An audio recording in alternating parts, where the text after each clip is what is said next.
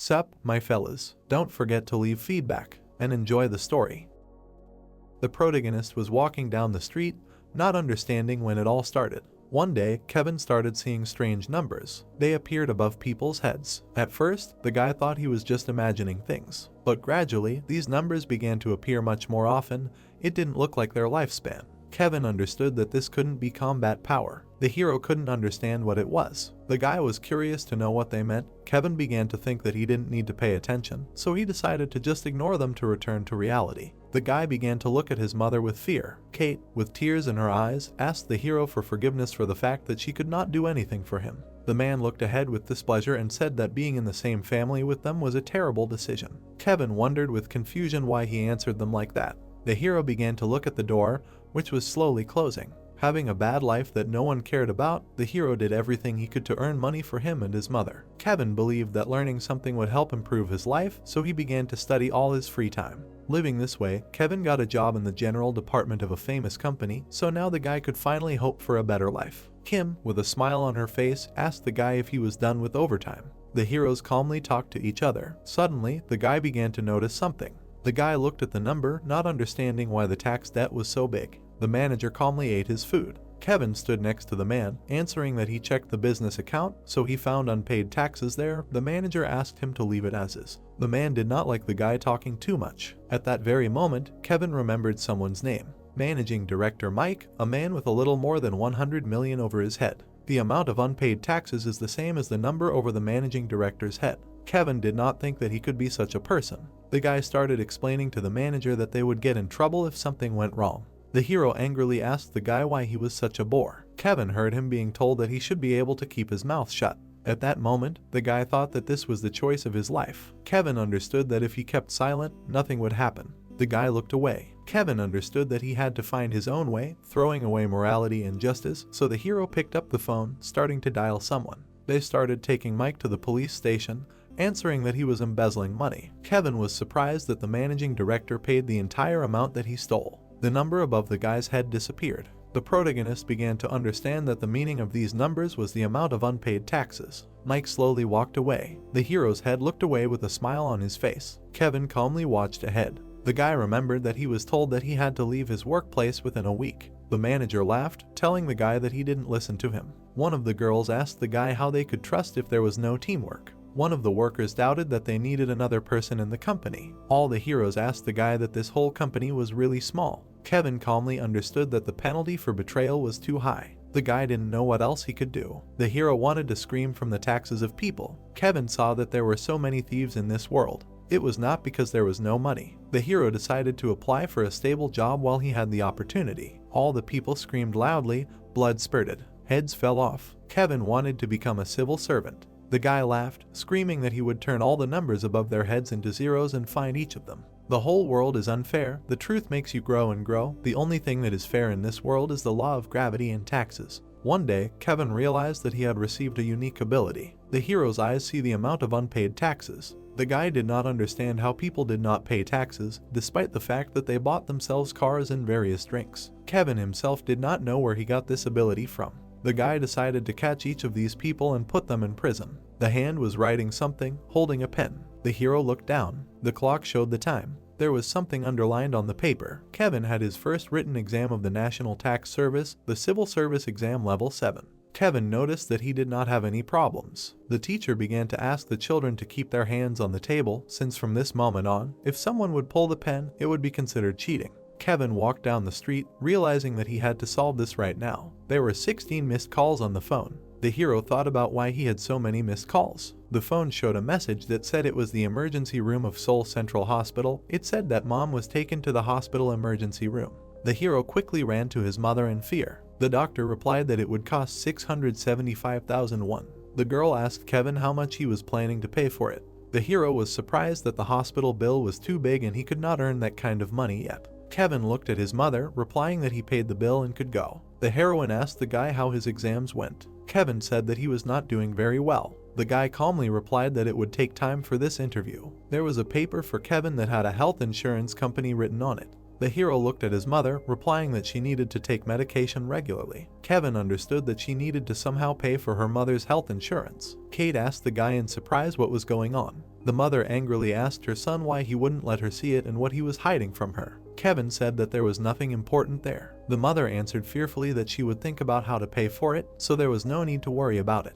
The main character calmly answered that he was still dependent on drugs, so it was absolutely impossible to get a job. Kevin answered that he just needed to get a job. The mother angrily said that he had worked so hard to become a civil servant. Kate answered sadly and told Kevin that she felt guilty before him and now she would not hold her son back anymore. The hero clenched his fist, thinking that it was all about the money. The guy knew that he had promised his mother to prepare for the interview, so he would have to make one call. Kevin never thought that he would have to call this number again, so he had to find the number of his brother, who had abandoned their family. The man asked Kevin never to call him. The main character fearfully answered that their mother was very ill. The guy screamed that this time everything was really serious. Frederick answered Kevin that no one had died yet, so there was no need to whine. The protagonist shouted loudly that she was not only his mother, but also Frederick's. The guy heard something. Frederick, with a smile on his face, told the hero that he was using this old woman as an excuse to ask him for help. Kevin heard them telling him not to call here anymore. The hero shouted so loudly with anger that all the ducks flew out of the water. Sunset was coming. Everyone was talking quietly among themselves. People have fingerprints that show clarity and diversity. Clarity is what makes people return to believe in the country. Diversity is the achievement of growth, listening to people's opinions. Sunset was coming. The hero was walking along the road in the evening, thinking about how he could overcome difficulties. The guy thought that he had achieved an interview, which was his last chance, but now he was unable to go to it because of his sick mother. Kevin cried, calling himself a stupid son who was not even able to buy medicine for his mother. The hero began to shout loudly throughout the street that he could simply die. Throwing down his backpack, the guy understood that he wanted to live like others, but nevertheless he could not do it. Kevin threw off his clothes, answering that if people around him were having fun, he should lock himself in for the sake of studying, and when people were having fun again, he should get a job and earn money. Kevin crossed the bridge, not understanding what he was even trying for. His feet were almost on the edge of the bridge. The hero looked away. His lips gave off fatigue and incomprehension. His gaze was full of sadness. Kevin fell to the ground, answering that he was a real coward since he did not even have the courage to die. The guy believed to the last that if he worked hard, then everything in his life would become better than now. Kevin understood that all this was useless. His hand angrily held the book, but someone began to tell the guy that there was no need to pollute the river. Kevin looked away in incomprehension. The hand held the hero's hand, asking him why the one who passed the written stage gave up. The man with a smile on his face offered to listen to Kevin's story. Gray asked to pay him a little attention. The guy looked at the book, answering that Kevin understands taxes. The protagonist angrily answered that this is not true and everything is not like that. Gray answered that all this is fate. Kevin looked at the guy himself, not understanding why such a wealthy man decided to interfere. The guy decided that this is a person who steals money. Kevin began to notice that Gretch did not have any taxes. Suddenly, the guy unexpectedly shouted at the stranger that he was just doing everything to survive. Gray heard the guy answer that his life continues to get worse. The protagonist said through pain that he spent his 20s working like a dog. The guy answered that he wanted a good life for which he worked so hard. Gray was a little disappointed. Kevin cried, not knowing what to do. Gray thought about stealing money. The protagonist understood that he wanted to live honestly without hiding from shame. The guy continued to shout that he was constantly unlucky. Kevin didn't understand if there was any justice in this world. Gray asked the guy that this was why he was preparing for the civil servant exam. For Kevin, this was his last chance. Gray didn't understand the guy because it was strange for him. The hero decided to ask Kevin a real question. The man answered the guy that he could really become a tax officer. Gray understood that if Kevin turned a blind eye to this, then everything would go smoothly. The protagonist heard the man answer that in the past he was fired for giving them all up. Gray asked the guy what he was going to do now. Kevin calmly remained silent. The guy, with anger on his face, shouted that he would still report them all. Gray held the paper in his hands with interest. The man was surprised that the guy was such an interesting person. The protagonist looked away in confusion. Gray began to write something, answering that he was very curious about who he would become when he saw him again after he overcame his current difficulties. The guy said he would introduce Kevin to a tax accountant. Gray handed over a piece of paper with his phone number, telling the guy to call at any time and then he would help him just once. Kevin asked the guy why he gave it to him. The hero was surprised to hear Gray answer that he wanted to give him the opportunity to change the world. Kevin bowed, and Gray answered that he didn't need anything and that he was doing it with good intentions. Kevin decided to say something. Gray listened in surprise as the guy answered about a financial pyramid and traders. A few seconds later, the hero began to laugh out loud. Gray, with a smile on his face, answered that he liked the guy's caution and that everything depended on him. Kevin began to listen to the guy. He knew that he would only be helped once. After a while, the car drove away. Gray understood that if the sword has no eyes, it can do everything honestly. Because a politician has no eyes, he can also hurt his own hands. It was written on the paper that they would meet when Kevin understands this. 2 months passed too quickly. In the morning, the hero attended lectures. During the day, he worked in the office that was provided to him. It was a simple task, typing by hand, so the hero could listen to his surroundings. Kevin understood that he had to collect all the information. When documents were printed, when coffee was brewed, Kevin could hear every little thing.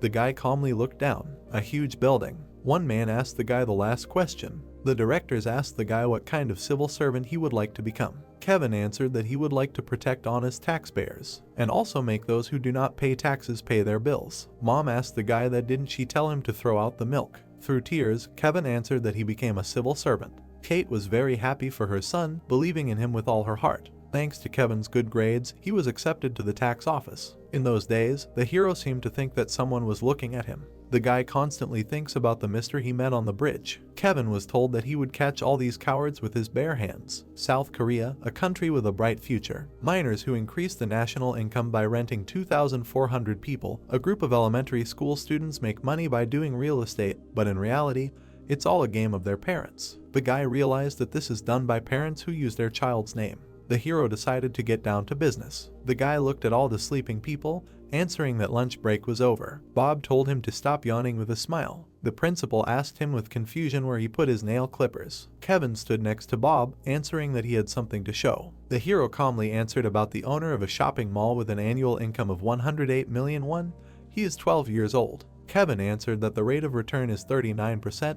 This is equal to expenses of 65 million won. The protagonist asked if he could go with a tax audit. Kevin was sure of all this. The guy answered that the owner of a shopping mall with an annual income of 108 million won is an ordinary elementary school student.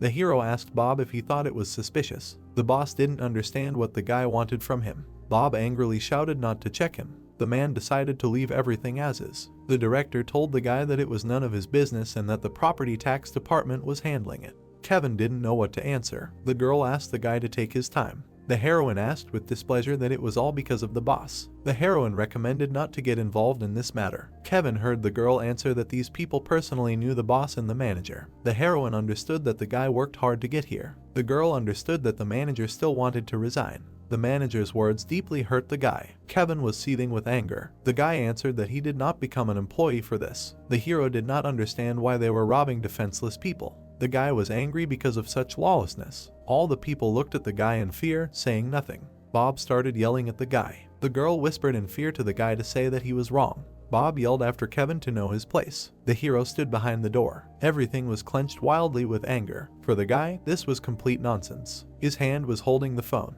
The hero calmly called. He remembered that Gray had answered him that he only had one chance. His hands were clenched into fists. Gray asked the guy to say what interested him so that he would do everything possible. Kevin calmly answered that most likely the head of the department was covering for the guy who did not want to pay taxes. The guy yelled that he would like to catch those who evaded taxes. Gray asked Kevin if he really wanted this, since help would only come once. The hero got angry, answering that he wanted this. Gray, with a smile on his face, said that he would destroy everyone. The guy laughed loudly. From that moment on, Kevin could do whatever he wanted and no one would stop him. His hands dialed the number. The hero replied that it was the income tax department of the Bayamsin tax office. Kevin needed to transfer him to a tax accountant. Bob angrily shouted at the guy, asking if he did it. The guy calmly replied yes. The director did not understand how he could say that. Bob was surprised to hear the guy asking not to distract him from his work. All the guys shouted at the guy to apologize to the boss immediately. Someone started shouting loudly, asking Bob what he was doing. The director looked at the manager in fear. The general manager stood in front of the heroes. The man simply asked Bob to keep working. The director, out of fear, replied that he must have just made a mistake. Bob was told that they wanted to see him. The assistant to the general manager started talking about something. The general manager looked at Kevin, asking if he was a senior officer. The guy said that he was. The man asked Kevin if he would let him resign with peace of mind. People did not understand who he was at all. Kevin replied that if he didn't mind being in charge, then there were no problems. Bob was calling the CEO in surprise. The man turned to the boss and his assistant, replying that he had never lived like those two. The general ordered the two to follow him. The man angrily asked if he had said something wrong. All three went into the office. All the workers looked around in fear except for Kevin, who was working calmly. The guys were looking ahead. Everyone was watching this spectacle with incomprehension. Kevin decided to stretch. His legs walked confidently forward. The man thought that the new guy had caused trouble. The hero understood that he had been working as a tax accountant for 20 years, so this was all normal. The guy walked to the boss with a smile on his face. The boss and his assistant were sitting on the couch instead of him. The hero began to ask in fear what had happened. The guys, through anger and rage, answered that everything had started much more seriously. After a while, the guy realized that the whole problem was because of some newbie from the 7th grade. The heroes were shouting that they themselves did not know what had happened. The guy was surprised to hear that this would be passed on to the prosecutor. No one understood why this was so sudden. The assistant held his head, answering that he had no authority. The hero heard with tears in his eyes that this was an order from the main office. The guy understood that they would not do anything more here since he had double-checked everything.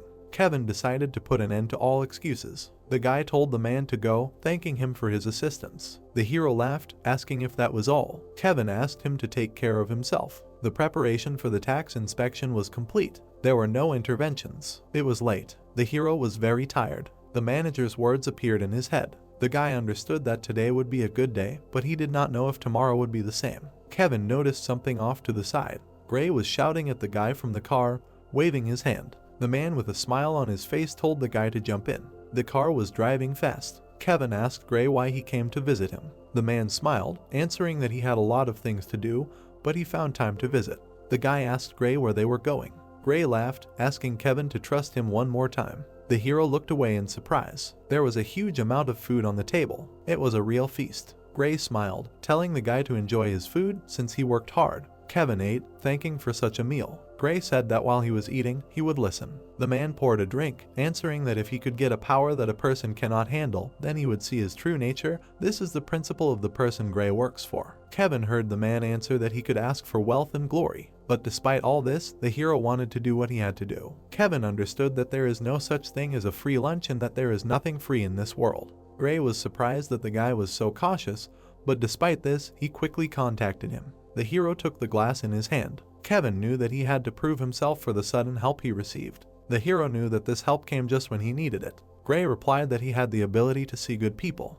The man, with a smile on his face, replied that he was a tax manager. Kevin was surprised, thinking about the tax service. It was the best elite course, the tallest building. Gray was bowing to someone. Kevin was looking at something in surprise. Gray started calling the director, despite the fact that there was no position for a director in the tax office, so he could be considered a local governor. The man laughed and asked that the guy in front of him was the same newcomer who had justified all the bosses in front of the director. Kevin, with a smile on his face, said his name. Gray decided to leave them for a while. The hero was ordered to sit down. The guy didn't know what to do. The director looked at Kevin, asking him to pour him a drink. The guy started taking something. His hands poured the drink into the glass. The director looked at the guy. Kevin looked up at him. The man decided to get straight to the point, asking the guy if he would become his sword of justice. Blaze, with a smile on his face, asked if Kevin would become the sword of justice. The puzzled protagonist asked again. Blaze introduced himself as the CEO of the National Tax Service. Sitting opposite, he noted that naturally, this did not mean that he had to obey him.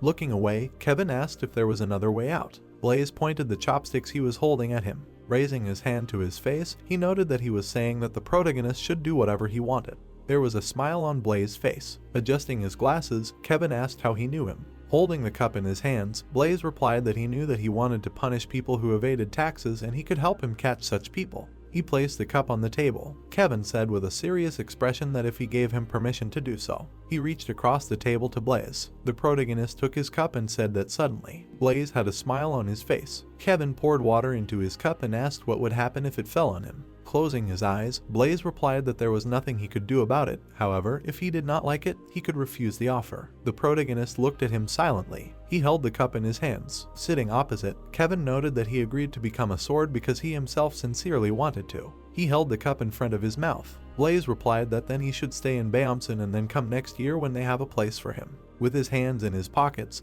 the protagonist thought that this was his chance because he could get rid of people who didn't pay their taxes no matter who his opponent was. The story took us to the Bayamson tax office. Sunlight enveloped the building. The girl turned around and noted that he had arrived. The guy said with a dissatisfied look that Kevin had come to work and had completely lost his conscience. Looking around, the protagonist greeted everyone. Standing behind the people, Kevin wondered how he could become an outcast at the age of 30. Sitting at the computer, the protagonist emphasized that it was interesting, but he needed to work. His face was serious. Kevin introduced Gray and Blaze and mused that he had met two people yesterday, the manager of the Samsung tax office and the CEO of the National Tax Service. The protagonist thought that these were acquaintances that no government official could imagine, although this did not mean that everything would change. The guy stood in front of him and addressed him. Kevin raised his head and greeted him. The guy asked if he was there. The protagonist asked again, taken aback. The guy grabbed the monitor with his hands and asked why he was there. The guy was watching what was happening. He raised his hand with a smile on his face and suggested not to embarrass Bamson.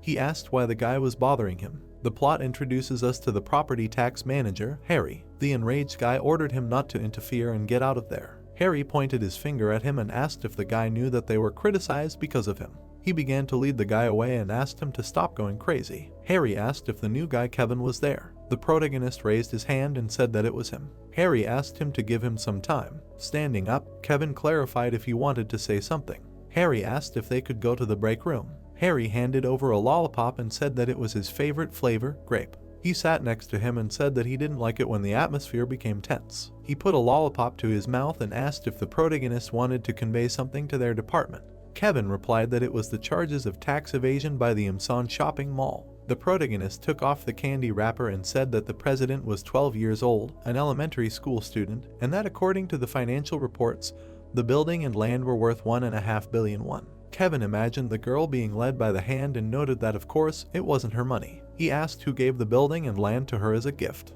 Harry asked with a smile on his face if they made money from it. The protagonist replied that it looked like it. Harry put his hand in his pocket and asked him to look at it. He showed him the paper and noted that it was the Imsan financial report. Studying the document, Kevin said that the total debt was almost $1.5 billion and another $1.3 billion was borrowed. Sitting on a bench, the protagonist asked if they borrowed $1.3 billion and bought the building and land for $1.5 billion, adding $200 million initially. Harry replied that they did and praised him. Holding onto a lollipop stick, Kevin stated that the source of the funds was then clear. Harry listened to him with a satisfied look. The protagonist looked at him and asked if this was their parents' money. Sadly, Harry replied that it was not and the money was from the bank. Stunned, Kevin cried out that she took out a loan from the bank for her parents' shopping center as collateral and bought it from her parents again. Pointing his finger, Harry replied that he had hit the nail on the head. The protagonist got angry and bit into the lollipop. Furious, Kevin noted that he now had to pay for tax evasion. Pointing his finger, Harry asked if he had heard anything about a gift with an encumbrance. Holding onto his glasses, Kevin replied that he had heard about it.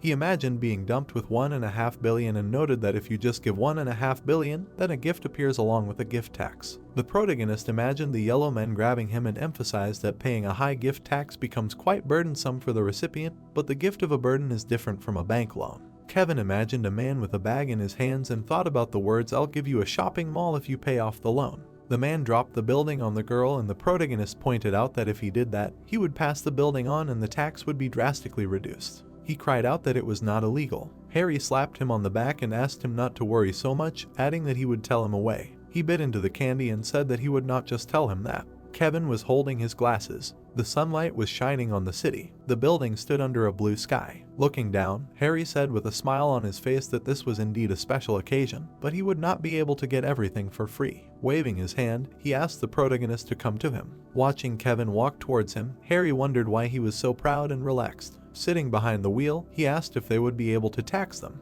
The protagonist replied that he thought they would. They drove around the city and Kevin talked about how the main problem is that a parent pays as little tax as possible and then passes the property on to his children. Harry noted that it was true. Looking at him, Kevin noted that according to the report, they had to return $1.3 billion to the bank. Harry smiled and clarified who exactly had to return it. The protagonist replied that it was the child, but in fact it was the parent and they would listen to who would pay for it. Holding the steering wheel, Harry clarified what was next. Kevin's face was calm. The car stopped and he said that they had arrived first. Looking at the building, the protagonist said that it was Imsan. Looking at the papers, Harry said that it was the underage president's bank account. Kevin replied with a satisfied look that it was not bad and everything was in order. Harry stated that the tax accountant was usually responsible for this. The protagonist began to study the real savings book. He asked if this was a tax notice. Holding the folder in his hands, Harry said that they had evidence to prove it. He invited him to come in. The protagonist threw open the door and shouted that they were from the Bompson tax office. They were there for tax evasion. The dumbfounded man choked on his coffee. Approaching the men, Kevin asked if the manager and the boss were there too. Bob asked how dare he talk to his boss like that. The protagonist said that he could afford it. Harry asked them to go give orders somewhere else. Putting his hand on his chest, Kevin asked if this was what criminals pretending to be government officials were saying. Enraged, Bob said that he would kill him. The guy asked them to stop. Bob sat down next to the man and asked what the hell that kid was doing there. Harry, with a smirk on his face, said that it was not a kid, it was their tax office cutie. The man narrowed his eyes and asked them to think carefully. The protagonist stared at him and said that he would decide for himself what to do. Harry put the document on the table and asked them to look at it first. The man crossed his arms and said that he would not take it. Kevin smirked and said that he would have to give it to the girl then and that she must have finished her lessons. The man grabbed the document and asked why he remembered his daughter. He asked with a furious look why he owed 500 million. Smiling, the protagonist clarified if it was that much. Blue energy began to emanate from Kevin. He saw numbers above the man that his actual amount of unpaid taxes was more than 1 billion. Sitting opposite, the man said that it was not a gift but a transfer of property and he paid all the taxes on it. The protagonist emphasized the fact that if it was a transfer, he would have received the money. He asked if the man transferred the building and the debt. Smiling, the president replied that it was, his daughter pays with the money she earns by managing the mall. Kevin looked at him and asked if he was the one paying for it. The man clarified if there was any evidence. Sitting in front of the snake, the protagonist said that he saw a business account. The president asked if there was a problem. Kevin examined the documents and said that the amount withdrawn from the account was exactly the amount of the repayment stated in the financial statements. The guy crossed his arms and said that if he repaid 1,300,000,000 in 30 years, that would be 42 million won every year. He asked if it was okay if the mall's annual revenue was 108 million and its net profit was 42 million. Sighing, the protagonist thought that he was not finished yet. He looked at the boys who were laughing at him. Kevin put the papers on the table and said that was why he came with this. Bob was scared by what he saw. While drinking coffee, the protagonist said that this was his daughter's second bank book. He imagined the girl walking along the money and said that it was 3.5 million won per month, 42 million per year in total. Kevin asked if he was able to repay his debts and use his daughter's pocket money as his company's annual salary, noting that they had put their own money in it. The man was taken aback by this. Kevin, with shining eyes, noted that they all knew and he would give him time to explain. Furious, Bob looked at the man and asked why he did that without consulting, adding that he was a fool and he could not help there. Holding his chin, Harry said that he was a good man. The man grabbed Bob by the shirt and said that he was the one who helped his son dodge the army. A blue aura hovered around Kevin's eyes and he emphasized the fact that he still did not say anything. Since the tax base was clear, they would proceed with taxation. The protagonist imagined how he cut the snake and noted that he defeated it. The man, with a satisfied look, took the phone and asked if Kevin thought that was all, calling him a first year. He called someone and offered to see who would defeat whom. He began to laugh and asked how the manager was doing. A joyful Bob said that if it was the manager, then Bompson would be sent to the police station. He asked if the manager was close to Manager Kim and Manager Michael. The boys' faces were serious. He noted with a satisfied look that they had some problems there. The dumbfounded man assumed that he had called the wrong number. The surprised guy and Bob asked what was going on. Putting his hand in his pocket, Kevin asked who could have texted him. Gray texted him that the prosecutor's office would be visiting the Bompson tax office this afternoon. The protagonist grinned and thought that he liked it and felt great. Harry, with a smile on his face, assumed that they could continue. The dumbfounded man grabbed his head after hearing that the user was not answering his calls. He was scared out of his wits. Kevin stood over him and asked him to tell his daughter to pay her tax quickly. The president handed him an envelope and said that it was 5 billion from the bottom of his heart. The protagonist took the envelope. The man, with a satisfied look, thought that if he gave him some money, everything would be over. Kevin tore the envelope apart. He asked with a serious expression to take it and pay the tax. The president was shocked and said that the main character was crazy. Pointing his finger, the main character emphasized that he would soon be subject to tax monitoring and he should be ready to explain himself to the prosecutor's office. The man imagined himself falling into the abyss. Sunlight enveloped the building. People were packing their things into boxes. Dumbfounded, Bob noted that this was their first crime. They began to lead them away. The dumbfounded guy said that tax officials were starting to help them evade taxes. Jared, with a smile on his face, asked Kevin if he would spare him some time. They went into the boss's office. Jared handed him a candy and asked him to try the ginseng-flavored one. The surprised main character looked at the lollipop and noted that everyone there loved candy. Jared said that he was great. Turning around, Harry said that he was surprised too and it felt like he had been working there for 10 years. Jared stood opposite and said that Kevin hadn't even had time to come to them before he had already managed to grab him son. No one had been able to do that before. Harry smiled and noted that he had managed to catch a couple of officials at once. Holding his head, the embarrassed protagonist laughed. Looking at him, Jared said that there were still countless such people and they had made a decision. He noted that with Kevin they would be able to clean up their sphere of work. The surprised protagonist introduced Gray. Looking at the guys, Kevin replied that he was not such a great person. Holding a candy in his hand, he told them that his father had died and his mother was sick. He had come this far on his own. The protagonist stood quietly and said that he had lived his life like that and no longer wanted to see corruption. Harry put his hand on his shoulder and said that this was the most important thing. With a smile on his face, he noted that of course, he could do everything according to his capabilities, but he had coped with this difficult task. He said with a satisfied look that Kevin could do whatever he wanted, and he would make sure that no one interfered with him. Smiling, the main character asked if they knew how hard it would be for them. Jared closed his eyes and assumed that it was his turn to try his best. He specified which department he would like to work in. Tom stood in front of Kevin with his arms crossed and an arrogant look on his face. Standing in front of him, he asked if he was the first year. The protagonist replied that he was. Looking into Tom's eyes, Kevin wondered if he could trust him. The protagonist's eyes began to glow. He saw that there was nothing above Tom's head. Tom asked if his name was Kevin. The protagonist replied that it was. Tom began to walk away and told her to follow him. The door opened. Sitting across from the girl, Tom noticed that she had come to report tax evasion. Taken aback, the protagonist wondered if this was all at once, without training. Frowning, Tom asked if she would agree to record the conversation if they hid her identity. The frightened girl replied that she would. Tom started recording and said that they would start. Kevin frowned and emphasized that this was his chance. It was time to catch all the tax evaders. The girl was sitting at the table and said that she thought their boss was evading taxes on his store. Tom clarified why she thought so. The frightened girl noted that they paid full price with a card and with cash at a discount. Tom said that this was quite a common occurrence. He noted with a displeased look that if this was a personal squabble with the purpose of revenge, then they may not conduct an investigation. The girl said that this was not the case. Kevin watched their dialogue and thought that sometimes informers specifically ask for an investigation because of resentment. However, if it is established that the boss is really evading taxes, then an investigation will have to be launched. Looking at the phone, Kevin noted that this is the job of the investigation department.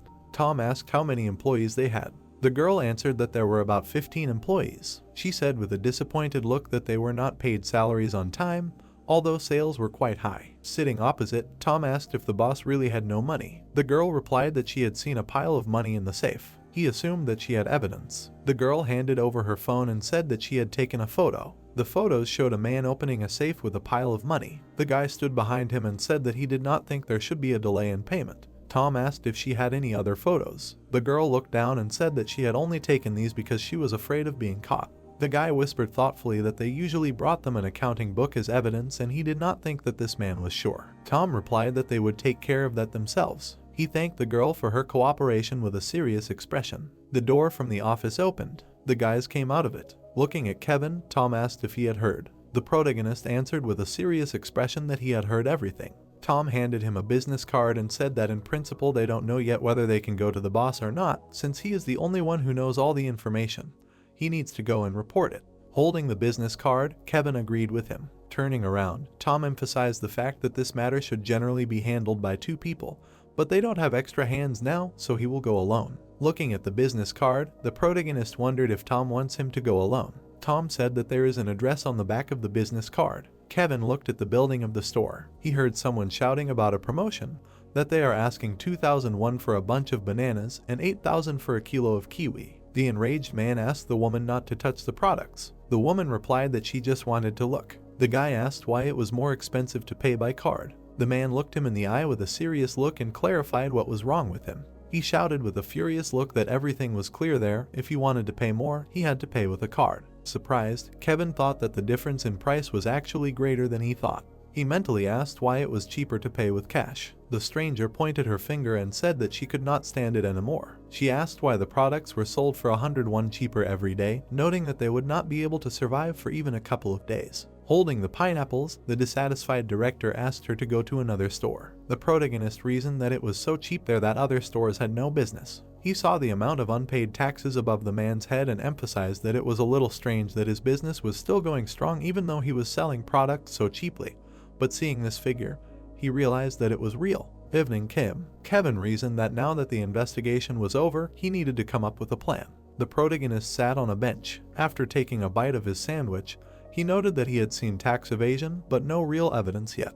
He imagined the director's face and asked what had happened to him and what convinced him of tax evasion. Kevin noted that they had a long way to go to get evidence. The protagonist answered the phone. Kevin, taken aback, asked who it was. A guy on a bicycle rode up to him. He stopped and introduced himself as Taylor, the secretary of the First Investigation Department of the 8th grade. He noted that the director had contacted him and asked him to go with him. The dumbfounded protagonist asked how they were doing. Taylor winked at him and said that he forgot his car keys and he would deliver it to the tax office safe and sound. He was riding Kevin on his bicycle. Taylor handed him the papers and noted that Tom said that he had left his financial statements behind. Looking at the documents, the protagonist said that the VAT report was very interesting. Card sales were 100 million won per year and 3 million won in cash. Sitting in front, Taylor asked what the problem was. The protagonist replied that it was a store that only accepted cash, but that was a lie. Taylor looked at the labor cost document and said that this was his first investigation, but it seemed that he already understood everything perfectly well. Kevin said that there was something wrong with the sales. Smiling, the protagonist noted that they could catch the unfortunate boss. Holding the steering wheel, Taylor suggested that they start developing a strategy. The director was counting the money. He asked her to come in with a satisfied look. The girl entered the office and said that she wanted to talk about salary. Frowning, he asked if he had given her salary last month. The girl replied that she had received the minimum wage before. Sitting in the chair, he asked if her probationary period was over. He asked if she had called in sick last month. The surprised girl said yes. Pointing his finger, he asked if she knew how hard it was at the time and how much work needed to be done. The puzzled girl said that there was little inventory at the time and no customers. The furious man asked if he should close down the business because he had no customers. He slammed his fist on the table and told her to work hard first and then get lost. The scared girl left the office. She looked away. Kevin crossed his arms and asked if her boss was there, noting that a tax inspection had arrived. The woman extended her hand and said that she was a labor inspector. The upset girl asked again. The protagonist, smiling, asked if this was the boss's office. Looking away, the director asked why they had come without prior notice. Kevin stood in front of him and stated that if there was a risk of destroying evidence, an investigation was possible without prior notice. The man asked again about destroying evidence. He frowned and cried out that he was not a criminal. The protagonist answered with a serious expression that they would see about that. He was from the First Investigation Department of the Bams and Tax Office. They were asking him to cooperate with the investigation. He imagined the gong ringing. Kevin thought he was in a boxing match against the director. He said that his labor cost was 96 million won, but he did not report it. The director replied that if he reported all this, he would starve to death. His annual sales were 300 million won. He had a smirk on his face. Kevin calmly asked if he had heard anything about appropriate labor costs. He asked if it was right that he had to pay 30 to 40% of the sales, and he paid 32% if the labor cost was 96 million won. Pointing his finger, the director laughed and asked if there was any problem. Kevin's eyes began to light up and he noticed when he looked at the labor cost reports, it said 4 employees, but it seemed like it would take at least 5 to do the job. Taylor listened to him attentively. The girl was sitting on the floor, crying. The protagonist asked if he really had 4 people working for him. Holding his fist in front of him, the man asked what difference it made how many people he had. Kevin asked him not to lie to him. He showed the photos and noted that he saw that he had at least 10 employees. The director was taken aback by this. Holding the document in his hands, the protagonist said that if the sales volume is 300 million won, then the simple calculated cost of labor is 240,000 won.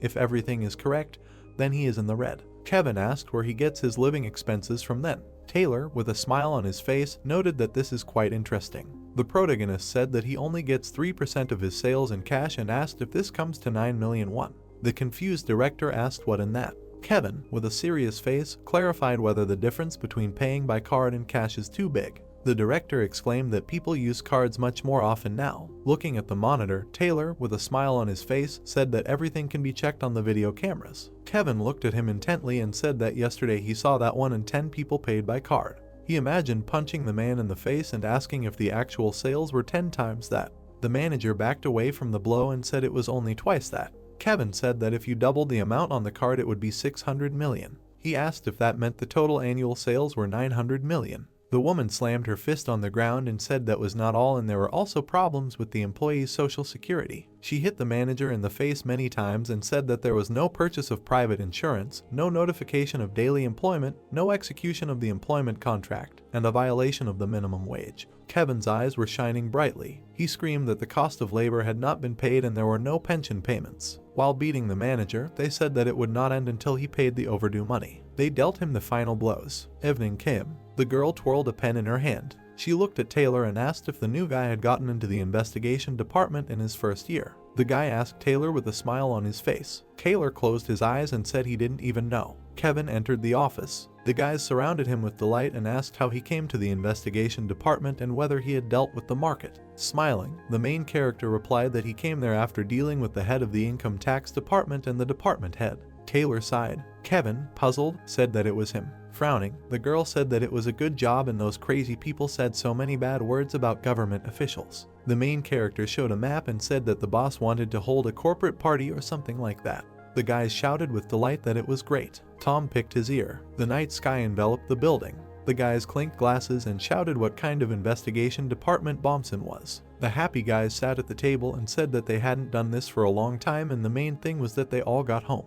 They said that they hadn't had such newbies for a long time. Bringing a glass to his mouth, Kevin clarified if it was true. The girl smiled and asked how he liked the investigation department. Taylor looked down and said that everything was not so bad. The man entered the cafe. He took out a card and asked how much it cost for that corporate table. The girl answered that it was only 460,000 won. Kevin pointed at him and asked if he was paying. They rushed at him and asked what he was doing. The man took an envelope from his bosom and said that if he paid with a card, it would be recorded and then he would pay in cash. The enraged guys asked if he wanted them to answer under the law on improper extortion and bribery. Standing behind, the protagonist asked if he did it on purpose. Holding his head, the man introduced himself as Ethan, a tax accountant at the main office. The girl asked why he was acting like that. Holding his chin, Kevin watched him. Looking at his face, the protagonist assumed that he had seen this man somewhere. He imagined a smirk on Ethan's face and noted that he was the tax accountant who kicked him out of the company. The bright sun was shining on a large gray building.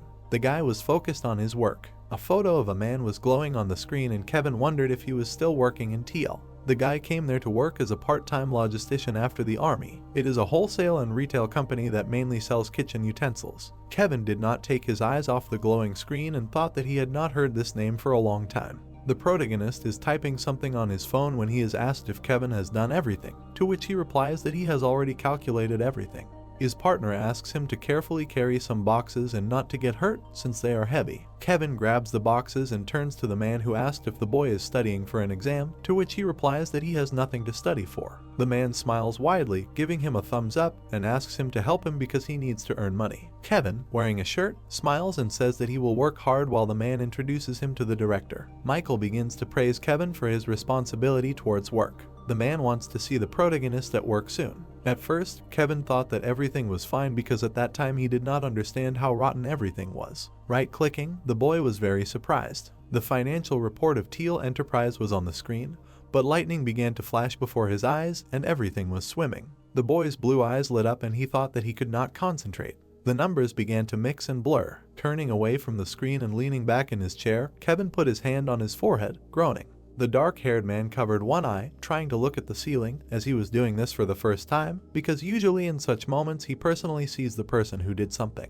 The red-haired man tensed, looking somewhere behind him, and the guy thought that they really have another case of tax evasion even after firing the employees. Bright sunlight penetrated the office and Kevin assumed that there were two possible events. Frowning and putting on his glasses, the guy thought that either he was misunderstanding something or they were continuing in the same spirit. There was a sandwich on the table, and next to it was a glass of drink, and they asked Kevin why he wasn't eating, to which he replied that he didn't want to. The secretary took the sandwich for himself and bit into it, saying that he would eat it himself then, and the guy asked to take his entire portion since he needed to fight. Taylor looked at the protagonist in confusion and asked with whom, and Kevin answered that with the Teal Enterprise. The secretary was wary, wondering why, and the guy didn't answer, holding the landline phone to his ear. Tom furrowed his brows and looked at Kevin, asking if he knew what short-term shareholders' bonds were, and then added that they were a kind of advance payment given to shareholders, executives, and employees. The guy standing opposite him said he knew, and added that the Teal Enterprises bond was over 1 billion won and they needed to do their own careful calculations. The man agreed, citing the fact that they might find information about the retirement benefit there. Kevin became wary when the conversation turned to the advance payment, where there was no information anywhere that the enterprise had used it. Tom told him to check it out and asked him to remember one thing. The people were not their enemy, and they should avoid self-interest and act in accordance with the laws and principles. Kevin said that he understood the man's request. A call came into the office. The other side introduced themselves as the tax office, and the guy asked for information about bonuses and board approval. His secretary was finishing his drink, closely following what was happening. They said on the phone that they did not have permission for this and could put him in touch with the director. Kevin propped his head up and agreed, to which he was told not to worry about being fired, and the speech was interrupted. A familiar voice was heard. The guy's eyes widened in horror. Michael, who was already a little scared, introduced himself as the CEO. After a short silence, Kevin greeted him and repeated his request for board approval for bonuses. A silhouette of a nasty smiling man appeared in his head, and the protagonist hoped that he had said everything clearly. The other end of the phone asked who it was. Kevin straightened up and clearly introduced himself, saying that he was from the First Investigation Department of the Bompson Tax Office. Michael relaxed back in his chair and smiled sarcastically, admiring the fact that a former employee was talking to him. Kevin continued, but the man interrupted him, saying that he had made a career. The secretary watched the protagonist in surprise while he said that he could not have private conversations at work, and then repeated his request. Then the guy added that he was giving him 10 minutes to do this, and Michael asked why he needed it. Kevin remained silent, and then said that he was already giving him 5 minutes. The man was very surprised and tensed up, staring at one point. He tried not to show his anxiety and asked if the guy was overdoing it, to which he asked how many times he needed to repeat the request to provide all the information within 5 minutes. Michael clenched his teeth and frowned angrily, calling Kevin names. Taylor looked at Kevin worriedly and called him. The dark-haired man thought for a moment and looked away at his watch when he was asked if it was necessary to put so much pressure on the man. The minute hand was slowly moving around. When 5 minutes had already passed, Kevin assured the secretary not to worry about it. Putting the phone to his ear again, the protagonist introduced himself and said that the data had not arrived within 5 minutes. Michael hissed at the guy, burning with anger. The man asked if Kevin had drunk the brave water, to which he replied that he was doing his job and added that he had asked Michael to fax the data, but he had not done so. The man, who was already burning with anger, asked again. The emotionless Kevin continued that from today on Michael would be given a notice of a tax audit, and that there was no longer any need to fax it. The guy would bring it himself right now. The man looked up in despair and cursed at the protagonist. The dark-haired man hung up and pressed his lips together. Taylor appeared next to him with an unfinished glass, admiring the fact that someone could talk on the phone like that. The guy put his elbow on someone else's monitor and asked if the protagonist would be able to dig up everything. Taking the glass with the drink, Kevin said that there was a chance. Then the guy smiled and added that he was 100% sure. The headquarters of the Teal Enterprise. Michael looked worried and said that they had recently been through an inspection, and sweat started to roll down his face. The man wrapped his hands around his warm mug of tea when asked what was wrong. Willie looked at him with irritation and asked him not to waste time, and Michael said that Kevin used to work with them. The other one stood up from his chair and angrily threw the folder on the table, shouting that he knew there would be problems with him. Ethan smiled sweetly, straightening his tie, and said that they needed to calm down or they would not solve the problem. The man sat back and tapped his index finger on the table, asking again about the investigation department. Tom, the head of the investigation department, was standing in front of a large building. Willie propped his chin on his hand and asked why the investigator had brought the charges then, to which he was told that it was because of that traitor. The man gritted his teeth and asked if he wanted revenge because of his dismissal. Ethan kept smiling and said that they seemed to have problems again thanks to Michael. Then the man turned his gaze to the manager and said that it was not so bad if you think about it, and that they would make him take their side by any means. Michael exclaimed, agreeing with his colleague, and asked to let him deal with this problem himself. Willie looked at the man with boredom and asked not to let him down. Good job. Kevin is standing on the platform, waiting for the doors to open, when he is called. The guy looked back warily. The front door opens. Miss Kim greeted the protagonist with a smile. He shook his head and also greeted the woman. She said that she did not expect to meet the dark-haired man here. Sitting next to each other, Miss Kim asked the protagonist how he was doing, to which he replied that he was fine.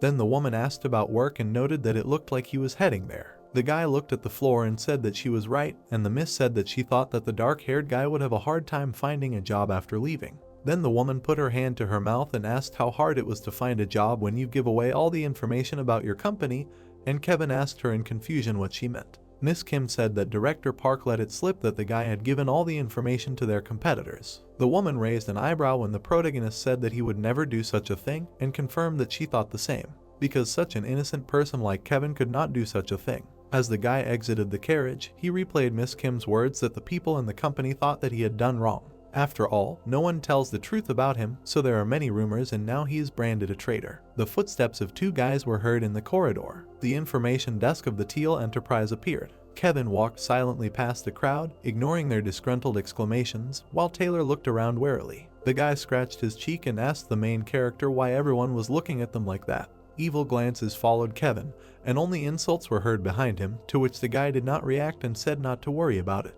Having gone to the turnstiles, he added that they just needed to do their job. Miss Kim, who was standing behind, asked why Kevin was there and he did not answer. Ethan ran out to meet him, who said that they seemed to have recently met at a diner. Then the man amiably moved his hand to the side and smiled his hypocritical smile, introducing himself as a tax accountant. Kevin and Taylor were sitting at a long table, going through papers, while the man was telling them that Section 18 was about bonuses and that if they invested money, 10% of the profit was paid as a special contribution, and asked if everything was correct. Taylor asked if Ethan had brought a copy of the register and the minutes of the general meeting of shareholders, while Kevin was carefully and silently studying the papers. The man replied that he had brought everything and that everything was clean. The names of the CEO and the executive director were written on the paper, and the protagonist thought that the document was signed in a hurry. Ethan kept smiling and said that of course the company had spent some private money, but they paid the appropriate tax for it. Then the man stopped and noted that the manager wanted to meet the guys in person, to which Kevin thought he was going to give a bribe. Taylor became wary and looked at the guy, asking why they needed to see the manager. The protagonist agreed to the meeting, to which the brunette was surprised. Ethan showed the guys where to go, getting up from his chair. Michael turns to the newcomers and smiles, greeting Kevin and saying that they have not seen each other for a long time. The accountant bows and leaves under the pretext of making coffee for everyone, and Michael says that the protagonist should say hello to the manager. Willie waves his hand and asks to sit down because they do not need formalities since they were a family. The guy looks at both, silently standing in place, and Willie asks the man to get down to business right away. Michael opens a drawer, which contained many bills, and the manager said that before this their managers did not pay properly, but despite this, they want to do this now. Taylor tensed up, standing next to the protagonist, who was absolutely calm. The manager asked to accept his sincere gift anyway and smiled from ear to ear. A pen with a red glowing button popped up in front of his eyes. The man was taken aback and asked what kind of thing it was. Kevin said that he had been recording their conversation the whole time. It seemed that they had already forgotten that they had fired him. All three of them were tense with fear, while the protagonist looked straight at the manager with his glowing eyes. Then the guy asked them to let him show him what a real snitch was. Kevin turned on the recorder. Michael was scared and asked if he was really going to record. The chairman was nervous, sitting at the table. The protagonist confirmed that he was recording everything. Michael turned to him and pointed out that this was very rude. Willie agreed that it was very unpleasant and asked the inspector if they were guilty of anything. The guy replied that they should decide for themselves whether they were guilty. He just wanted to list all the crimes they had committed. Taylor whispered and asked if this was true. Kevin understood the question and said that he was actually recording everything. Furious, Willie asked his subordinate Michael how much longer he was going to watch this. It was obvious that Michael was afraid of him. He turned to the protagonist, wanting to remind him of something. The chairman covered his face with his hand. Michael grabbed the protagonist by the jacket. Holding the inspector by the clothes, he was indignant that he was attacking him and asked if Kevin really thought that civil servants like him could do anything. The protagonist asked him, the director, to show respect and stop talking to him like that.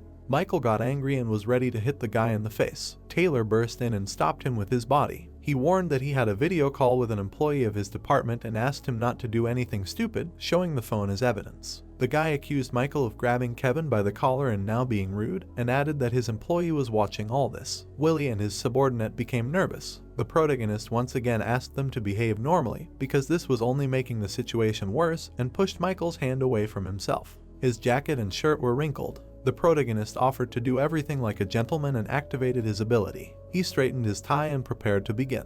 The targets of the inspection were Director Michael and Chairman Willie. The amount of debt of 200 million won appeared above the director's head and small horns grew on his forehead. The number of almost 4 billion in unpaid funds appeared above the chairman.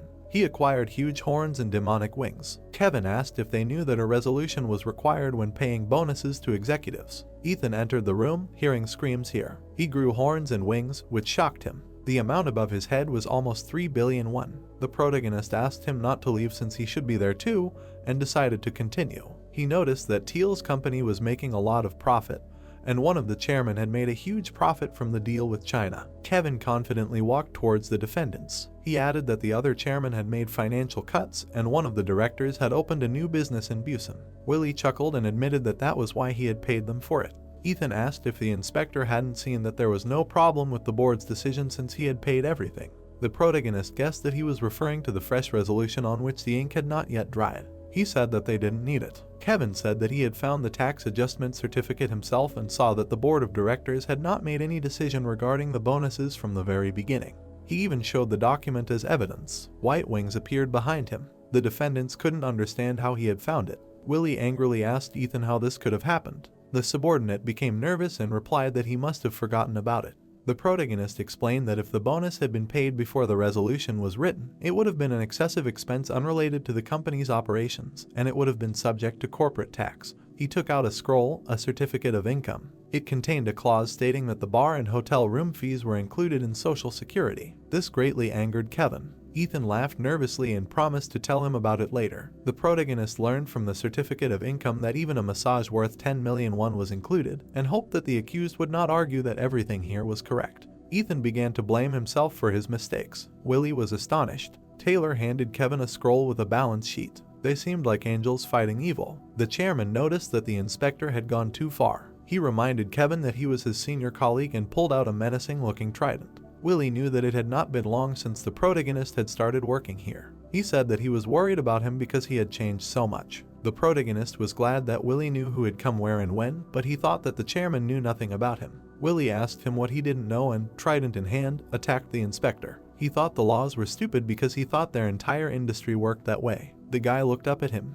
He said that he knew it very well and decided to continue. The chairman felt that something was wrong. His body was struck by lightning. Kevin reminded him about the chief employee's bonds. He thought that Willie had paid himself severance pay in advance. The chairman, suffering from lightning, said that this was money he would have received anyway. The protagonist said that this was illegal. He asked about installment payments and short-term loans with no interest and no repayment. The inspector wanted an answer to what they were. Then he moved on to income tax. Now Willie and Michael were struck by lightning together. The chairman begged Kevin to stop and called him crazy. The video call phone was lying on the table. The person on the other end was Taylor. Louis did not respond to his name and was staring at the screen. A colleague hit him on the head and asked why he was not answering. Louis asked what had happened. His colleague was outraged that he was not working. Louis scratched the bruise and explained that he was watching the newbie and Taylor do their taxation. All the employees immediately gathered around to see how their junior was coping now. They noticed that he was very meticulous, although this was his first investigation. The employees appreciated how even in such a situation Kevin was not afraid and said everything he had to. They laughed at the expression on the chairman's face. They saw Ethan sweating from excitement. The workers remembered that this was the same guy who interrupted their lunch last time, and they got angry. They saw that Ethan had started threatening. The colleagues were rooting for the newcomer who, unlike his opponent, was calm and confident. The Teal Corporation office. Willie asked Michael how many years he had been eating sashimi. The subordinate, bowing to the ground, answered that it was the 17th year. The chairman folded his arms and said that in 17 years everything can change, but only one thing remains the same. Then he called Michael an idiot and asked if he knew what that thing was. Ethan was nearby and felt bad. Michael apologized for his ignorance. Willie said that he was talking about his place in Teal. The director, standing in a strange pose, apologized and promised to take full responsibility. The angry chairman asked what he was going to do, thinking he was joking.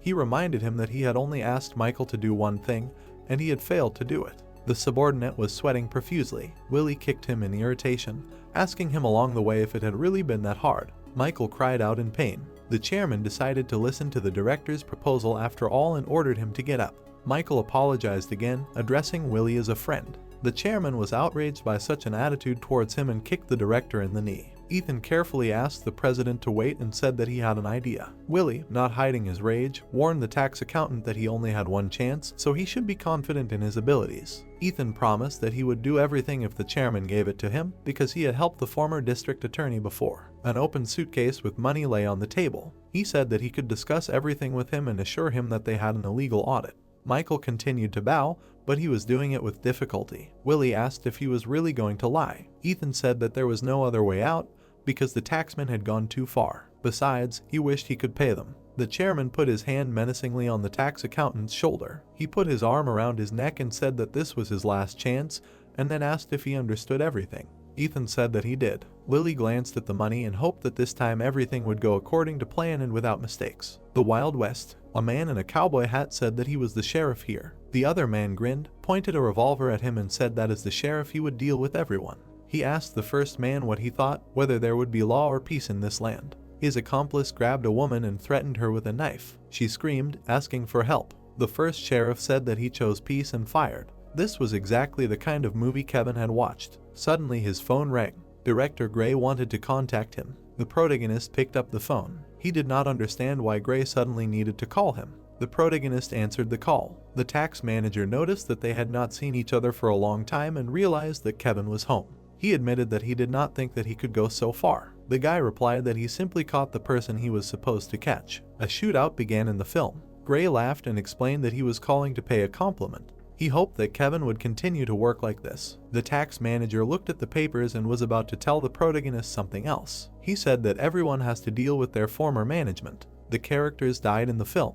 The protagonist clarified what he was talking about. Gray admitted that he had very high expectations. Kevin became worried. He assumed that this required a lot of influence, and he had only recently started working there. The guy did not think that he could eliminate such influential people. However, he agreed under pressure from Gray. He told the tax manager that it was no problem. The hero of the film shook the cartridges out of the revolver's cylinder. Gray was pleased with this answer and said that they were looking forward to meeting Kevin at Samsung soon. He warned that the power they had given the protagonist was greater than he thought and wished him not to lose courage. The inspector seriously agreed and promised not to care about those who evade taxes. Tax office. Kevin and Louis were sorting through paperwork. The protagonist wanted to ask Louis one question, and Louis was willing to answer. The protagonist asked if the Samsung office was really such a good place. His colleague admitted that at such moments he realized that Kevin was a first-year employee, and he confidently confirmed. He explained that this office was one of the top 3 in the Korean tax service. Louis named Samsung, Sacho, Yaksim, as well as Gangnam and Banpo. He warned that they were not easy to get into,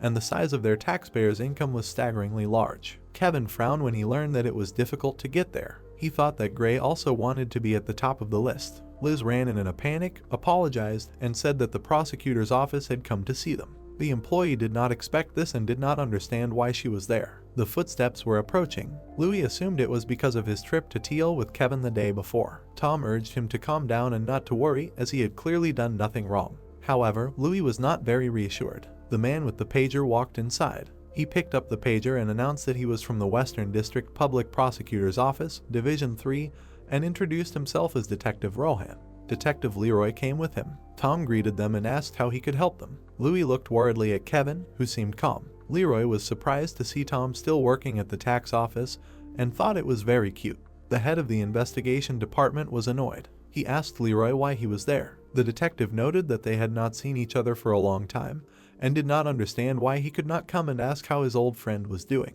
Tom said that was not necessary and urged him to say specifically why he was there. Leroy pulled out a document, which Tom immediately snatched from his hands. The detective explained that a request had been sent directly to the Seoul Regional Tax Office as the investigation department had been charged. The department head looked at the paper and did not understand what was going on. Leroy said that he would find out later and took the document back. He said with a disgusted expression that there were 2 people to arrest here and laughed. The detective added that he could name them if Tom asked for them. An old man came up and said that he shouldn't. Tom turned around. Leroy asked who it was. The old man identified himself as the head of the Bayamsin tax office. The detective realized who the head was and bowed to him. Jared asked that even if there were any problems in their department, they should not hold concerts there. He stood in front of Tom and Kevin and pointed out that there would have to be a strong charge, such as aiding and abetting tax evasion, conspiracy, or bribery. Leroy was unhappy that they might not even accept the charges. The head of the IRS said that since the detectives did not follow due process, this was inevitable. The detective was outraged that everyone had become so concerned with these procedures since some time ago. The protagonist watched him carefully. Leroy was asked to show respect, standing in front of the head of the department. He was shocked that they cared about this in the current situation. The protagonist began to worry. He remembered how he was once called an idiot and advised to stay out of trouble. After that day, he made a promise, but nevertheless, he still felt guilty. Kevin did not know what to do if he caused harm to someone. Jared once again reiterated that the detectives needed to follow procedure and come back. He stated that he would not give them his employees until then. Kevin understood everything. He gained confidence since there were people who supported him. Leroy was very angry. The inspector remembered that he was no longer the helpless guy from the past and activated his ability. He believed that he needed to defeat this injustice fairly. Leroy lit a cigarette. He swore under his breath. The detective decided that he really should get to the bottom of this as soon as possible. Rohan thought it was odd. He really didn't understand why they were all covering for one new guy. Leroy looked at the cigarette. He agreed with his colleague, since no one was sticking up for the average worker. Leroy thought it was even odder how the tax people were still so arrogant despite the fact that 2 managers had been fired. He supposed they were betting on something. Rohan was worried and wanted to avoid this by simply shifting the blame to one of the employees. Leroy urged Rohan not to worry about it and just do the job he had been demoted to from investigator. Harry was smiling and giving them the finger. Leroy had expected him to come visit. He was annoyed that he couldn't even smoke in peace, threw his cigarette on the floor and announced to everyone that he was coming, calling them idiots along the way. When they left, Harry frowned. He entered the building and reported that the detectives had left. Tom thanked him. Jared was sitting in his place of honor. He asked the investigator how the situation was outside. Harry closed the door and replied that apparently everyone was worried and asking each other who would be fired this time. He added that Kevin was just imagining things. The protagonist sat and was sad. He felt very sorry and thought that it was all because of him. The guy blamed himself for causing so much trouble. Harry was worried about his condition. Tom asked the protagonist if he had forgotten the principles of the basics of taxation and whether he had violated these principles throughout the investigation. Kevin looked at the floor. He was sure that he had not violated anything. Tom asked him if he had ever given bribes or broken the law before. The protagonist denied everything. Jared did not intervene in the conversation. The head of the investigation department concluded that Kevin had done nothing wrong, yet he was sitting there apologizing to them when he could have done something better. He asked the guy to ask permission before apologizing since he was his subordinate. The inspector accepted his request. Jared confirmed that, as investigator Tom had said, they had done nothing wrong. He looked at the paper and said that the period for investigating and reproducing the document brought by the person was 1 month. The head of the tax office wanted to know what exactly Kevin and Taylor had done during that month. The guy replied that they had found tax evasion once, VAT evasion 3 times,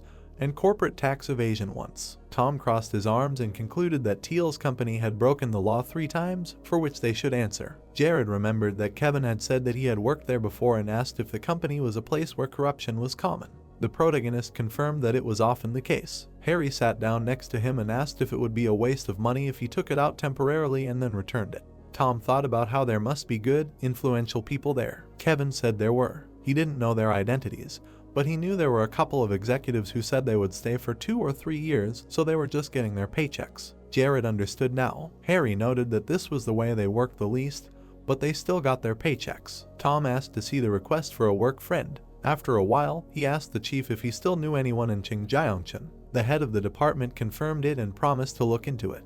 He noted that it had been a while since he had heard of Qingjieongchen. Harry reminded them that the prosecutors were coming soon, so they needed to pack their bags. The head of the investigation department didn't understand why, since they couldn't let newbie Kevin leave. But suddenly the protagonist said that everything was fine and that he was ready to leave. Tom did not understand how he could say something like that so easily. He added that it was the prosecutors who were after him, not some regular police officers. Kevin said that he would have to meet them at some point anyway, so he thought that if he went there, he could get a clue or even several. Harry smiled and reminded Tom that he was the immediate supervisor of the district. He thought that Kevin could take care of everything. Tom reluctantly agreed with this idea. Evening came. The head of the investigation department sat in his office and thought. He was scared. He remembered how in the past there was a panic in his office because the prosecutors had returned. Tom was the manager there. He reassured the workers that everything would be fine and they should not pay attention to them. But then it was announced that from today onwards, the third group would be disbanded, and the workers of the third group would have to wait for orders. The workers were angry that they had dismissed the whole group and were cursing. Leroy said that they were all idiots. He smirked and asked if they really thought they could win against the politicians. Leroy thought that they were continuing and therefore each of them was a fool. Tom began to shake. He got mad at Leroy for saying that, but Leroy only proved that the manager was an idiot. He said that Tom should know by now that the laws would not protect him. The head of the investigation department was annoyed because history was repeating itself. He picked up the phone. The next day came. Kevin came to the prosecutor's office. He looked around the building, not even imagining that he would ever come here in his life. The guy thought it was ridiculous that the prosecutor caught him evading taxes. He confidently walked down the corridor. He was warned that sooner or later he would lose everything. The protagonist passed a sign with directions. He was given great power that would never end, so he had to go to the end. The protagonist grabbed the door handle. It was open, and Kevin tried to concentrate as his inner voice told him. Suddenly, he found himself in the jungle. One of the employees the parrot was sitting on had a debt of a modest 54,001. The inspector was looking for accomplices, so it was unlikely that this person was one of them. Another had an even smaller amount, 3,501. But Kevin finally found the person he was looking for. This person had evaded taxes in the amount of 131 million won. It was as if a grinning puma was protecting him. Someone was typing on the keyboard. Someone was drinking coffee. Kevin looked around. He noticed that the employees were acting like he was nothing. The protagonist assumed that they wanted to put pressure on him from the very beginning. Rohan formally addressed the protagonist, introduced himself, and invited him to follow him. Kevin stood up from his chair. He decided that since they had already planned everything to catch him, he needed to be careful. One of the employees, whom the protagonist suspected of tax evasion, looked after him with displeasure. Rohan asked the guy if he knew what suspicions brought him here. They sat opposite each other on the sofas. There was a coffee table between them. Kevin said he didn't know and asked them if he had done something wrong. The detective explained that 3 days ago, on the 27th, he had caused great damage to a private business by conducting an unnecessary tax audit. The protagonist asked if he meant Teal Corporation. Rohan took the document. He confirmed it, but didn't think it was an abuse of power. The inspector said he had followed the rules and he was accompanied by a detective. Rohan said that if that was the case, that wasn't all, since there were records of information leaks occurring because of the protagonist in the past. He frowned and added that Teal Corporation was also involved. Kevin acknowledged this, but explained that it was related to a government service report. Rohan put the documents aside and asked if this could be revenge. He admitted that he had the feeling that the inspector was doing something that was a well-planned revenge plan. The protagonist joked that the detective seemed to be trying to become a writer. Rohan let out a sigh. He admitted that Teal Corporation was not without sin, but he still believed that there was something that the protagonist had definitely planned. He pounced on Kevin like a hawk on its prey. The detective added that, in addition, since the protagonist worked in the General Affairs Department, he should be well acquainted with the company's books. The protagonist tensed up. All he saw in front of him was a hungry predator. Rohan asked what Kevin would do now that he had guessed his motive. The boy realized that he was doing this on purpose so that he would fall into his trap. The reason why Rohan said all this was obvious to him. The protagonist compared it to a bear trap that had been set. So he said he was reporting it purely for the public interest. Kevin knew that in moments like this, he just had to tell the truth. The detective started to sweat. He asked if the protagonist realized he had overstepped his authority by making a video call demanding the documents be sent within 5 minutes. The guy smiled. He understood. It was over. It was his turn to ask questions. Kevin began to attack the detective like a black wolf. He explained that the video was necessary because the other party was monitoring his actions, and the requested documents were the only necessary information that the corporation had not sent. Rohan looked at the wolf's face in fear. His hawk no longer seemed so stern. Kevin noticed that he did not know about the moment when Teal's employees tried to bribe him with a large sum of money. A man came with what looked like a puma behind him. He believed that all of this was part of the inspector's theft. The protagonist had finally waited for him, his true opponent. He looked at him and asked what he meant. The man introduced himself as Prosecutor Thaler. He asked why Kevin was pretending not to know that he had embezzled certain amounts of money when he worked at the General Affairs Department of Teal. Thaler was even willing to provide evidence. This prosecutor was younger than the protagonist had assumed. It seemed that they were about the same age. Kevin confidently said that he would like to take a look. Thaler told Rohan that he could go since he would handle this himself. The detective nodded and stood up from his seat. The prosecutor threw a notebook on the table and explained that these were the corporate bank statements that Kevin had managed while he worked there and asked him to look at them. The protagonist didn't even need to look at them. It was too obvious for him. They were planning to shift responsibility for the money that the executives had used onto him. Thaler placed his hand on the notebook, towered over the protagonist, and told him that he, as a government employee, was pushing his luck too much. The inspector knew that the situation would be dangerous for him if they presented it like this, and he decided to take a step back to understand the story behind it. He remembered his colleagues and asked with an irritated face what the prosecutor was after. Since there was too much at stake for the protagonist, he thought that he should be more careful. Thaler pointed at him and said that he should kneel down and beg in front of those he had angered. He continued to exude the fury of a puma. The prosecutor smiled unkindly and added that then maybe they would forget about this incident.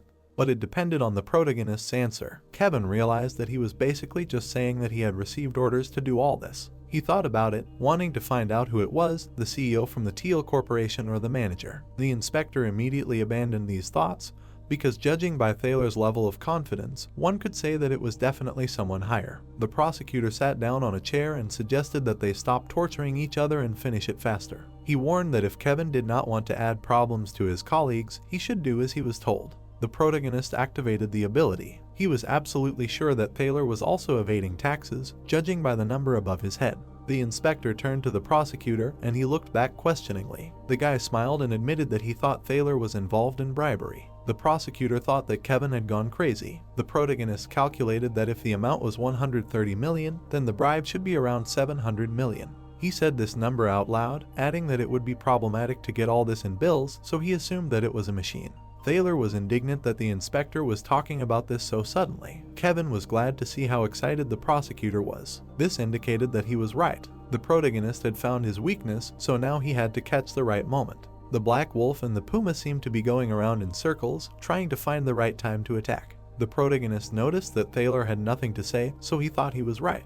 He thought sadly about the South Korean prosecutor being caught taking bribes and realized why he had said something about embezzlement recently. Thaler clenched his teeth in anger, asking if the guy knew whose attention he had attracted. The protagonist decided that this was a great chance to attack and suggested that people on the prosecutor's side should be careful. The wolf bit the puma on the neck. Thaler freaked out and started insulting the inspector. He admitted that he was just watching Kevin and said that the protagonist had gotten carried away playing, forgetting his place, and then grabbed him by the tie. The prosecutor approached and warned that today was the last day for the inspector to create chaos without knowing the whole situation. He loudly asked the guy if he understood what he had said. Thaler explained that the people the inspector was pursuing had received support from the former attorney general, meaning that it would only take a moment to get rid of someone like him. Kevin listened calmly to this new information about the former attorney general. Rohan exclaimed, warning Thaler that he should not say anything more than that. The prosecutor asked the detective if he really thought he was doing this because he did not know. Rohan hesitated. Kevin thought about the former attorney general's involvement and tried to connect him with the man Gray's boss had mentioned. He figured that this man was the former attorney general's benefactor. Rohan was sweating profusely. He knew it was bad because they had been told they weren't supposed to mention it, but it was too late. Thaler had told them everything. The attorney belatedly realized his mistake and also started to get nervous. He admitted that he had gone crazy when Kevin had provoked him. Adam came through the door looking for the protagonist. He asked what the attorney was doing holding him by the collar like that. Thaler actually looked scared when he saw him. Adam scratched his head and announced that he had come to pick up Kevin's auditor. There was an awkward silence. Adam thought that if Thaler continued like this, he would end up hitting someone. The attorney got nervous and replied that it was just a misunderstanding. The protagonist turned his attention to Adam, wondering who he was. The man folded his arms across his chest and said that he had come here to ask for cooperation with the Bayosum Tax Inspectorate regarding the theft. But now he wanted to know more why Thaler was acting this way and whether he was going to continue. The inspector said sadly that they had to act quickly. He thought that they had to act quickly. He thought that it was very important because there were no surveillance cameras here. The prosecutor got angry again and grabbed the protagonist by the tie even harder. Rohan tried to stop him. Thaler let go of the tie. He sighed. Kevin straightened his clothes and asked why he was sighing. The prosecutor admitted that he was simply speechless. He warned the inspector not to think that this was the end and urged him to look forward to the attacks. The protagonist frowned and turned to look at him. He opened the door and said that he understood everything, reminding Thaler one last time to pay his taxes on time. When he closed the door from the other side, the prosecutor went berserk. He screamed, taking out his anger on this impudent newcomer. Kevin was startled by some noise in the room he had just left. Adam noticed with a smile that it was close. He assured her that everything was fine, and from that moment on the protagonist could breathe a sigh of relief. The inspector looked at him hopefully. The prosecutor said that from that moment on he was the protagonist's ally and introduced himself. Tea poured from the teapot into the glass. The girl who poured it warned him that it was very hot and urged him to be careful. Adam thanked her. Kevin felt awkward. The girl came up and whispered to him to thank their prosecutor, who had heard about the news late but had done everything in his power to arrive as quickly as possible. The inspector took the tea in his hand and asked what news she meant. Adam loosened his tie and explained that he had heard the day before that Thaler was stalking him. Kevin didn't understand how he knew about it. The prosecutor laughed and asked him not to look at him so menacingly. The protagonist said that he wanted to know everything Adam could tell him about the current situation. The prosecutor admitted that he liked the protagonist with his cautious approach. He said that he was unexpectedly assigned to protect Kevin. The protagonist was interested in the details. Adam clarified that his boss did it. The inspector asked who he meant. The prosecutor pointed to the sky and said that this man was taller than both of them. Kevin wondered who he was talking about. He assumed that Adam was deliberately not saying it directly, but he knew one thing for sure. Just as they supported him, they supported this man. But the protagonist is from the National Tax Service and Adam is from the prosecutor's office. These are completely different institutions. Prosecutors support other prosecutors. Those who work for the National Tax Service support those who work there. But the reason why these two institutions are connected with each other now was one. Everything suggested that they were secretly supporting each other to combat suspicious characters within the system. Adam reminded them that subordinates like them just needed to do their job well and suggested starting over, then asked what the prosecutor had accused Kevin of. The inspector listed personal vendettas, problems with the steps taken, abuse of power, and embezzlement. He said that was all, but he did not think there were many accusations. Adam chuckled, thinking about Thaler. He scratched his head and noted that he should not have asked so much of the protagonist, because if it was just a problem with the investigation, he should have discussed it with the tax office, not the prosecutor. Kevin added that he had never embezzled money in principle. Adam began to take off his jacket. He agreed that this seemed true, because if they were serious, then evidence of this could easily be found. The inspector reported that Thaler had threatened to interrogate auditors and civil servants. The prosecutor hung up his jacket and thought. He said that he thought Kevin needed to find and understand the weaknesses of his department. Adam asked the protagonist's opinion on whether his superiors were trustworthy. The protagonist wondered if Adam himself could be trusted and used his ability. The prosecutor turned out to be completely clean. Despite this, Kevin did not dare to trust him just because he regularly paid his taxes. Adam did not object, recognizing the protagonist's right to decide who to trust and who not. However, he advised the guy to be careful and not to leak information to his rivals. The prosecutor handed the inspector his business card and added that no one knows a person's true intentions. He suggested that they not be afraid to contact each other if one of them needed help. Kevin did not expect such an attitude towards himself. He accepted the card and thanked him for the advice. Adam asked him not to worry about it and hoped that they would help each other if they needed it. The protagonist put the business card in the inside pocket of his jacket.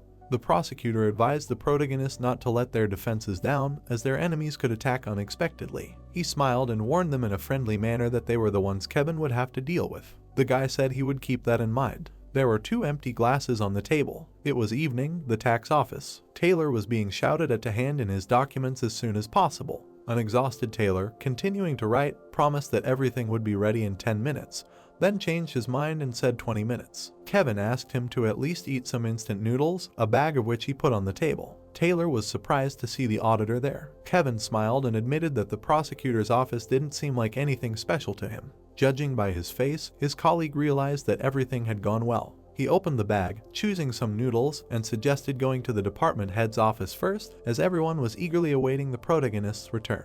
The pen broke in his hand. Tom was incredibly angry at those who dared to pursue the inspector. Jared patted the head of the department on the back and asked him to calm down. Harry thought that they needed to make the first move, because if the opponents started to act, it would be too late. He asked how this prosecutor Adam treated Kevin. The protagonist was not completely sure, but so far he considered him a reliable person. The head of the tax office listened to the answer. He said that he needed to tell the protagonist everything, so he urged him to listen carefully. Jared explained that Kevin was confused, and in fact, there were currently 3 departments of the tax service. The first was the Seoul Regional Commission.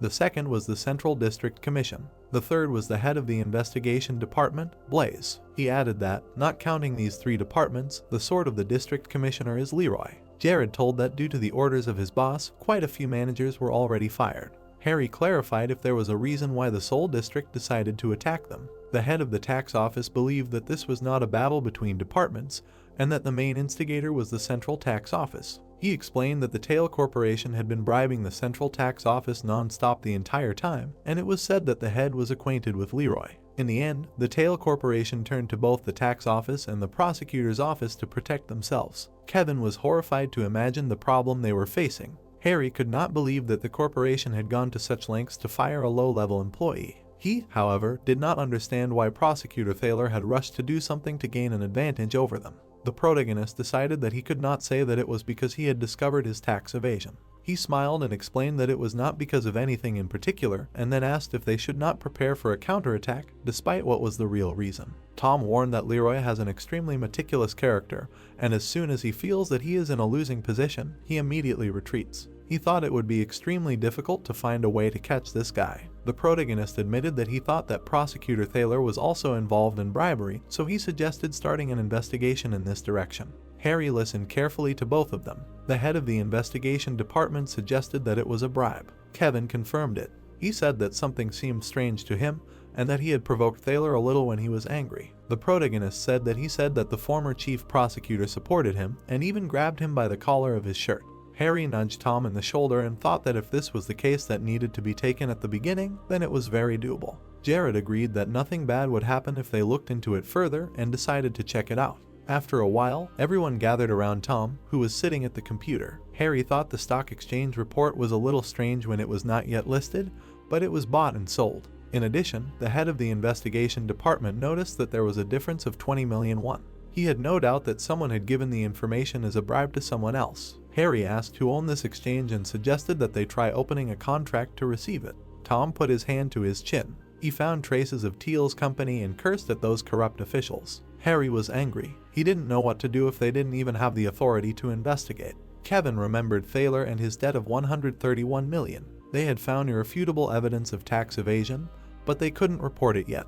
The protagonist thought about what he should do. Tom reminded them that they were in the tax business, so they couldn't investigate bribery. It was outside their jurisdiction, so if they wanted to put an end to this, they needed to contact someone. Harry read that Teal's company transferred 1.4 million shares to Thaler at 501 per share. Jared continued reading about Thaler immediately paying 7 million for the purchase and sale agreement.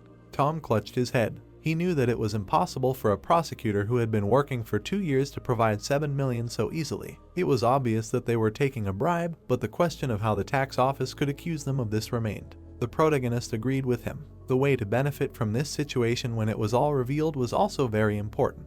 Kevin frowned, remembering how Adam had suggested that they establish a connection for mutual assistance. He decided that since it had come to this, there was no other option but to ask for help, so he asked them to provide it to him. All of his colleagues turned to look at him. Tom asked if he could really do it. The protagonist admitted that he had met one prosecutor when he was at the prosecutor's office. He said his name was Adam and that he was going to get to Attorney Thaler. Kevin added that they were investigating the head of the income tax department and the accountant in their office and showed his business card. He thought that Adam could be a good ally. The guy knew that it was difficult, but still asked to trust his decision. Harry thought about it. He was surprised that the prosecutors were fighting against their own, but he did not think that it was related to personal matters. Tom agreed to trust Kevin, following his decision. The head of the tax office noticed that it sounded good and allowed them to just follow the protagonist's plan for now. He raised a finger as a mentor and warned that they should be careful in their actions because their office was under threat.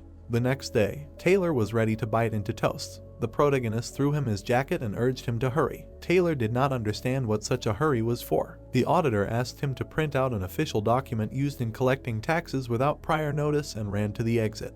His colleague was amazed that Kevin needed this document as soon as he came to the office. The protagonist, for some reason, smilingly explained that if not now, their department could disappear. He said that he would catch a taxi and ask Thaler to come down later. His colleague began to cry because he had not had time to have breakfast. He asked what the protagonist meant by saying that the department could disappear, but only then did he realize that he was no longer at his workplace, the district attorney's office. Thaler called the district attorney. He walked around the parking lot, then said into the phone that it was an honor for him even if he simply remembered him. The voice on the phone said that when there was chaos around, someone had to know the best candidate to rely on. She apologized for the fact that an old retired woman was asking Thaler for such a problematic favor. The prosecutor assured him that everything was fine, because it was just a task to get rid of a newcomer, which was not difficult to accomplish. His interlocutor laughed and admitted that, unlike other young men, he seemed promising. Thaler was proud of the praise and thanked the woman for her kind words. She asked him to continue working well,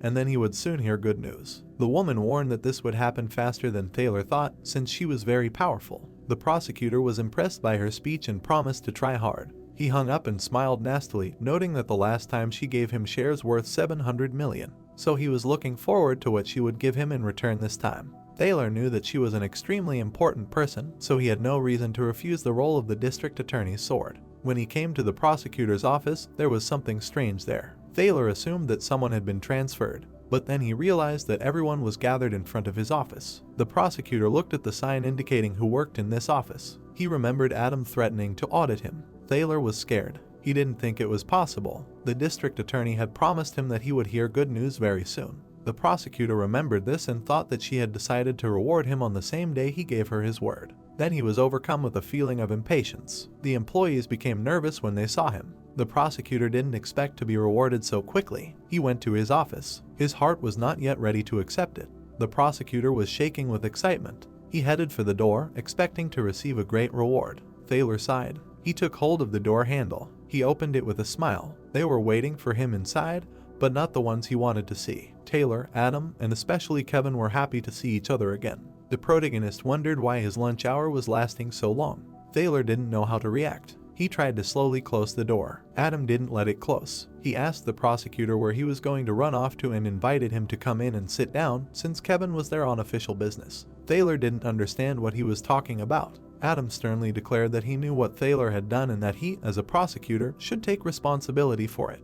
The defendant was sweating profusely, not understanding what was happening. They explained to him that they were there to collect gift tax from him. Thaler sat down, still not believing what was happening. The protagonist shook a stack of documents and admitted that he was aware that Thaler had become a prosecutor without any previous jobs or even work experience. However, he noticed that last October the defendant had unexpectedly contributed a sum of 100 million 7 times, even though he shouldn't have done so. Kevin wanted to know where the 700 million came from and why Thaler hadn't reported it or paid the gift tax. The prosecutor indignantly asked where the protagonist had found it and who he worked for, not forgetting to insult him. The inspector loudly slammed the documents on the table. He towered over Thaler and said that prosecutor Adam had personally conducted the investigation for the sake of his stupid junior. Kevin urged him not to desecrate the title of prosecutor even more than Thaler had already done. Then he decided to ask the accused one more time. The inspector needed information about where he got the 700 million. The prosecutor was ready to answer this question. He said that he borrowed it, insulted Kevin, and asked if there were any problems. The auditor said that there were problems and handed over the bank statement as evidence. He said that no matter how he looked at it, it did not say where the 700 million came from, after which he assumed that it was a private loan. Thaler was furious. He snatched the papers from Kevin's hands and indignantly asked what he meant by a private loan. He honestly didn't understand why someone like the protagonist should be privy to such details. The inspector said that of course he needed to know, since he was a tax official and was currently doing his job. Thaler told him to shut up, since he didn't think it mattered where his money came from and where it went, and that it shouldn't concern the protagonist. Kevin didn't understand why he was feigning ignorance. He thought the defendant had borrowed from the Thaler company. It was the sword the inspector had used to strike Thaler. The prosecutor cursed under his breath. He was scared when he realized that Kevin had come here knowing everything. The guy was acting confident. Thaler assumed that the inspector could only be pretending to know. He hysterically asked why the protagonist needed to know who he had borrowed the money from and scattered the documents. Thaler said that he had borrowed them because he needed them, so he believed that it could not be illegal. He pointed at Kevin and accused him of trying to find a weakness, as he had done with Teal, and added that he could only dream. The prosecutor turned to his employees and urged them to send the inspector and his entourage away. But the frightened workers were in no hurry to do anything. Adam adjusted his glasses and asked Thaler to listen to Kevin a little longer. He folded his hands and added that everyone who was here now, if they did not want to be fired, should not do anything. Adam hoped he didn't have to tell him who was in charge here. Thaler looked around and asked the others why they were acting like that. Rohan stood behind him, looking nervous. Kevin continued speaking, wanting the prosecutor to clarify one thing for him. He asked how he managed to buy unregistered shares from Teal's company for 700 million won a year ago. The question pierced Thaler like a rapier. But that wasn't all. The protagonist accused the prosecutor of registering the shares a few days later, after which they became worth 2.7 billion won. This left everyone shocked, Rohan, Taylor, and the ordinary employees. The inspector concluded that this resulted in a profit of 2 billion. He asked how Thaler managed to obtain information about the shares before they were registered. The accused hesitantly replied that it was just a coincidence, as always insulting Kevin at the end. The protagonist listened to this nonsense about coincidence, smiled, and asked how he could have accidentally acquired these unregistered shares. This question was a fatal blow to Thaler. In the protagonist's opinion, he should have just stopped. Kevin asked what Adam thought about this. The prosecutor said that regarding the possibility of accidentally earning the sum of 2 billion, everything Thaler said was an absolute lie. The accused screamed that he was set up. Kevin pointed a sword at him and pointed out that he had asked him several times where he borrowed 700 million.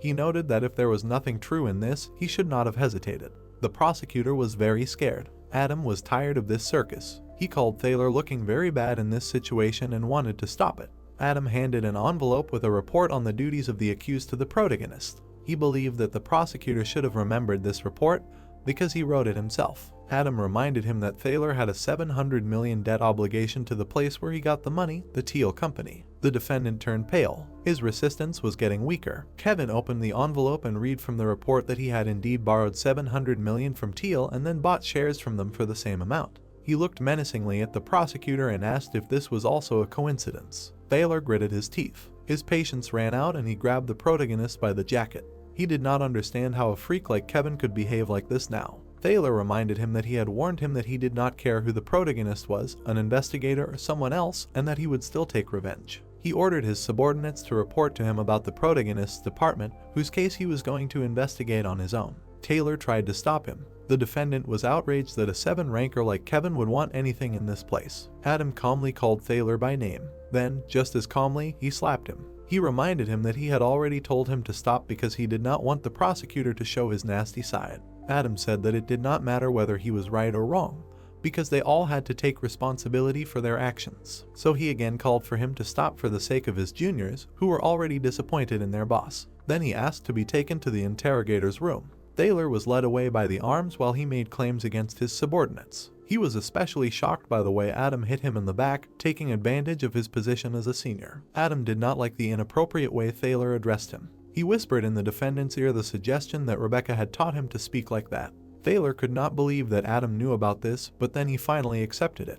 The prosecutor confirmed, but didn't see why it mattered whether he knew or not. He said he was confident enough to do it himself because he didn't look like Thaler at all. Kevin straightened his jacket, wondering who Rebecca was. He assumed she was the predecessor of Gray's manager, whom he had mentioned earlier when he had warned the protagonist that he would soon go against her. Thaler no longer resisted arrest. The inspector came to the conclusion that he was just a puppet. The accused burst into tears. The protagonist realized that his real opponent had not even shown himself yet. Thaler was led away by 2 investigators. Adam advised the inspector to prepare well because right now he was stirring up an ante of one of the oligarchs. National Tax Service of Seoul Regional Office. The phone rang. It was the director. Leroy picked up the receiver and put it to his ear. He was asked what he was doing now. The subordinate replied that he was currently sorting through the documents he had sent and promised to try to send his report by the end of the day. The director asked if he had finished yet. Leroy confirmed it but said he would finish soon. The director demanded that he stop working on it. The subordinate did not quite understand. The fish swam calmly in the aquarium. It did not care. Leroy was told that the prosecutor's office had made a mistake and that the bribe had been found out. He could not believe what he had heard. The director repeated that they had found out about the bribe and ordered him to finish the current case and clean up everything in the process without leaving anything out. Leroy frowned and remained silent. She hoped that her subordinate understood what she had said. Leroy remained silent. The director said that he should get rid of any compromising information he found. She warned him that Kevin, that bastard, was not so simple. She thought that if he continued investigating, he would get to the 2 of them and that would be the end of them all. Leroy cursed furiously. He said that he understood everything. Once at his previous place of work, someone asked him for help. They greeted him respectfully and said that they came here for help. Leroy was not happy when he saw the same lady again. The granny said that she came because she did not understand why the commission was so high. She said that she did not even work, so paying such a large amount was too burdensome for her. The old lady asked to check the accuracy of the data. Leroy reluctantly looked at the paper and said that nothing would change just because he looked. He suggested either filing a complaint or asking the member of parliament. The granny did not understand anything at all and was confused. Tom, passing by, realized that she had a problem and wanted to help. The old lady pointed to her document and complained that they wanted her to pay such a large commission. Tom was interested and asked to take a look. He checked it out and urged the old lady not to worry because it couldn't be taxed that way since the farm was run by one person. Leroy frowned. Tom advised the old lady to leave the building and go to the tax office. He thought she should know where it was. The man added that she should be able to get advice there. The old lady asked if she really wouldn't have to pay the tax if she went there. Tom admitted that wasn't quite true, but promised that the accounting office would be able to help her. The old lady thanked the clerk for everything. Tom bowed and noted that everything was fine since he hadn't done anything surprising.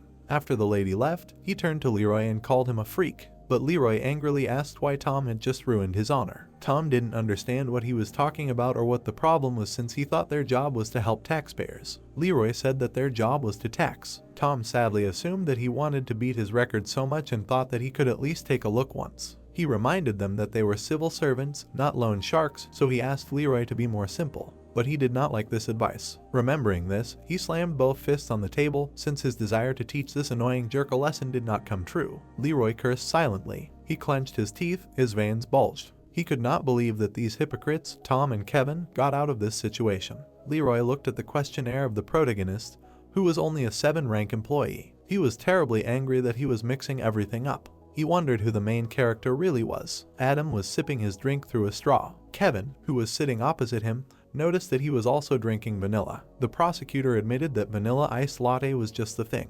Besides, he thought it was very tasty. The inspector was glad that he could finally relax. He said that he had been very nervous recently. Adam praised the main character for doing a good job. For him, such a clash with the prosecutor was simply amazing. Kevin blushed slightly. He thought that it was all because Adam was helping him, and if it weren't for the prosecutor, he would already be in prison. Adam laughed. He was happy with such a reaction. He closed his eyes and, thanks to the main character, now understood why that person had chosen him. Kevin noticed that the topic of the mysterious man had returned again and sipped his coffee through a straw. He assumed that the prosecutor was talking about Blaze, the director of the investigation team, but Adam's reference to him as that man seemed strange to the protagonist. Kevin didn't understand whether the prosecutor was pretending to know him or really did. He admitted that his interlocutor was someone he couldn't understand at all. Adam said that from the prosecutor's point of view, it was right to get rid of problems like Thaler, but it was not normal for the tax office and the prosecutor's office to work together. The prosecutor looked at the protagonist. He found it all fascinating.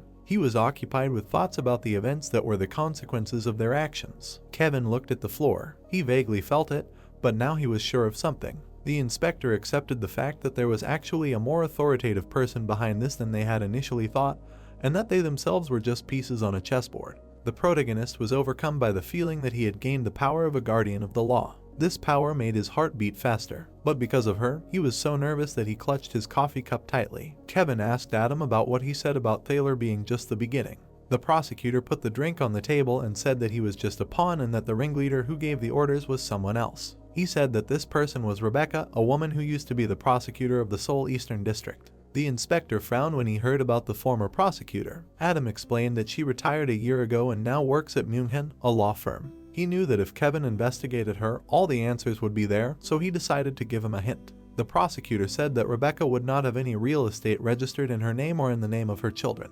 The protagonist understood everything. This meant that she was using a bank account under someone else's name. Adam noted that they did not know about her parents' real estate. He recommended that if the protagonist was thinking of going against her, he should find out more about her parents. It seemed to Kevin that the prosecutor was sure that he would be the only one who would go against her. Adam thought about it. He thought that the inspector could only attack. The prosecutor noted that it was believed that attack was the best defense because if you did not attack first, you would be bitten. Kevin thought that was very cruel. The car sped along the road. The woman in it lit a cigarette and made a phone call. She said that she wanted to buy some shares using her daughter-in-law's name. The man sounded indignant. He admitted that her daughter-in-law felt very burdened by this. The woman smiled and pointed out that she had not asked her husband's, opinion. She did not understand how he dared to interfere when he could not even do anything around the house. The woman took the phone away from her ear. Her husband told her that the money they had saved up to this point was enough for them to live comfortably. He asked her to stop and complained that his daughter-in-law was scared.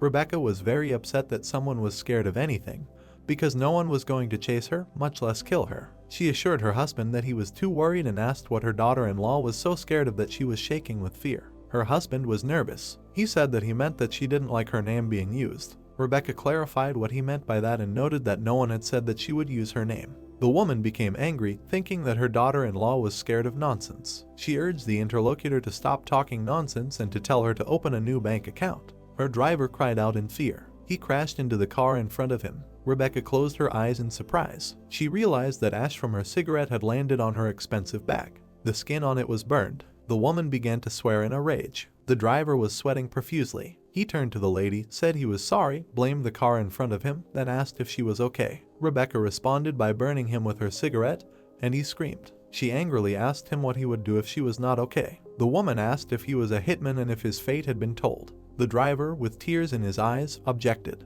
Rebecca ordered him, the idiot, to drive more carefully. Kevin and Taylor walked together along the sidewalk. In front of them was the building of the Manhwa law office. Taylor called the protagonist his superiors in jest and asked if they could really do it. He wearily noted that they had returned from the prosecutor's office yesterday and could not believe that today they had come to the law office. The man warned that people might think they had nerves of steel. The inspector addressed Taylor as his secretary and reminded him that as long as he worked with him, it would be better if he forgot about his nerves from now on. The secretary indignantly asked why he hadn't said that when the boat was still on the shore. The signboard of the Manhwa law firm reflected the bright sunlight.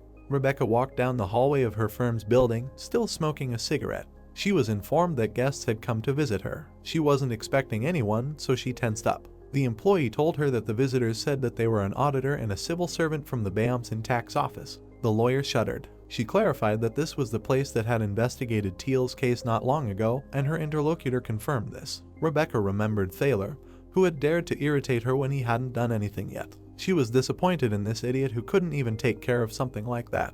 The former prosecutor reluctantly allowed them to enter. The employee was embarrassed. He admitted that they were actually already waiting for her in the office. Taylor stood up and bowed to Rebecca, visibly nervous. The protagonist sat next to him and looked at the lawyer confidently. Taylor explained that they were from the Bayams in tax office and introduced himself as the secretary. The woman replied that she understood and agreed to talk. The secretary also introduced the auditor Kevin. The protagonist was amazed by the level of confidence of the former prosecutor, so he decided to check her for tax evasion. What he saw there shocked him. The counter showed 10 billion won. Rebecca noted with disgust that this auditor was quite self-confident.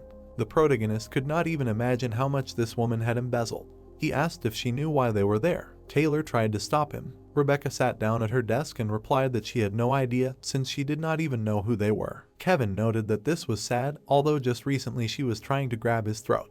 He added that this was the reason he had come to see her in person. The secretary could not believe that his boss was making accusations from the very beginning. Rebecca pretended that she really did not understand what he was talking about. She asked him to stop wasting her time and tell her the reason directly. The protagonist began to get angry. He sarcastically remarked that it was not surprising that she had immediately forgotten about such a trifle. The guy approached the lawyer's table with the intention of telling her so that she would definitely not forget. He threw her a crumpled piece of paper. The woman took it in her hands in confusion. It was Thaler's business card. She was shocked. The auditor thought that it was impossible that she would not remember anything after seeing it. Rebecca, as expected, was irritated. The protagonist seriously stated that he had come here just after the capture of prosecutor Thaler. He formally greeted the lawyer on behalf of the 7th-ranking employee Kevin. The former prosecutor had no idea who the freak was standing in front of her and why that idiot Thaler's business card was on her desk. But she could guess what had happened. The protagonist noticed that Rebecca hadn't heard about it yet and said that the subordinate she valued so much, Prosecutor Thaler, had been eliminated by him. The lawyer angrily squeezed the business card in her hand. Kevin calmly added that this, of course, wasn't the only reason. He said that the prosecutor had also told everything about her. Rebecca was furious. She put out her cigarette on the business card and admitted that she now remembered, including who was standing in front of her. Thaler telling everything was a bluff, but the inspector hoped that it would work. If he caught her, the game would be over. The former prosecutor smiled slyly and asked if Kevin could beat her. Kevin flinched. Rebecca suggested that he just say he wrote it down or something, but warned that if he wanted to sue her, he would need the prosecutor's intervention. A crumpled cigarette lay on a crumpled business card on her desk. The lawyer concluded that she was the head of all prosecutors and asked if the protagonist was really so confident.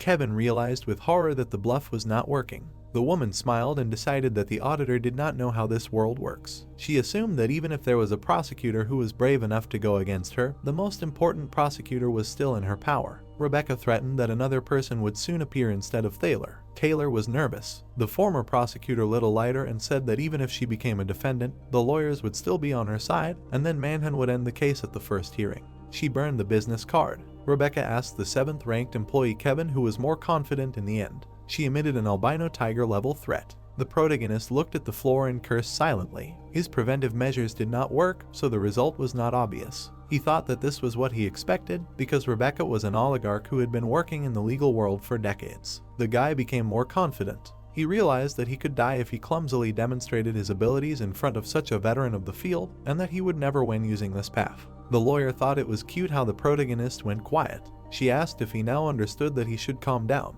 The woman said that it was a fact that he could not stand up to her. She seemed to be sitting in a chair set up on a steep mountain, which was protected by a tiger, and Kevin was standing at its very base. The former prosecutor pulled another cigarette from the pack. She noticed that he was about 30 and advised him to work hard at that age and not to say such things. Rebecca warned that he would not survive if he did not know when to stop. Taylor stood up and nervously suggested to his boss that he leave, but he was not going to leave. The lawyer added that if the main character was too harsh, he would break, but if he was flexible, he would soften. She recommended that he learn to feel this balance in order to do such a job if he wanted to live, and was about to light a cigarette.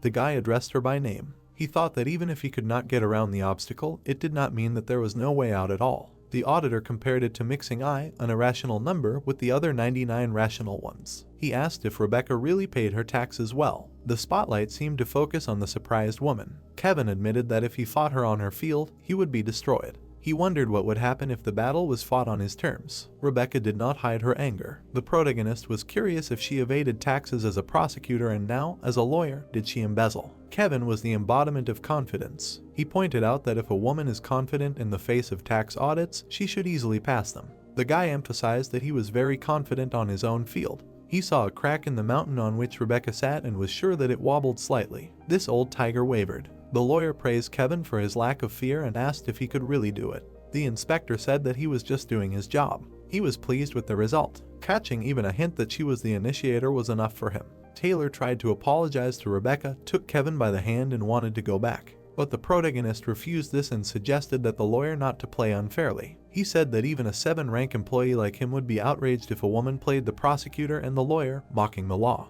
His secretary no longer understood which of the two he was more afraid of. Rebecca freaked out and demanded that they immediately leave the room, because, in her opinion, Kevin was just a talkative little 7-ranker. The protagonist and Taylor left Manhwa in the evening. The secretary was worried. He asked if it was really necessary to do this. The protagonist asked for details. Taylor warned that Rebecca was not just the CEO of a small medium-sized business. Kevin, without turning to him, said that he guessed that they would use all their connections in an attempt to stop him. Taylor didn't understand why he was doing this if he knew so much. Kevin told him not to worry because there would be no battle without a victory. The secretary was very worried and didn't understand how he could be so confident in himself because the other employees of Bamson could become targets one after another if something went wrong. The protagonist noted that his subordinate should know about this too. He reminded him that there are a lot of rotten people in this world, and the more they indulge them, the more they rot. The inspector was angry. He turned around and added that, in the end, these people are no different from them. So he didn't want Taylor to worry. Kevin said that if something happened, that he would protect him in their department.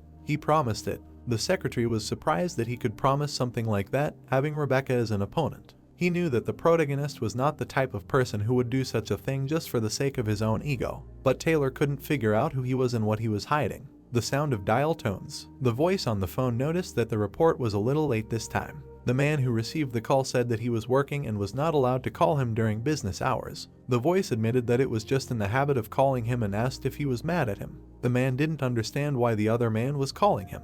The voice thought it should know and asked the man what he thought, whether this jerk Kevin was going to give up. The man said through clenched teeth that he would never give up. The voice was surprised and reminded him that he had warned him what would happen if the other man didn't convince him otherwise. He was talking to investigator Taylor, who was scared. The voice asked Taylor if he knew how long he could hold out. The man asked him to clarify what he meant by that.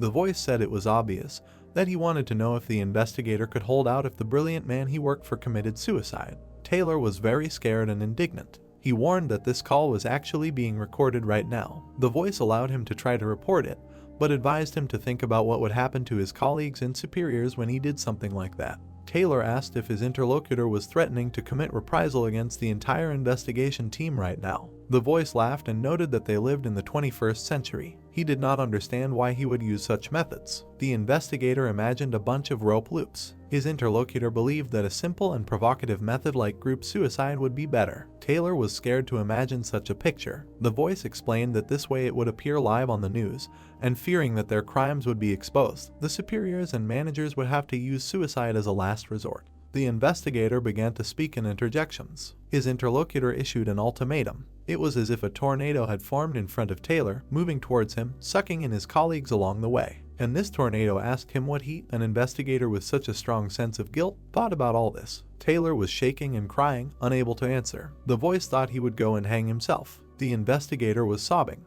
He sat down on the tiles by the wall and clasped his head in his hands, not understanding why something like this had happened to him. Taylor was crying and did not even imagine what he could do. He needed to find a way out. Kevin was glad that prosecutor Adam had sent him a list of Rebecca's family members' property. Although these papers did not contain a real estate history, this should not have been a problem.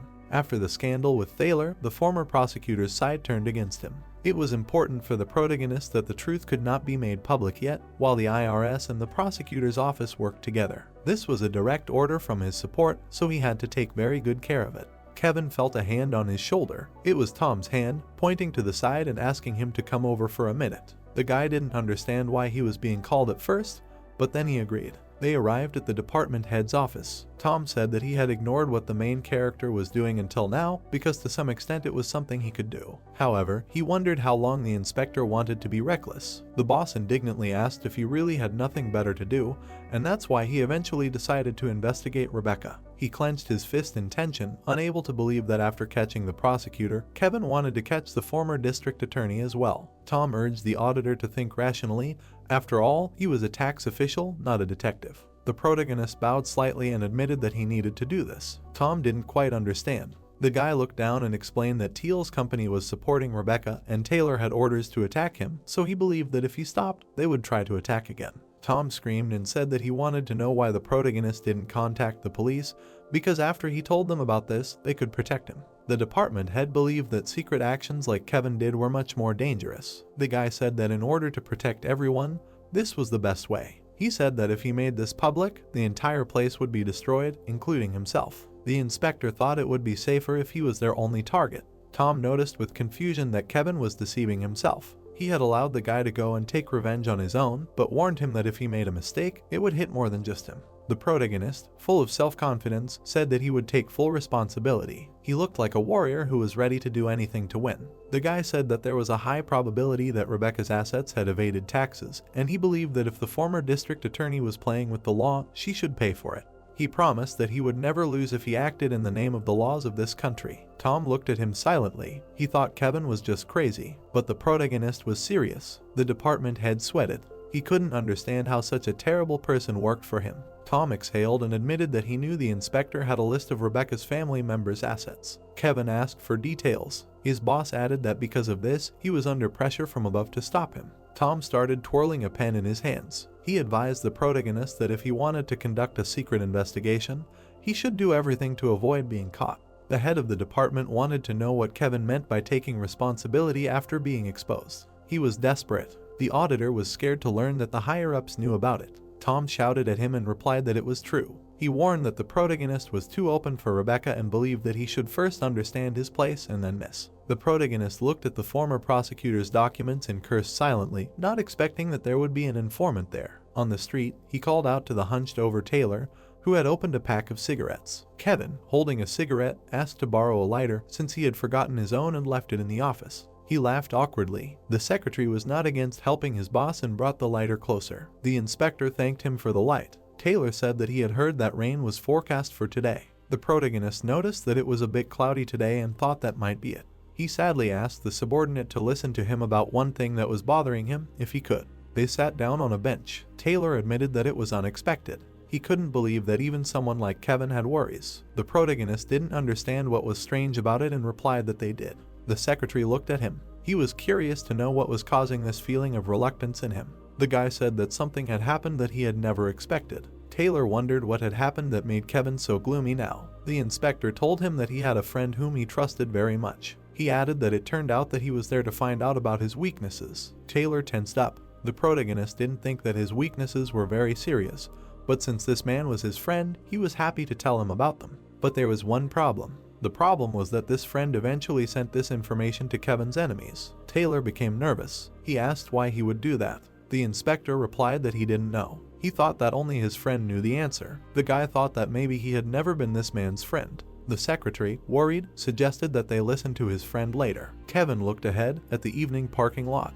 He said the proverb, "If you want to find out who your enemies are, start with your friends, because they know all your weaknesses." Taylor began to shake. He had nothing to say. The protagonist asked him why he did this to him. The secretary dropped his cigarette. He fell to his knees, burst into tears, and began to apologize to his boss for the grave sin he had committed. Taylor explained that he received threats almost every day. Kevin felt sorry for him. The secretary admitted that he had been told that they would get rid of some people, as they had been doing for a long time, because for them it was easy. He said that he liked to call himself the protagonist's subordinate, because he wanted to be like him, for which he tried to be courageous and tried his best. Taylor bowed to the floor and concluded that it had not worked, and recently his whole daily life had become a nightmare. He could not stop crying. He was very sorry for everything he had done against his boss. It was then that Kevin dimly realized something, that he might have already lost to the laws of this country. Under the cloudy sky, on his knees, Taylor promised to write a letter of resignation, because that was what a traitor like him should do. To the protagonist, he was his senior. This man was kneeling before him. He was not just his senior. He was someone in whose place the inspector himself could have been. If he didn't have Gray as a support, he would also be part of the weak people, like his superior now. Kevin remembered Rebecca's question about his confidence in defeating her. Watching these people demonstrate strength, the protagonist was disappointed with how helpless he was. The auditor sat down in front of Taylor and asked if he remembered what the guy said then. The secretary did not understand what he was talking about. Kevin said that he would ensure the safety of the people in the department, and his superior, of course, was one of them. So he asked him to answer him honestly. He wanted to know if Taylor received any bribes. His subordinate almost swore that he never did such a thing. The protagonist rested his palms on his knees and stood up, feeling relieved. He smiled, extended his hand to Taylor and asked him to stand up, because they still had work to do. The secretary did not quite understand what work he was talking about. He asked if Kevin really wanted to just forgive someone like him. The protagonist looked at him. The sky above him was gloomy. A ray of light penetrated the clouds. The inspector answered the question affirmatively and said that he still wanted to see what Taylor was capable of.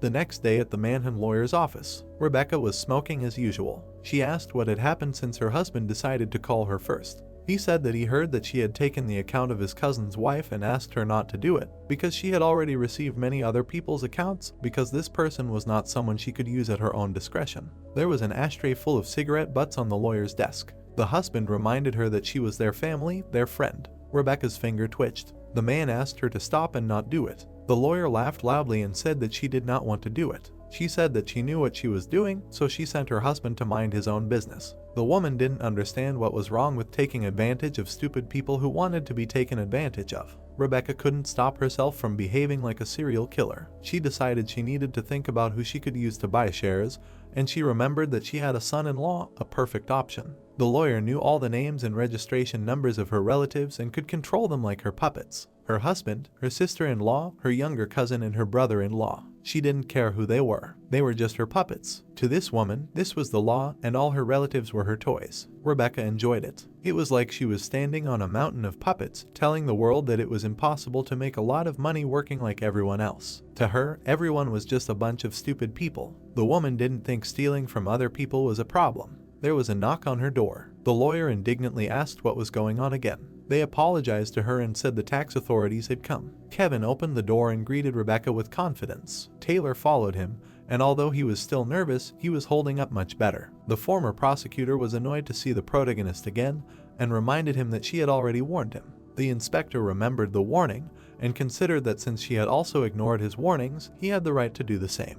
He urged Rebecca to be fair and pay her taxes regularly. The woman jumped up from her chair in rage. Kevin explained that they had the police and lawyers to catch people. The protagonist was outraged that she had threatened his superior instead. The secretary looked at the floor. The guy concluded that Rebecca was doing this because she couldn't even pay her taxes on time. He had made his signature move, and now there was no turning back. His battle with the albino tiger had begun, and it wouldn't end until one of them died. Rebecca angrily declared that Kevin was trying to set her up by using such a topic, and added that she knew what he was doing. She warned that as long as the prosecutor's office and lawyers were in her hands, he wouldn't be able to do anything.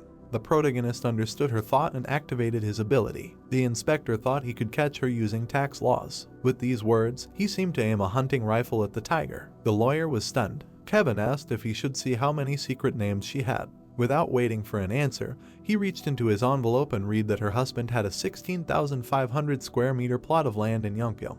He also accused the woman of regularly transferring stocks to her daughter-in-law, such as the shares of electronics company Dsong and pharmaceutical company Sajan. Kevin smiled confidently the whole time. Rebecca gritted her teeth and shook with anger. The protagonist was surprised to notice that he had already counted 20 billion. He was glad that his opponent was now angry instead of confused. From that moment on, standing a step away from the tiger with a gun, he could not afford to make mistakes. The former prosecutor pounced on Kevin with the intention of taking these papers. The guy intercepted the documents with his other hand and noted that Madam Lawyer should not behave like that. The woman demanded that he give her the documents. The inspector raised them higher, wondering where he got them. He told Rebecca that everyone in her family and all her friends were just chess pieces to her. Taylor played the tape from the recorder where you could hear the testimony against the lawyer. The man from there said that Rebecca was an evil woman and that he finally found out how much money she spent on campaigns. He was already an adult and Rebecca did not even respect him. This man did not consider himself an idiot,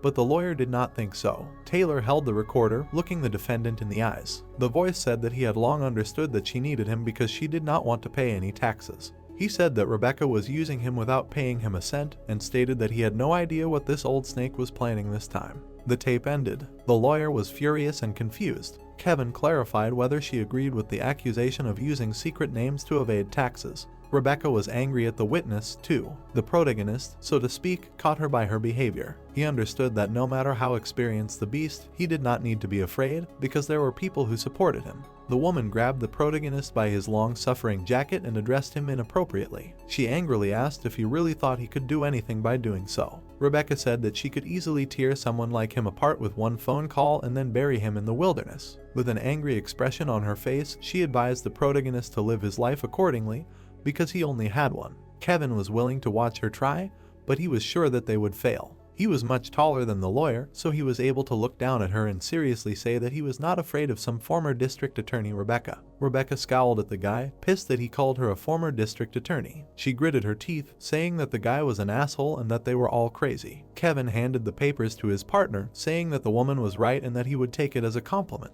He continued by asking if she realized what was going on behind the scenes now, to which the woman responded that he couldn't make fun of her and that he was just trying to fool her. The guy showed the papers and said that it was a document confirming the property owned by her relatives, which confirmed that their lawyer's property belonged to them, to which Rebecca became nervous and tried to deny it. The hero continued by saying that this meant that all the money entrusted to him belonged to them, and with that time, the woman seemed to be at gunpoint. When the enemy is shaking terribly, the guy smiled and asked if it was true that she would soon become a beggar. The words seemed to shoot a bullet into her heart. The woman thought that these were her relatives and she had treated them so well, but how dare they do this to her? She couldn't believe it. The guy said he was from the Bayamson tax office. He addressed the people, asking if they were all the ones whose property Rebecca was managing, and then added that he had found problems with it. Taylor pointed to the papers and said that they would soon conduct a tax audit, and those who owned her property would be involved in the investigation. Kevin stood there with his arms crossed. The people panicked, saying that it wasn't even their money, and also began to worry about what to do. Taylor rubbed his chin and continued that it would be problematic if a police investigation were involved, but there was a way to avoid that. He said that they could keep it as long as they insisted that all the property really belonged to them. The woman, enraged, tried to take the document from the hero, ordering him to give it to her and calling him a bastard, to which he said that if she continued like this, it would be considered obstruction of justice. The woman shouted that it was her money and she earned it herself. Kevin frowned and said that he was going back to the office now to give her relatives the taxes, adding that it would be good since they were the only ones who owned it. Rebecca ran after him, trying to take the papers away and saying that this could not be. The guy put his hand forward and asked if she had not said that it was not hers. He thought that there were 20 billion at stake and she would not be able to pull herself together. The woman took the phone, telling the guy to wait a minute. She nervously began to dial the phone, asking the hero to let her make a phone call because who knows if he is lying or not. Kevin smiled and said that was too much because she knew they were civil servants, to which Rebecca told him to shut up and be quiet because she was calling. When the phone was picked up, the woman told Henham that the IRS was talking about the title deeds now, to which she heard that he had written it. She began to shout furiously into the phone about how it was her fortune that she had saved with great effort, so why did he think he could own it, because she had only told him to take care of it, but she had not said that he could take it.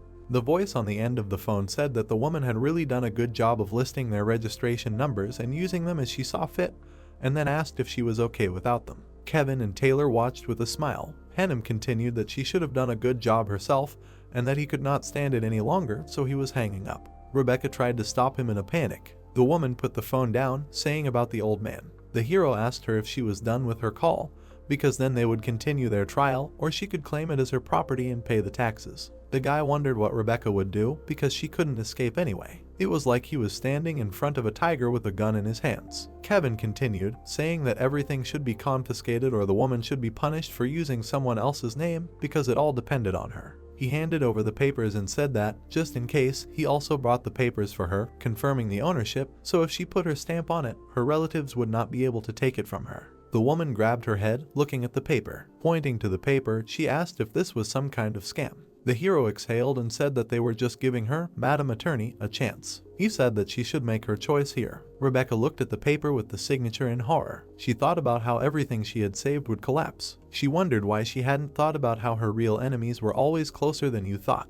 Rebecca held the document in her hands with trembling hands. She nervously held the stamp next to the paper. The guy said that it was a good idea and she should just put the stamp there. The woman put the stamp in the corner of the paper. Kevin stood in front of the woman, thanking her for paying her taxes early, to which she asked how much taxes she needed to pay. The hero replied that since she hadn't paid for a long time, the amount came out on its own, and he also hoped that from now on she would treat her relatives well. The guy thought about how the closer people were, the more careful you need to be. However, he was afraid that he would have to go to the prosecutor to confirm the property, because sooner or later, all the property would be confiscated anyway, because the fortune she had made was obtained in all sorts of illegal ways. It would all fall apart. It was evening outside. Kevin told the elder that he had done a good job, in response to which his partner thanked him. The guy asked how it felt to see it in person, to which Taylor replied that he could not believe it. He asked if it was true that the hero would not tell him how it was possible to do this, sadly lowering his eyes and trying to explain. Kevin interrupted him, asking to let him say something, namely that he would continue to move up.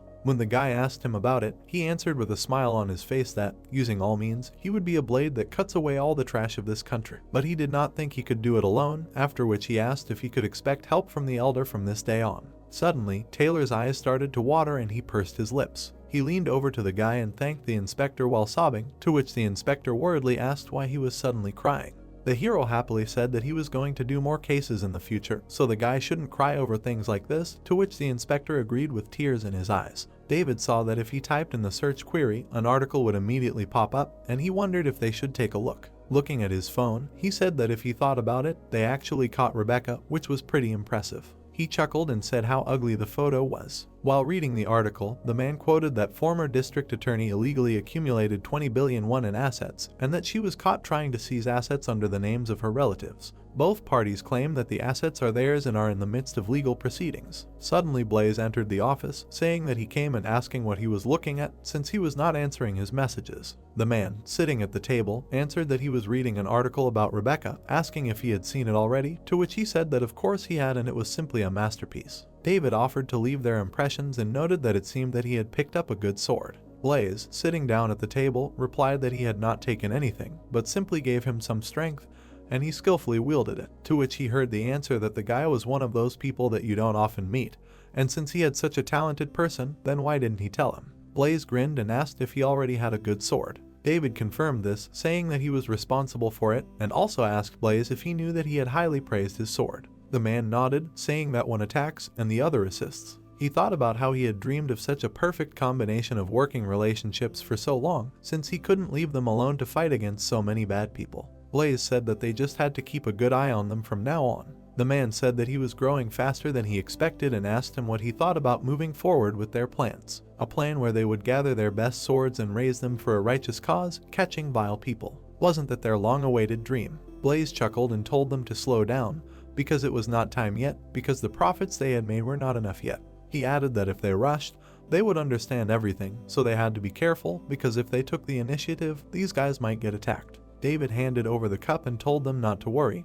because it didn't matter where they had to step, because they were just shields and decoys. Blaze, also holding a cup, replied that he was right and suggested that they just gather more strength now. The men clinked glasses to celebrate their future. The head of the investigation department was sitting at the table and listening to the news on his phone, which said that the former district attorney Rebecca was embroiled in an outrageous lawsuit, while her relatives claimed that the assets belonged to them, and people were being informed of what was happening. The man asked if this was what Kevin did, to which he confirmed. Tom exhaled and said that with this he was now absolutely sure that the guy had left his wing. He asked if he was preparing anything else in secret, to which he was told that not yet. The man put the phone down and told the hero that he and the CEO had been watching his every move and had come to the same conclusion. When the guy asked about it, Tom said that he had heard something from the main office. He said that the situation in 3 divisions of the National Tax Service was unstable, and that the director of the first investigation team, Blaze, had a rather crude sword. He added that there were rumors that the sword of the first group's director was Kevin, to which he received an affirmative answer. The leader said that as he suspected, the only one who gave him this power was Director Blaze. The man frowned and asked if he was simply doing his bidding back then. The hero replied that no, it was quite the opposite. He took the sword in his hand and added that he only wanted power, the power to catch all tax evaders. Kevin said that therefore, every step he took was done of his own free will. Tom rubbed his chin and decided that it was true, since the guy was not the type to become someone's informant. He lowered his head, sadly realizing that the hero was the sword Blaze. When the boy asked if the director knew, he heard the man say that he was not sure, but he probably had an idea, since the entire nation was in turmoil due to the struggle between the Seoul government and the central government agencies. At that moment, Director Blaze suddenly appeared and created 3 divisions that still exist today. Thanks to this, peace has been maintained and a stable hegemony has prevailed so far. Tom added that this is the end for the Teal Company and for Rebecca. He handed the hero a paper and told him to talk about his actions from now on, since he does not want a heart attack because of this, to which the boy resolutely agreed. Kevin was sitting on a bench with a hot drink when he suddenly heard someone calling him. He looked up and saw Taylor. His partner showed him the bag and happily asked if he had eaten dinner yet, since he bought steamed buns. The hero replied that he did not need to worry about him to that extent. Taking out a bun, the boy stated that it was just etiquette and asked him to put up with it, and also added that he would look after him like Alfred. Reaching out for the food, Kevin asked if he was talking about being Batman and, upon hearing an affirmative answer, said that he would rather check if Batman had evaded taxes. The partner laughed and replied that this was the whole auditor, it seemed quite possible. Suddenly, the hero heard a bell and asked who it was. Suddenly, he apologized to Taylor and began to run away, saying that it was something very urgent, so he asked permission to go first, after which he said goodbye. The partner excitedly asked where he was going without his butler trying to call him. The sky was pink due to the evening time of day. Gray was sitting at the table, smiling, saying that he and the guy had not seen each other for a long time, after which he asked if he was worried about his unexpected call and offered to sit down. Kevin apologized for being late, to which the man asked in surprise what he was saying, because there should be no apologies between them. He added that the director would not be coming, just like last time, so he could eat in peace. The boy smiled awkwardly and thanked the man. He was surprised and thought that this was the first time he would have such high-quality beef sashimi. Gray admitted that he was very surprised to think that he would actually go after the soul of a former district attorney, since this is not something a person with the usual amount of tenacity can do. Holding the sashimi with his chopsticks, the hero replied that it was all thanks to the support and help of the director and the department head. He tasted the food and thought how delicious it was. The man said that he was very grateful that Kevin came back with such results. They exceeded all their expectations. The boy held out the cup and said that he should be grateful to him for helping. Gray, drinking the contents of the cup, said that prosecutors and lawyers are quite difficult opponents if they commit crimes. He added that they only thought he would attack, after which he laughed and continued that instead he finished off 2 at once, and this result in itself exceeded all expectations. As Kevin raised the drink to his mouth, Gray said that he could not wait for the next tasks next year. The man asked him to come to the Samsung tax office right away. Grinning, the man asked why he did not want to go to Samsung, to which he was told that it was not that he did not want to. Looking at him, the protagonist replied that it was not the season for regular hiring, was that even possible? The hero took the cup in his hands and heard that he did not need to worry about such nonsense, he just had to come. The hero lowered his head and thought that it had not been that long since he became a civil servant, and he was going to provide him with a promotion so quickly. Of course, he did not mind, however. A voice in the room said that he still had work to do, to which the man asked what kind of work he had not yet finished, and the hero added that it was not yet time.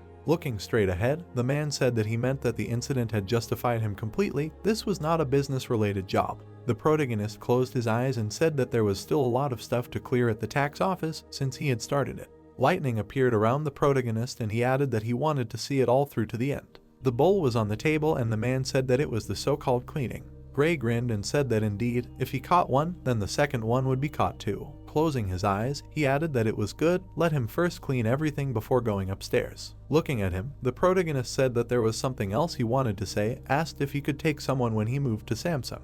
Putting his hand to his face, Gray asked that he had found his man.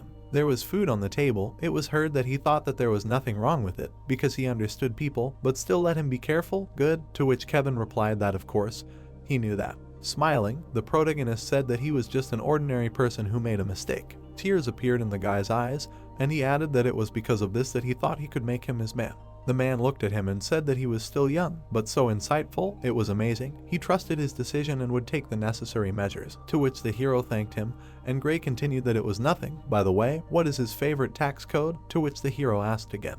The protagonist lowered his head and thought that his addiction after drinking was to talk about tax codes. A view of the parking lot opened up. Looking straight ahead, the guy said that it was heard that his head. Looking at the hero, he asked until what time he drank yesterday, to which the protagonist replied that he was dying. Kevin's eyes were red and he said that living in society is not so easy, to which the guy said that his eyes are so red. A view of the building opened up. Someone said that he should wait here for a while. Getting out of the car, the guy said that he would give him a hangover cure, so let him sit quietly. The hero leaned against the glass and said that he felt so dizzy. Suddenly, he exclaimed in surprise. The girl was walking down the street. Looking at her, Kevin wondered what was this. He had never seen her before. Leaning against the glass, the protagonist asked if she was evading taxes, said that he could not see her clearly. It was too far away.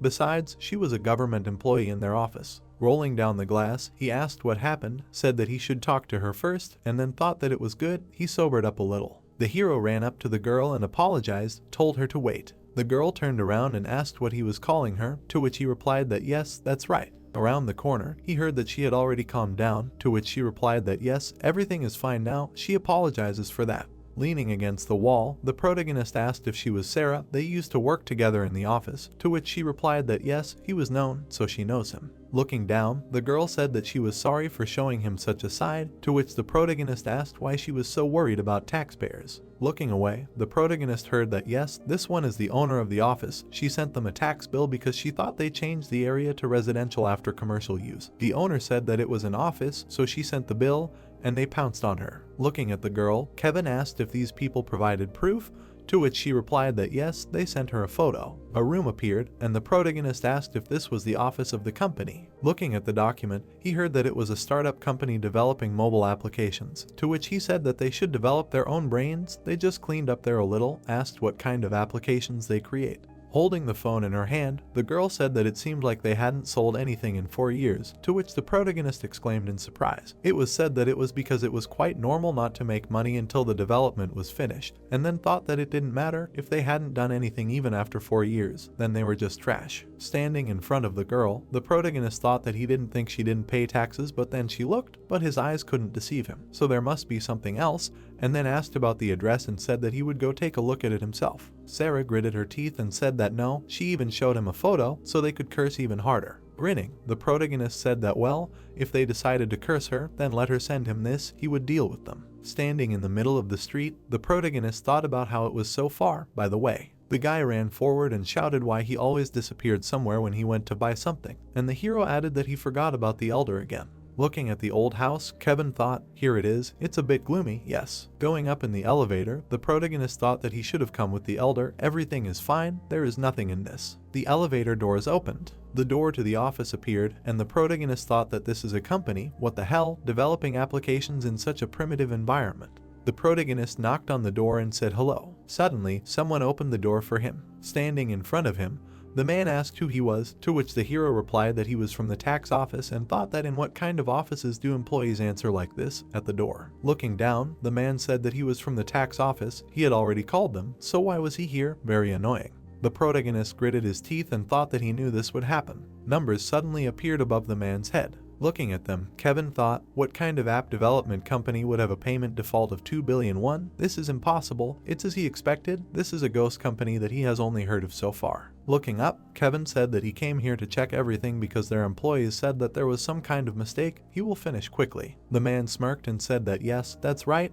There was a mistake, let him hurry up and check everything, they still have work to do. Approaching the hero, the man asked if this was what he expected to hear, said that he should get out of here. Looking at him, the protagonist thought, damn, let them just look at this brat. Frowning, the hero asked if this was really an office. Looking away, the man replied that yes, what kind of office, asked if something was wrong. Looking at the room, Kevin thought that it was a lie. They wanted him to believe that this was an office. Smiling, the man asked that he was surprised that it looked so shabby.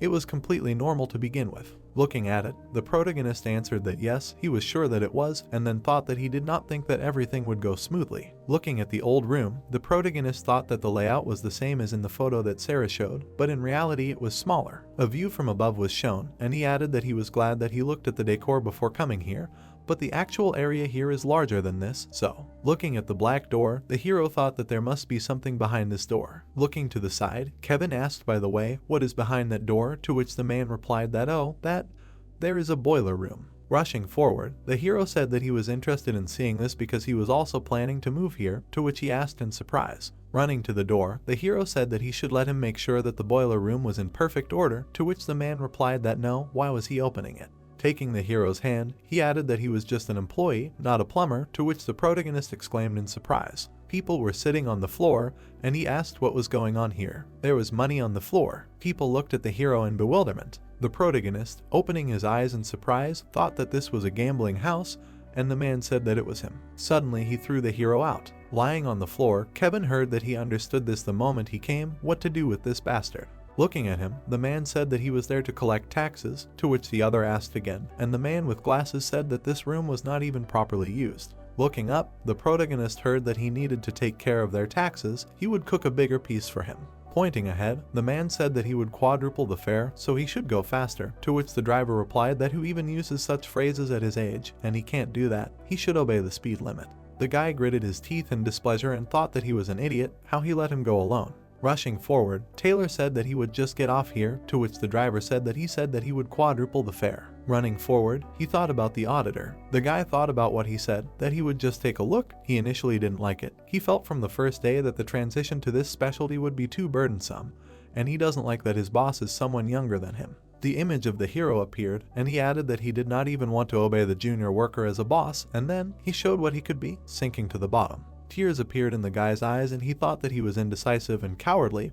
That's the kind of senior worker he showed in front of them. But the hero looked at him. Grinning, the protagonist said that no matter what, he would protect him. Looking at him in surprise, the guy thought that he was a person who never retreated in front of reality. Taylor clenched his teeth tightly. Lightning appeared around the hero, and he thought that the enthusiasm he had lost many years ago was shining so brightly in his eyes. The protagonist looked straight, and he added that he trusted him. The hero grinned, and the guy thought that in reality. The man held a sword in his hands. The thought appeared that he was needed in this world as an executor of justice. Frowning, Taylor thought about that, so no matter what might happen. Rushing forward, he added that but he would protect him. Opening the door, the guy turned to the hero. The protagonist smiled and turned to the guy. Breathing heavily, the guy answered that yes. He asked what the inspector and what he. Looking at the hero, he asked that he was okay, to which the protagonist replied that no, he was not okay, let him help him. The beaten man said that he was just a crazy bastard, asked why he continued to beat only him. Smiling, Kevin replied that this is definitely where he should beat him, because, swinging a chair, he added that his place here is the highest. Police lights appeared. Someone asked that he was the one who wrote the report. Sitting on the ground, the hero answered yes, to which the policeman asked what he did for a living, to which the hero asked again what was so important. Looking up, Kevin heard that they needed to establish the identity of the applicant, to which he replied that he was a civil servant from the Bayams and tax office. Looking at him, the man asked what civil servant, what rank, to which he replied that he was rank 8, and he continued that he was rank 8. Why would a civil servant like him come to a gambling house? Taylor looked up and said that he was here to conduct an investigation, and he was almost killed here. Asked if he thought that this was more important now, he was not going to catch those bastards. The policeman put the man in the car. It was said that this was not the problem, because this was not a one-sided conflict. Looking straight, the guy said that therefore, they are not the main ones here now. Turning around, the policeman said that they would take care of everything, so let them wait here for a while, to which the guy asked in surprise. Sitting up, Taylor said that no, a civil servant like himself had just been beaten up, to which the hero replied that that was enough. The protagonist closed his eyes and heard that they couldn't even call an ambulance now. Lightning appeared around him, and he thought that it was no wonder he had attacked them like that. An image of a man appeared, and the hero added that he was also evading taxes. Looking away, the protagonist thought about what he should have known. This bastard, it was not in his plans to catch them. An old building appeared, and he added that even if there were no security cameras around and only a couple of people nearby, it had not been that long since those scumbags escaped, so if they had chased them right away,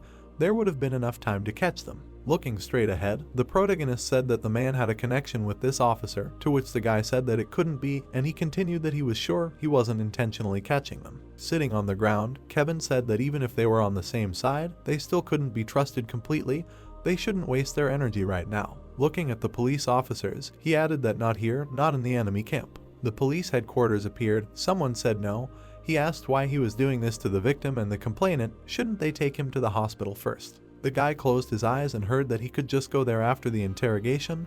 Wasn't he right? Looking at the officer, Taylor shouted that he was really going to continue in the same spirit. His colleague, a fellow civil servant, was hurt while doing his job. Looking straight ahead, the man said that it was rather strange for an 8-rank civil servant to go there alone to begin with, asking if perhaps they already knew it was a gambling house, so he went alone. The protagonist gritted his teeth and replied that he thought he alone would be enough to figure it out. As for the other one, of course he didn't know it was a gambling house, and the man asked what that meant. He would continue to lie. Lightning appeared around the protagonist and he thought that now everything was clear. He was trying to make him out to be a gambler. The officer pointed a finger forward and said that no, it was already clear based on the current situation. Smirking, the protagonist thought that sometimes it wasn't so good to just stand there, and then asked what kind of story he was trying to make up. The man raised his eyebrows and asked what he was talking about, to which he received the answer that he was just wondering if gambling alone was not enough for him, and he asked again that he had said something wrong. The man walked into the room and asked him if he was still not finished.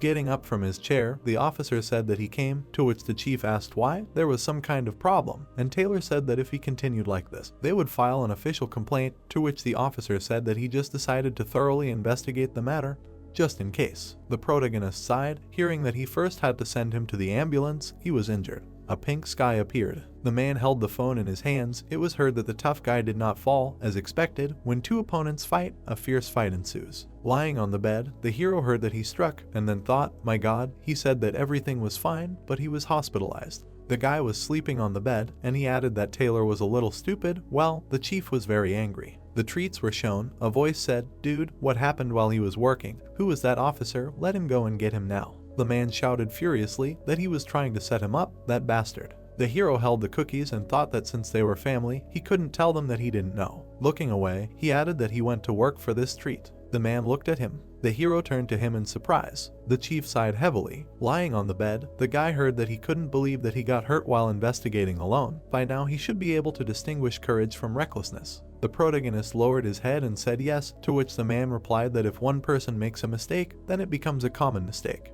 Looking down, he added that they considered him one of them. Let him not forget it. If this happens again in the future, they will have to control his daily schedule. The protagonist looked down and replied that he would think about himself. Excuse me. Looking at Taylor, he said, well, that's all. So who is this? To which the protagonist replied, that's right, it's Investigator Taylor. Looking at him, the man asked if he was here to protect Kevin or if he was here to play with toys. The guy put his hand on his chest and replied that no, he was here. He had already done all his work. It was getting dark outside. It was heard that he was just joking. He was Kevin's friend, to which the guy replied that he was Taylor, his colleague in the tax office. Having shaken his hand, Gray said that he understood. He would ask him to take care of him so that he would not get hurt, to which the guy replied that yes, he would be there, taking care of him. The man looked away and said that Kevin's intuition really worked well this time. He would have to discuss this matter with the director. If the police were involved, then it was not something they could handle alone. Sitting still, the hero thought that this situation was worse than he expected. It was said that if anyone tried to take Kevin, then they should stop them at any cost. Looking straight ahead, the guy replied that he would take care of it.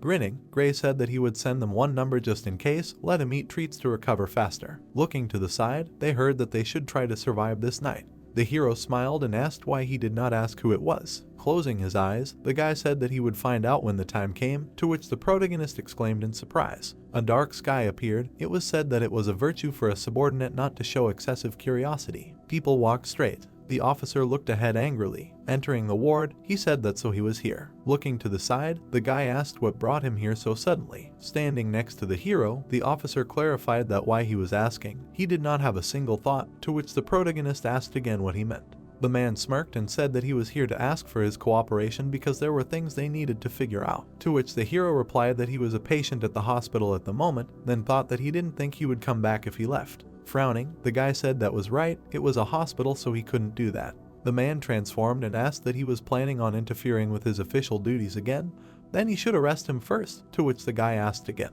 They looked at the hero, hearing that he understood he would be coming with them, so he should stop. Holding the phone in his hands, the protagonist said that but before that, let him call someone, he should make a report first. Smirking, the officer said that well, he was afraid that it would take too long. A thought came to mind that he should use the number the boss sent him anyway. The police looked straight ahead and the hero added that he didn't know if it would be some kind of magic number but he should try to grab this chance. Holding the phone in his hands, the hero heard, yes, who is it? To which he apologized for calling so late at night. Looking at him, the people heard that it was Kevin from the Audit Investigation Department of the Bayosman Tax Office. Manager Gray gave him his number. Looking straight ahead, the hero quietly said that so, an officer from the Bayosman police station is here to arrest him. Yes, he is here with other officers. Holding out the phone, the hero asked that he wanted to talk to the officer. Taking the phone, the man said that it was annoying, asked that yes, who was it? Suddenly, he rolled his eyes in fear. Falling to his knees, he apologized. He began to tremble and said yes it is, he got it, yes, and the hero wondered what the hell, whose number the boss gave him.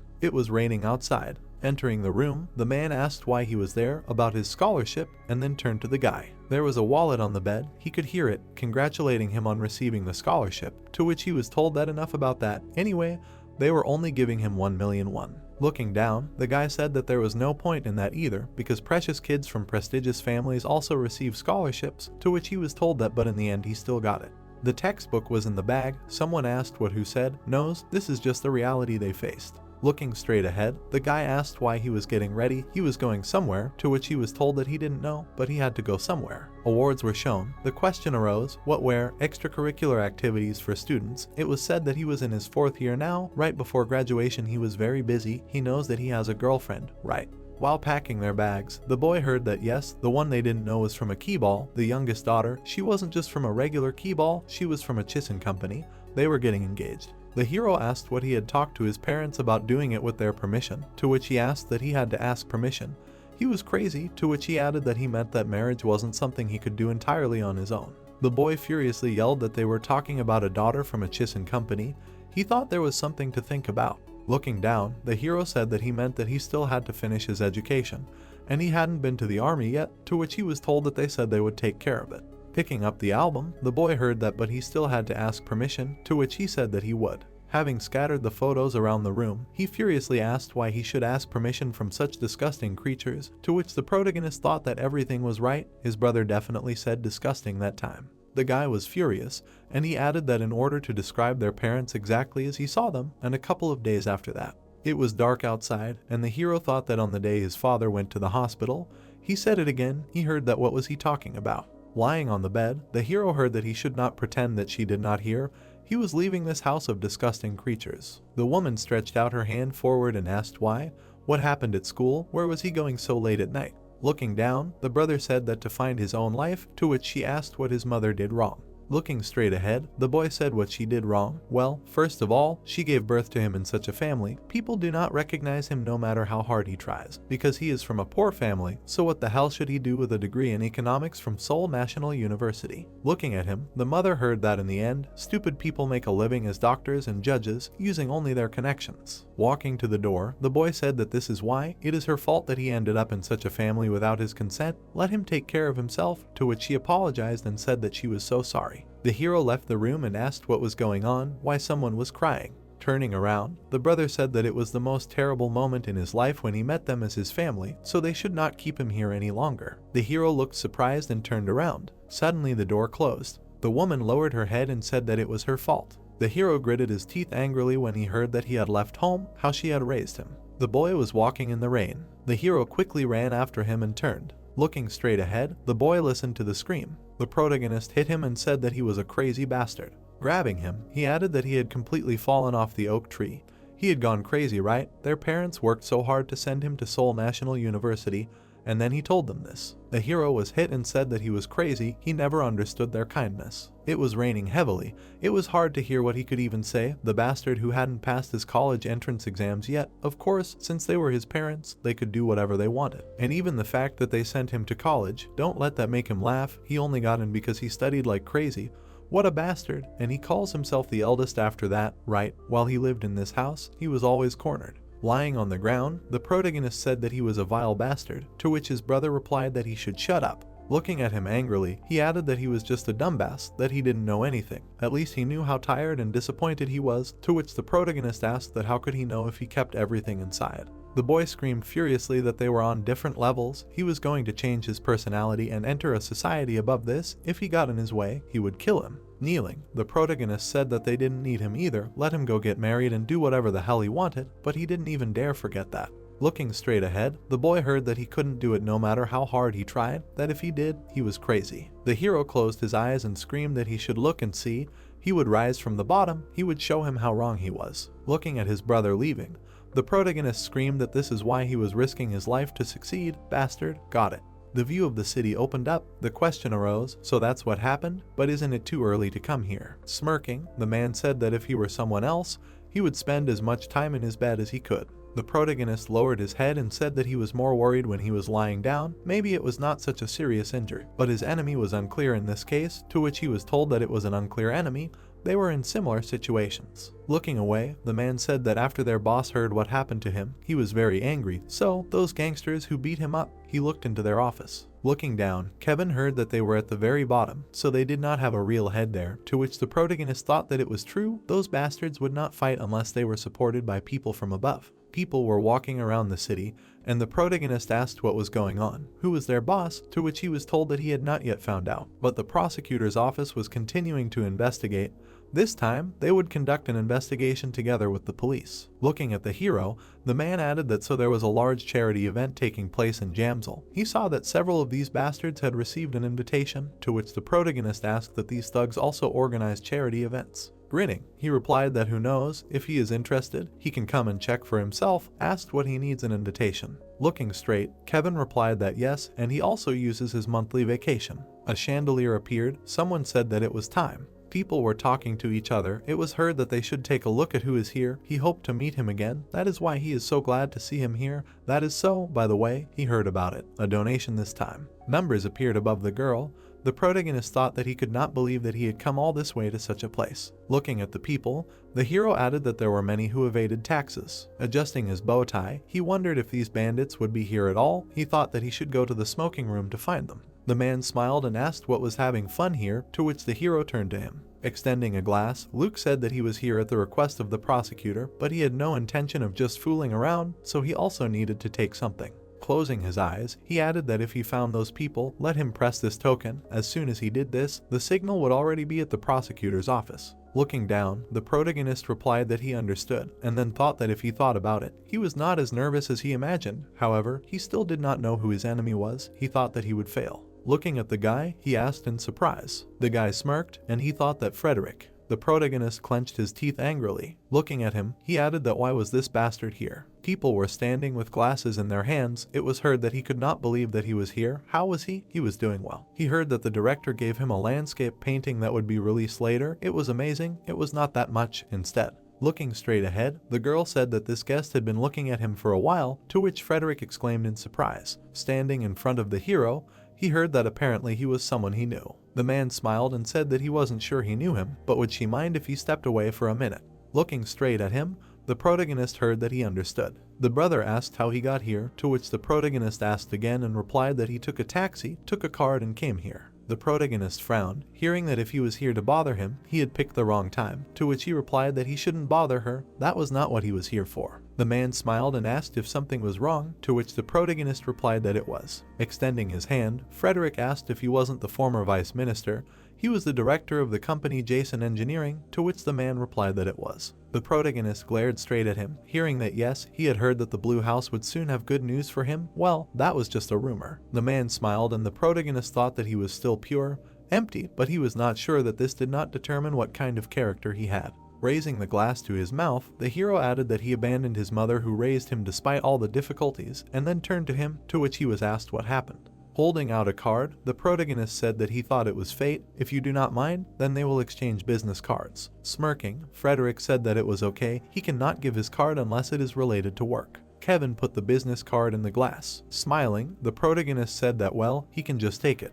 The man looked into the glass. Luke looked away. Frowning, the man heard that perhaps someday it will help him if he knows someone from the tax office. The name was written on the card, and the hero added that he thought that would be great, right? Frederick began to drink from the glass. Looking at him, the hero heard that it was a little. Smiling, the brother said that it was a mixture of those with a low level, so it tasted a little dirty. The protagonist smiled and said that he apologized for that. Putting the glass on the table, Frederick said that he did not have time to fool around with him, saw it would just end it here. Looking at him, Luke said that here he comes. Putting his hand on the hero's shoulder, he added that he did not know the details, but this is the great spirit that he has. The protagonist clenched his fist tightly and heard that however, even if they have a bad relationship, he is still the director of the company. He wants to make him his enemy.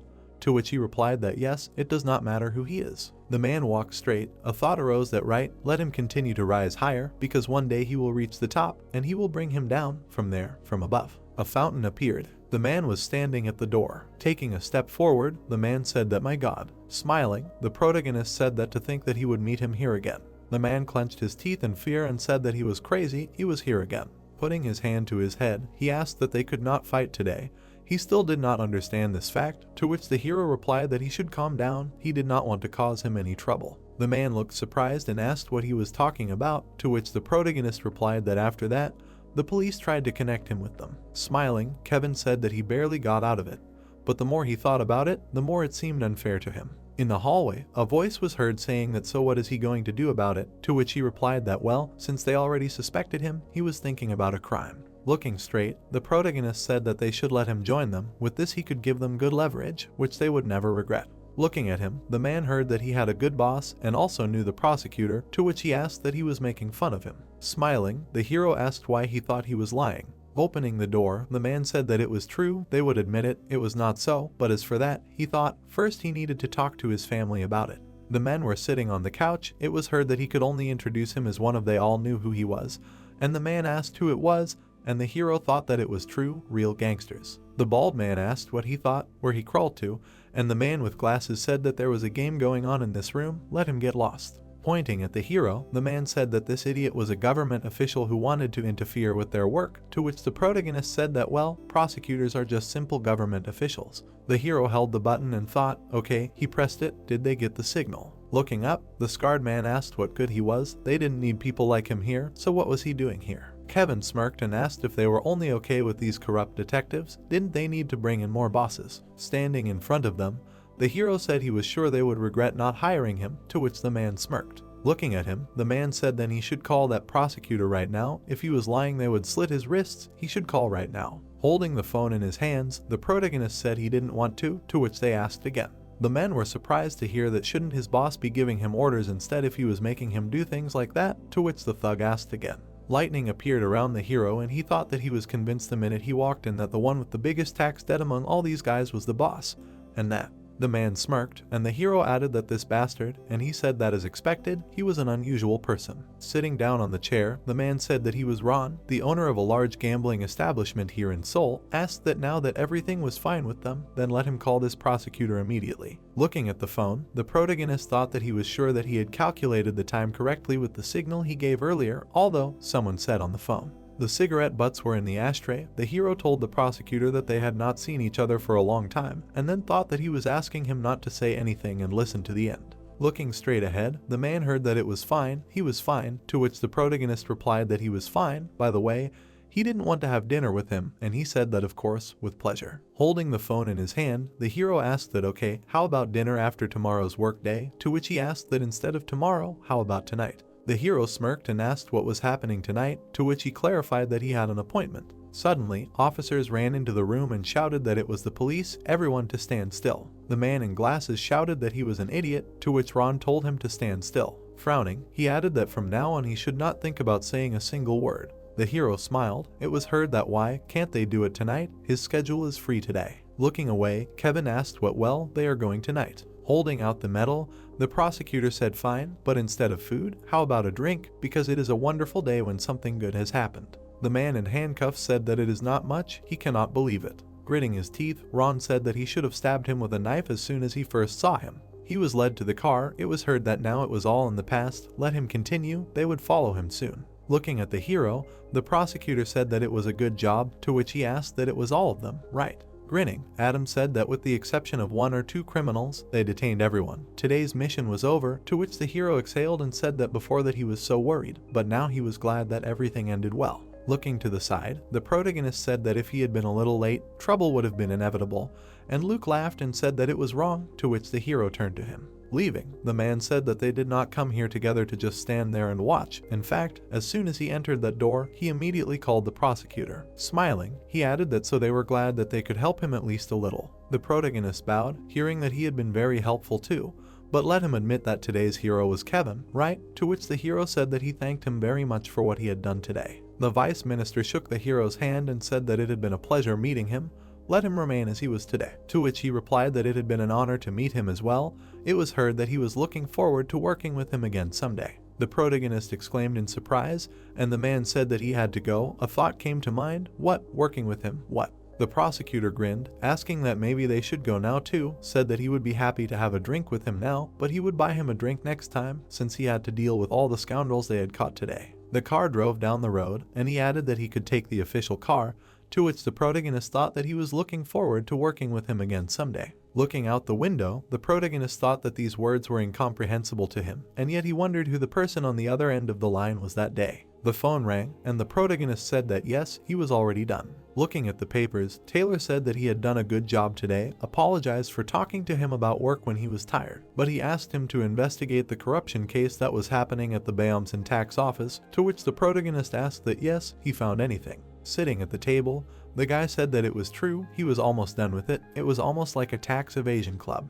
The protagonist frowned, hearing that he had heard of their society, to which he asked in his head. Images of people appeared. It was said that there were people who approached him when he still worked in the income tax department, said that civil servants like them should join forces to survive, and that he should not turn a blind eye to the taxpayers' taxes in order to earn a little. But he asked what to do if he was ever accused, so he refused them. A face in a mask appeared, a thought appeared, let him know if he changed his mind, let him not forget, they were the only ones who could protect him.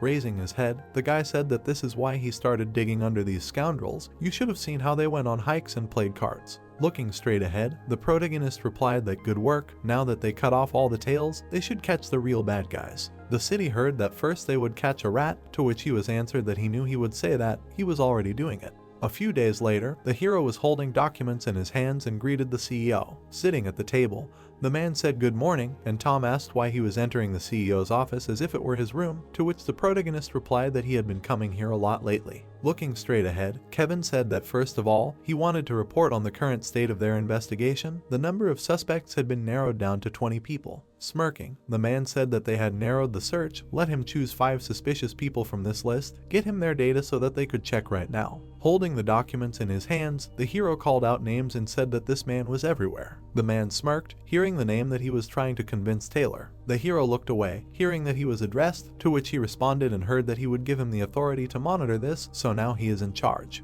Looking at the man, the protagonist asked again, and he said that he thought, he doesn't understand anything. The bosses originally sent him here to do this, right? To which the protagonist said, no, he's not, he's just... The man closed his eyes and said that he's an idiot. He's an idiot. He has over a decade of experience working here, so he shouldn't pretend to be stupid. The protagonist looked at him in surprise and asked what he was saying. Jared closed his eyes and said that he couldn't help but notice what he was doing. He was tracking down corrupt people without being asked about it, and at the same time having a 100% result. It's because there's something they can't know. The protagonist looked down and said that he was about that. Suddenly numbers started appearing before his eyes, and he wondered what it was. He was just reading a report. The papers flew up, and he added that although they were not complete numbers, he could still read them, the amount of their iniquities, right? He could see it somehow. Holding the sword in his hands, the hero thought that because of this, the more he used this skill, the more advanced he became, just like a knife that becomes sharper the more it is sharpened. Looking straight ahead, Kevin said that it was as he said. Standing in front of the man, he said that he usually followed someone's orders, but this time it was all under his will. Maybe he could tell them everything once this was over. No, he would definitely tell him. The sign of the income tax department appeared. The girl looked away, hearing what about the person she told him about the other day, to which she asked again. The girl smirked and said that he shouldn't pretend he didn't know the last time she got scolded by a taxpayer, to which she asked what Kevin, and she added that it was true, anything happened after that, or nothing happened. Sitting at the table, Sarah said that they hadn't seen each other since that day, to which the girl asked why. She should have gotten to know him better, she knew he was popular. The girl looked down and heard that she knew he'd buried a lawyer in taxes, so cool, to which she thought, well, she thought he was cool too. Should she have politely asked for his phone number? The hero smiled and said that it had been a while, and she thought that but if they saw each other again, of course he could say it had happened, and then she exclaimed in surprise. The girl turned to him, and Kevin asked why she was so surprised. While fixing her hair, she said no, that day, thank you, all she can remember is how she whined to him about it, and he said no, she also cried when she whined, to which she asked again in surprise. Looking away, the girl wondered what it was. He was cool for a supposed brat with a bad reputation. Looking at the door, the hero asked if there was a person named Vincent here, to which she replied yes, it was him. The guy angrily asked that instead of uploading all the documents he had finished, she was fooling around. Why was she just sitting there? Who was that next to her? Her boyfriend. Looking at him, the hero replied that he was not her boyfriend, to which Vincent said that then let him go. People in this department have to work even during lunch. It was heard that she was just. The girl rushed, hearing that there was nothing to talk about, she had little time, to which she replied that she did not. Looking at the hero's hand, Vincent said that he should not stand there and go where he was going, to which the hero replied that he should wait a minute, he must first check if he was the Vincent he was looking for, to which he asked again. Kevin smirked and said that he came here already knowing about him, but it wouldn't hurt to knock on the stone bridge. The guy angrily asked what was wrong with him. He was talking nonsense, right? Numbers appeared above the guy's head, and the hero said, now let's see, right, that's all, as expected, he's a criminal. A scream was heard. What kind of crazy bastard is he? Looking at him, he said that yes, he's right, he's crazy, so let him come with him. The guy asked again in surprise and said that they, young idiots who haven't even worked here for 10 years, what are they doing here? Why did he come here? The protagonist said that he was doing him a favor by saving his face in front of his subordinates, but he thought it was pointless. He came here to put an end to his life as a civil servant. The guy angrily asked again. Pointing at the hero, Vincent shouted no. Why was he doing that? He wanted to say he was evading taxes or something, to which he replied yes, so he already knew about it. To which the guy said what a funny bastard, he even had proof that he was evading taxes. And the hero said of course he knew, to which he asked again furiously. Looking straight at him, the hero asked why. He wanted him to tell him everything in order. Pulling out the paper, the protagonist said that last August, an illegal reduction in transfer tax on unlisted shares. This February he ignored the additional tax and made a fraudulent refund. This April he reported the wrong refund amount, not even taking into account the gift tax payment. 2 cases in June and 3 more cases in July last year. What about this August? The guy exclaimed in surprise when he heard that just recently he even forged an official document in the name of the tax office CEO to make an illegal refund. Vincent held out his hand and shouted that he wasn't even sure if it was true or not. He was just trying to sabotage his work. Would he be able to handle the consequences when the CEO found out? To which the protagonist replied that he shouldn't be angry. Looking straight ahead, the protagonist said that the investigation and registration of taxpayers' statements had already been completed. They were here to take him to the police station. The guy held out his hand and said that he was lying when he heard that as a government official. He wasn't even ashamed of the fact that he had helped and evaded taxes. Vincent shouted loudly when he heard that if he didn't want to lose his clothes like this, then he should start confessing what he thought he was doing right now. The guy looked away and turned to the boss. Walking straight ahead, the man asked what was going where. He said they were taking their employee. Pulling out a paper forward, the hero said that the CEO himself approved this. Here is all the evidence. Standing in front of the protagonist, the man asked what evidence, said that this is his evidence that appeared after a few keystrokes on the keyboard. He is that lousy investigator.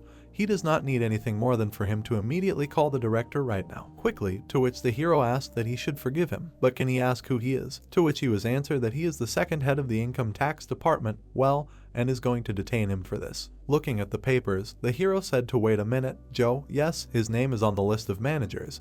And he is right, he thinks they need to detain him too. Raising his hand, the man shouted that he thinks now is the time to talk nonsense to him. A blow flew at the guy and he said no. The hero turned to the investigator in surprise. The man yelled at the chief and the girl said the guy's name. Glaring at him, Joe asked why he was here, to which he said it hurt. Looking straight at him, Taylor asked what he thought they could come up with and do something, said that if he was like the civil servants they would look at the paperwork and talk. The man gritted his teeth and asked why the investigators were here, in the wrong department, starting a fight. The man looked away, hearing his name. Walking forward, the protagonist asked that he really thought they were here just because they wanted to. If he didn't like their interference as investigators, then he shouldn't have done it in the first place, so they wouldn't barge in, to which he asked that he still was. Pointing at the protagonist, Joe said that he had better stop what he was doing while he still gave him a chance. There wasn't a single person in Seoul City Hall and Sejong City headquarters that he didn't know. Looking straight ahead, the protagonist asked what he just said, Sejong City headquarters, then what kind of coincidence was that? Putting his hands in his pockets, Kevin said that those two were from Sejong City's main supervisory national tax office. The man exclaimed in fear. Looking straight ahead, the protagonist said that maybe they also knew the people he knew, since he said that there weren't any people in Seoul City Hall and Sejong City headquarters that he didn't know, right? The man gritted his teeth and said that it was. Joe yelled no, hearing that it didn't matter, maybe they should call Sejong City headquarters first, and he would give the names of the people he knew. Vincent was led to the exit, and it sounded like they were arresting them. It looked like it.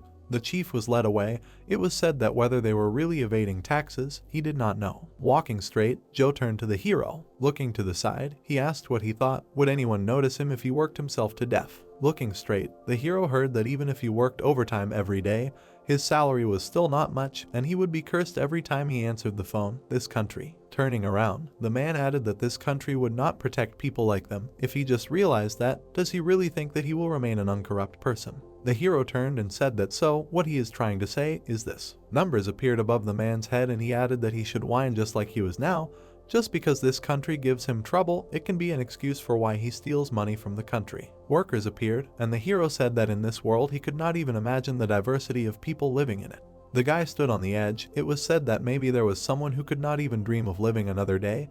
He was sure that he could find someone like that here in Korea. The man looked scared, hearing what a person like him had just done. Looking at him, Kevin said that this is trampling the efforts of those people who live faithfully and truly every day. The man floated on a raft, and he added that those who do not know the value of hard work can choose the easy way. A huge waterfall appeared, and he said that they will easily fall apart like he is now. A man walked among the paparazzi. It was said that this morning at the Bayamson tax office, an organization of public servants was caught that helped taxpayers evade taxes. They united 11 people, they called themselves their society, and they were engaged in corruption for a long time. The man stood at the microphone. It was said that he should say what he thought, to which he replied that first of all, he apologized for causing trouble to many people. A beam appeared. It was heard that as public servants, they should not have betrayed the citizens. Holding the remote control in his hands, the man said that he could not believe that there were public servants who played with taxpayers' money.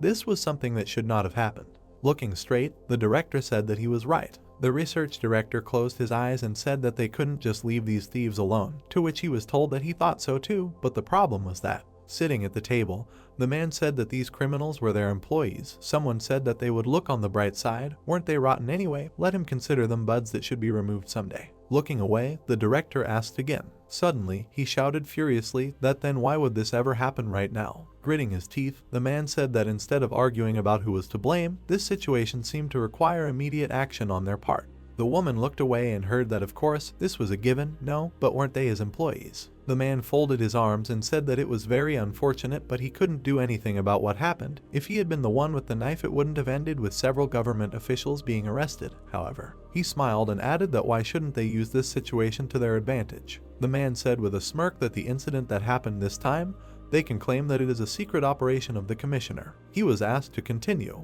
The voice said that so it would be like they can take this opportunity to self-cleanse the national tax authorities. In the case of the tax office, they can announce that the commissioner's instructions were to warn those who commit corrupt acts. The man asked how about it, would it not be enough? He was told that it was convincing, but the young man frowned and said that was right, it would certainly upset public opinion. Someone asked to wait, wasn't he, Director Mark, the one who put this person there in the first place? If they followed their plan, then in the end it would only benefit them. He asked if he was trying to upset the balance of power. Someone said the Director of Litigation. He continued that it was just his answer because they wanted to find a solution. Of course it didn't mean they had a problem with them exposing corrupt government officials, did it? The man replied that he just wanted the truth to be known. The director folded his arms and said okay and suggested that they accept Blaze's offer but not to drag him into this kind of thing again. Blaze replied with a smile that yes, of course he would take responsibility for it and make sure it was fixed. The voice said to hold a press conference. If they dragged it out, their offer wouldn't work. The director said to keep in mind that they couldn't let the prestige of the Korean tax authorities fall to the ground. The sky was burning orange. There was a dish cooking on the stove and the man said okay, just a little more and it would be ready. The voice called the protagonist and said that mom had arrived. Kevin called his mom and said that dinner was almost ready. Kate walked in saying, oh my god, why is it so hot today? Kevin asked why she was carrying so much stuff since he was cooking. She didn't need to go grocery shopping. He continued that either she should have called him, her health was still not in the best condition. Kate patted his chest and said that was enough, it was nothing. She said she had already taken her medicine so she was fine. Kevin grabbed his head and said she was still recovering so she should pay more attention to her health. Kate exclaimed, by the way, why did he cook so much food? To which the guy said nothing special. She sat down at the table and said oh my god, she liked it so much. It had been a long time since she sat like this with her son, and for Kevin to hurry up and sit down, the guy told his mother to start eating. Kate leaned her leg and said that she would make him some side dishes from what she bought. Kevin said no, it was fine, she should rest for a while. The voice on the TV said that the latest news was that he was currently at the site of an emergency press conference for the head of the National Tax Service to look into the Bayamson Tax Office corruption case that happened 2 days ago. Kevin widened his eyes and thought, so that's what it was. The voice continued that the National Tax Service staff is always on the people's side and always strives to do their best. Mark on the TV said that this Bayamson case was a secret operation carried out by their special investigation team. The hero thought in shock that it was a secret operation. Nothing like that. The voice continued that they couldn't tell other people about it for safety reasons, so he apologizes for making them all worry. Mark said that their goal was to make sure that taxpayers could pay their taxes with confidence and to create a transparent and fair national tax service. He smiled and went on to say that as long as he was here, he would not tolerate corruption. Kevin thought that he had not expected the commissioner himself to come out and make such a spectacle and what people would think about it. The comments were asking for the name of the person who had conducted the undercover investigation. The post office and the National Tax Service were the richest in their country and that they had done a good job. Civil servants. The hero thought that they had managed to turn public opinion around right away. The press conference had been a success. A looming crisis could be turned into an opportunity in an instant. That was what politics was. Even he didn't know what kind of world he had crashed into. He thought he had made a big difference, but he was probably just one of the accessories, right? Kevin looked at his phone and thought that if so, who was he an accomplice to? Someone called the hero and asked if he was listening. Kevin looked up and said he was thinking for a bit. Kate said she was talking about Frederick. If he ever met him again, he shouldn't fight with him. The woman said she remembered. He told her they had just met. He said he was living well. It flashed through his mind that Frederick, the guy said it was a mix of those with a low level, so it tasted a little dirty. Kate said she wasn't worried about Frederick, but she said it because she was more worried about him. It was nothing special that someone had left them, but didn't he think the rest should look ahead and walk straight? Kevin closed his eyes and said he knew, and that he thought so too. A voice told him to hurry up and eat. Someone told the CEO he was here. They told him they hadn't seen each other for a long time. Kevin's eyes widened. He walked in and said that Department Head Tom and also Department Head Harry and asked what brought them here. Harry replied that it was nothing special. Because of the news, rice cakes came to the Bayamson tax office as gifts, so he was here to share them and also to see his face. He continued that if you think about it, he has been almost everywhere these days and that he is just like a hound dog looking for corruption. Harry asked if he knew that it was because of him that his employees were having such a hard time. Kevin chuckled and said that he thought he should apologize for that. A voice said that someone who was sorry managed to take out 11 people and laughed. Someone replied that it was okay, that was what they had to do anyway. Someone walked in and told the auditor that it was good that he was here. He continued that right now someone was looking for the auditor Kevin. The man was eating a flatbread and said who it was and that they could bring them here. He was told that it was. The man came in and said that he thought it was a bad time. It had been a while since he had seen the CEO of the Bayamson tax office. The man introduced himself as Gray and said that he was the manager of the property tax department at the Samsung tax office. The voice asked again what the matter was. Gray put his hand on the man's shoulder and said that it was nothing special. He continued that he was just asking where to find Kevin. The hero looked at the hand on his shoulder. Gray said that he was also asking for his friend. Taylor asked himself in surprise. Harry exclaimed what he was talking about. How could someone from Samsung come here and take these two? Tom told his partner to calm down first and that they had been waiting for this for a long time. The voice asked what he meant by waiting for so long. Gray turned around and said what he thought. He didn't explain it to them beforehand. Kevin replied that it was because he couldn't pick the right moment and that he was sorry. Tom said that no matter how much they didn't expect this situation, it would be quite inconvenient for them if they just came here and took Kevin away. Gray said that he could have explained it to them briefly over the phone, but as they knew, Kevin was in a situation where he had such a big responsibility on his shoulders. A man came between Tom and Harry and said that it was natural for employees with good performance to receive a reward. He continued that but the reason they were taking Kevin away, he wanted to ask if it was to seriously use him for something like a political battle. Kevin called for the CEO. Gray said that yes, Kevin was their sword. The old man continued that if that was the reason, he would say it outright. He couldn't let them take him away. Gray thoughtfully replied that he couldn't let him take him away and why was he refusing. The old man replied that it was because he said he would use him for political battles. He asked if he was going to make Kevin his scapegoat. Then he went on to say that if that was the case, he would never be able to let him do what he wanted. Kevin called the CEO. Gray responded that he understood their concern for Kevin, but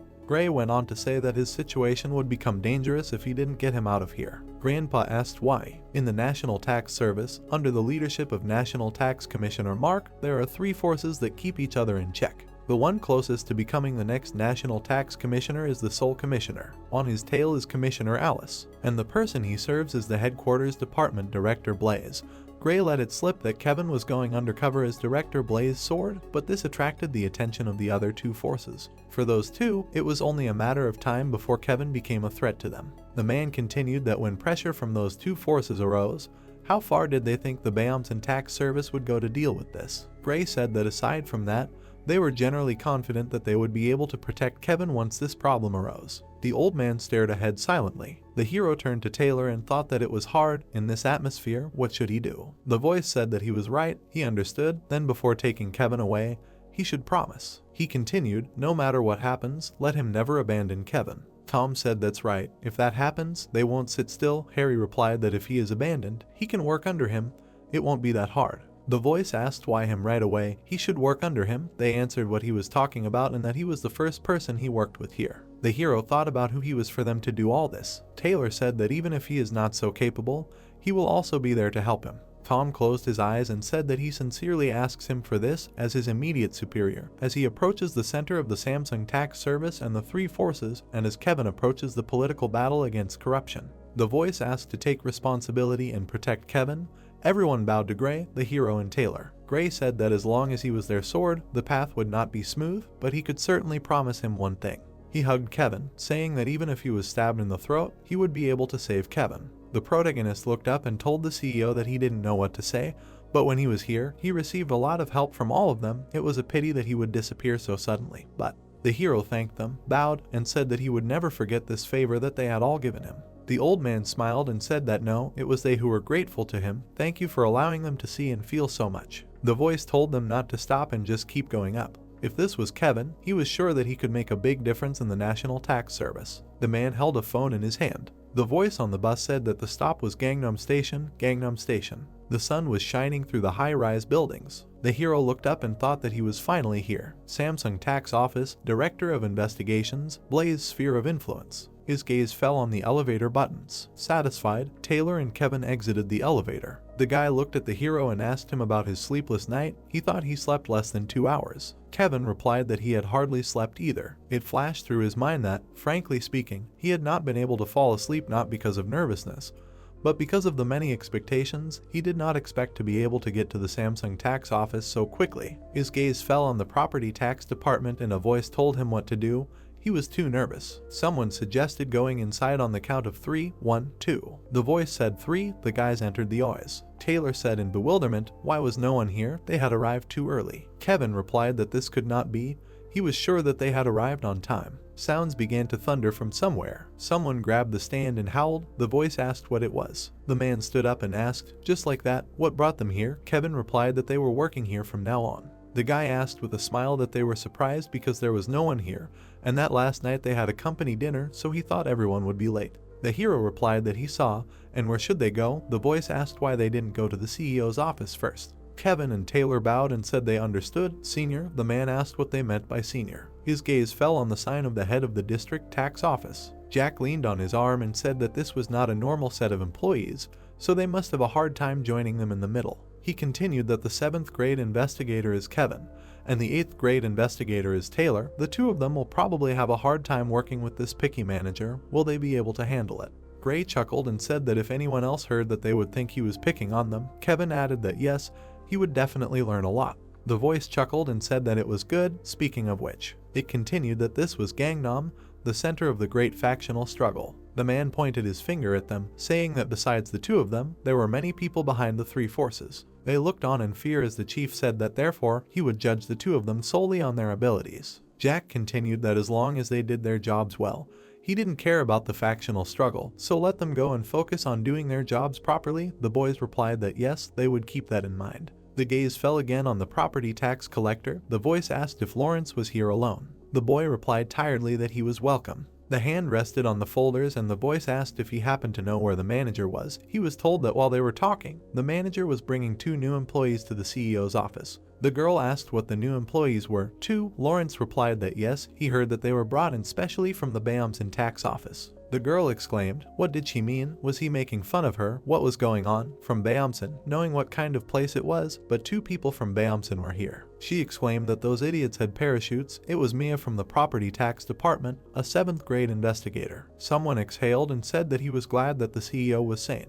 Kevin turned to his partner and said that he was sure that it would be better here than he thought. Lawrence stretched and asked that they were finished already. The protagonist replied that yes, he told them to ask them where their seats were. The guy rubbed his head and said that he would tell them in about 10 minutes. The question was asked, why in 10 minutes? Everyone turned to look at the girl who was saying that they were new people from the Bayamson tax office, right, and how long they had been working there. The answer was that a year. Mia repeated thoughtfully that yeah, 1 year, and that it wasn't even a regular job, but directly at Samsung from Bayamson, maybe he was the manager's cousin. Lawrence smiled and told the girl that but they must be here for a reason. The voice asked about the reason. Mia closed her eyes and said that she should stop making up things like that, and that their team was a difficult department, right. Kevin called Lawrence and asked, right, these were their seats? The guy replied that this was Taylor's seat. The protagonist continued, then can he ask where his seat was? He closed his eyes and continued that he had a big monitor.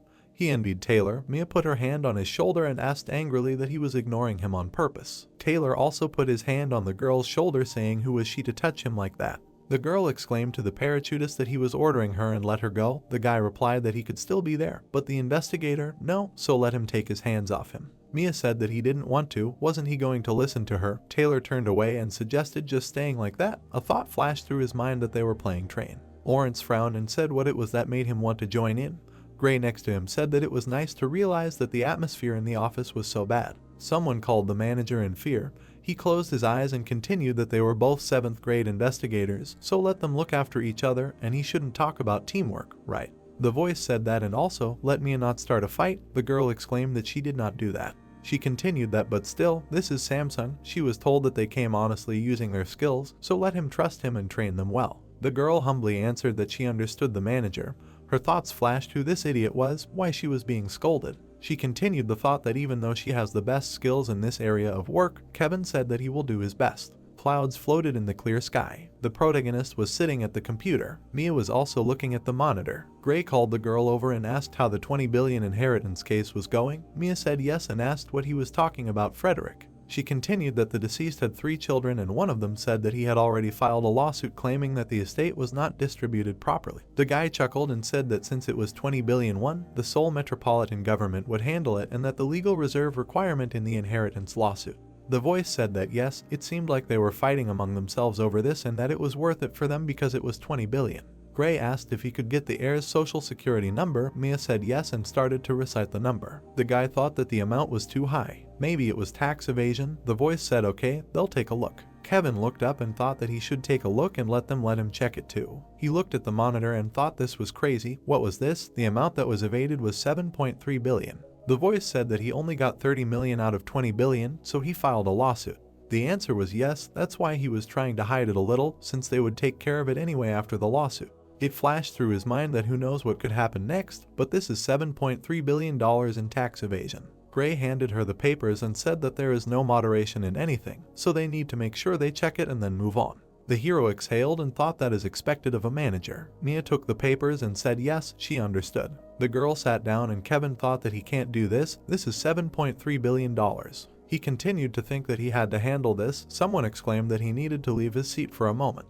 His gaze fell on the operational support department. A voice said that it was an application for financial information from the property tax department. The man said yes. The girl asked why he came here instead of filing the application digitally. Kevin said with a smile that if possible he would like to be sure. The voice asked if he could contact his manager first. Someone exclaimed that yes. It flashed through his mind that he was in a hurry, so he could not give the report. The manager will understand, right? Someone exhaled and asked that it was Kevin, right, and that he assumed that he had already settled it. Kevin answered on the phone that yes, it was. Gray laughed and said that right, fine, since these documents will be approved by him, let him just tell him what it was. Kevin was talking into the phone that well he thought it would make investigator Mia feel bad. The voice on the phone laughed and said it was her fault she hadn't noticed, but he understood it was almost lunchtime so he should eat first before coming back here. Kevin said yeah, he understood. Someone yelled out what it was. Coffee. Who bought it? The man put the drinks on the table and was told it was Kevin, the new employee who came yesterday. The voice yelled out that they don't take bribes like that.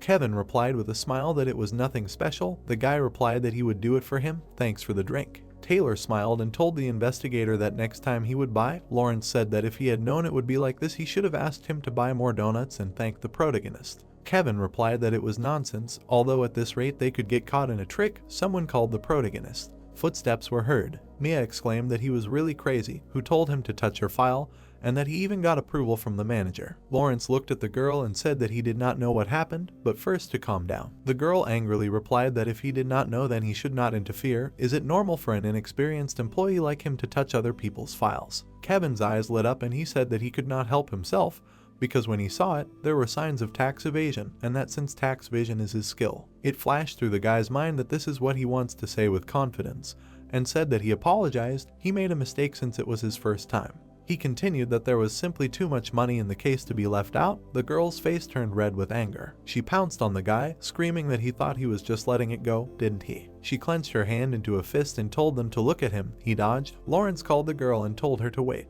She grabbed his drink and screamed what it was. The coffee flew towards the protagonist. Someone suddenly grabbed the drink in front of the guy's face. Taylor said that he caught it. The hero looked ahead in shock. Mia screamed furiously that the two of them really were a couple. The guy told her to calm down first and suggested that they talk about it less furiously. The girl called Mia and said that the civil service office was calling. The voice said the civil servant's office, which is not true. The girl said that it was Greg, the heir to 20 billion won. He was personally here to see him. The guy's eyes widened in surprise. The voice asked that he was Greg, right? The drink was on the table and he was told that yes, he was sorry for coming here so suddenly. There was a discussion in the break room that no matter how much he thought about it, he found it unfair. That was why he was here. Mia replied that she understood and that this was Investigator Kevin and she was Investigator Mia. The voice continued that he could talk to them calmly.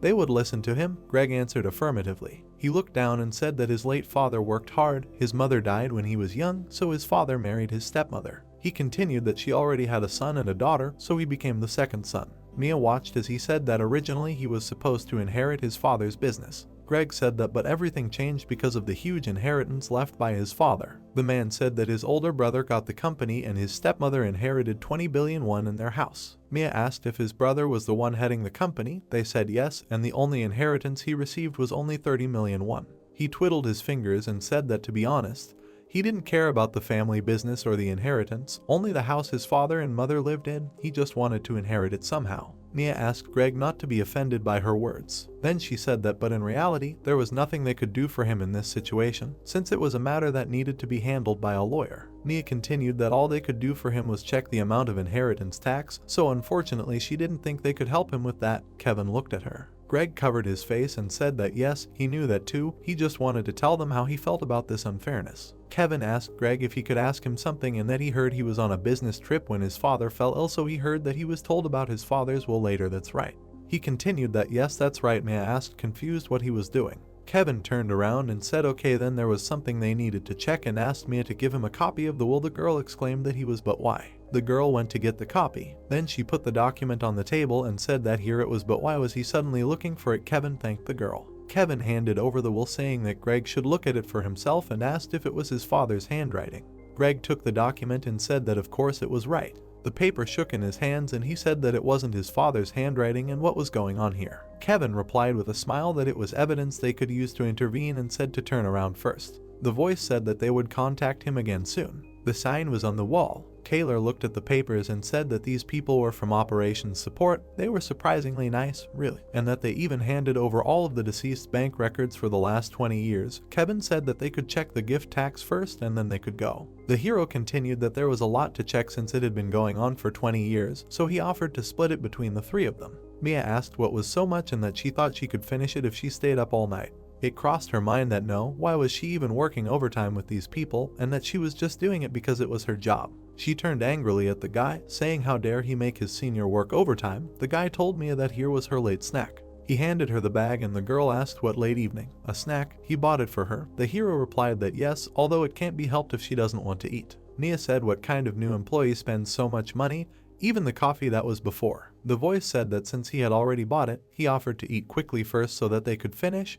The moon illuminated the sky. The setting sun began to rise. The office of the head of the district tax office. Greg looked ahead tiredly. The people in black clothes looked ahead. The voice said that he thanked them all for being here despite their busy schedules. The fact that all the heirs were sitting here is due to the inheritance investigation, so he asks for their understanding so that they can start right now. Kevin held the document in his hand and said that first of all, their findings. After studying all the gift taxes before taking into account the amount of the inheritance, they came to the following conclusion. and that the stepmother's family will have to pay $7.5 billion on top of other additional taxes. The voice exclaimed, $7.5 billion, he means they want them to pay voluntarily, billion, Jack smiled. The woman grabbed her head and told the government official to listen. They already have problems with their regular taxes. She raised her finger and continued, so they can't afford to pay $7.5 billion on top of that, do they understand? Kevin's eyes lit up and he asked, what kind of proof then?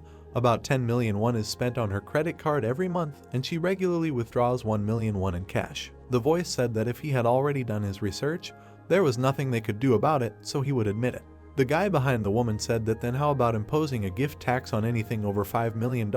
Imposing a $7.5 billion tax was a little steep. Kevin stood in front of them and said that yes, he acknowledged that a $7.5 billion tax was a little steep for their unpaid estate, and that was if they only counted their unpaid estate.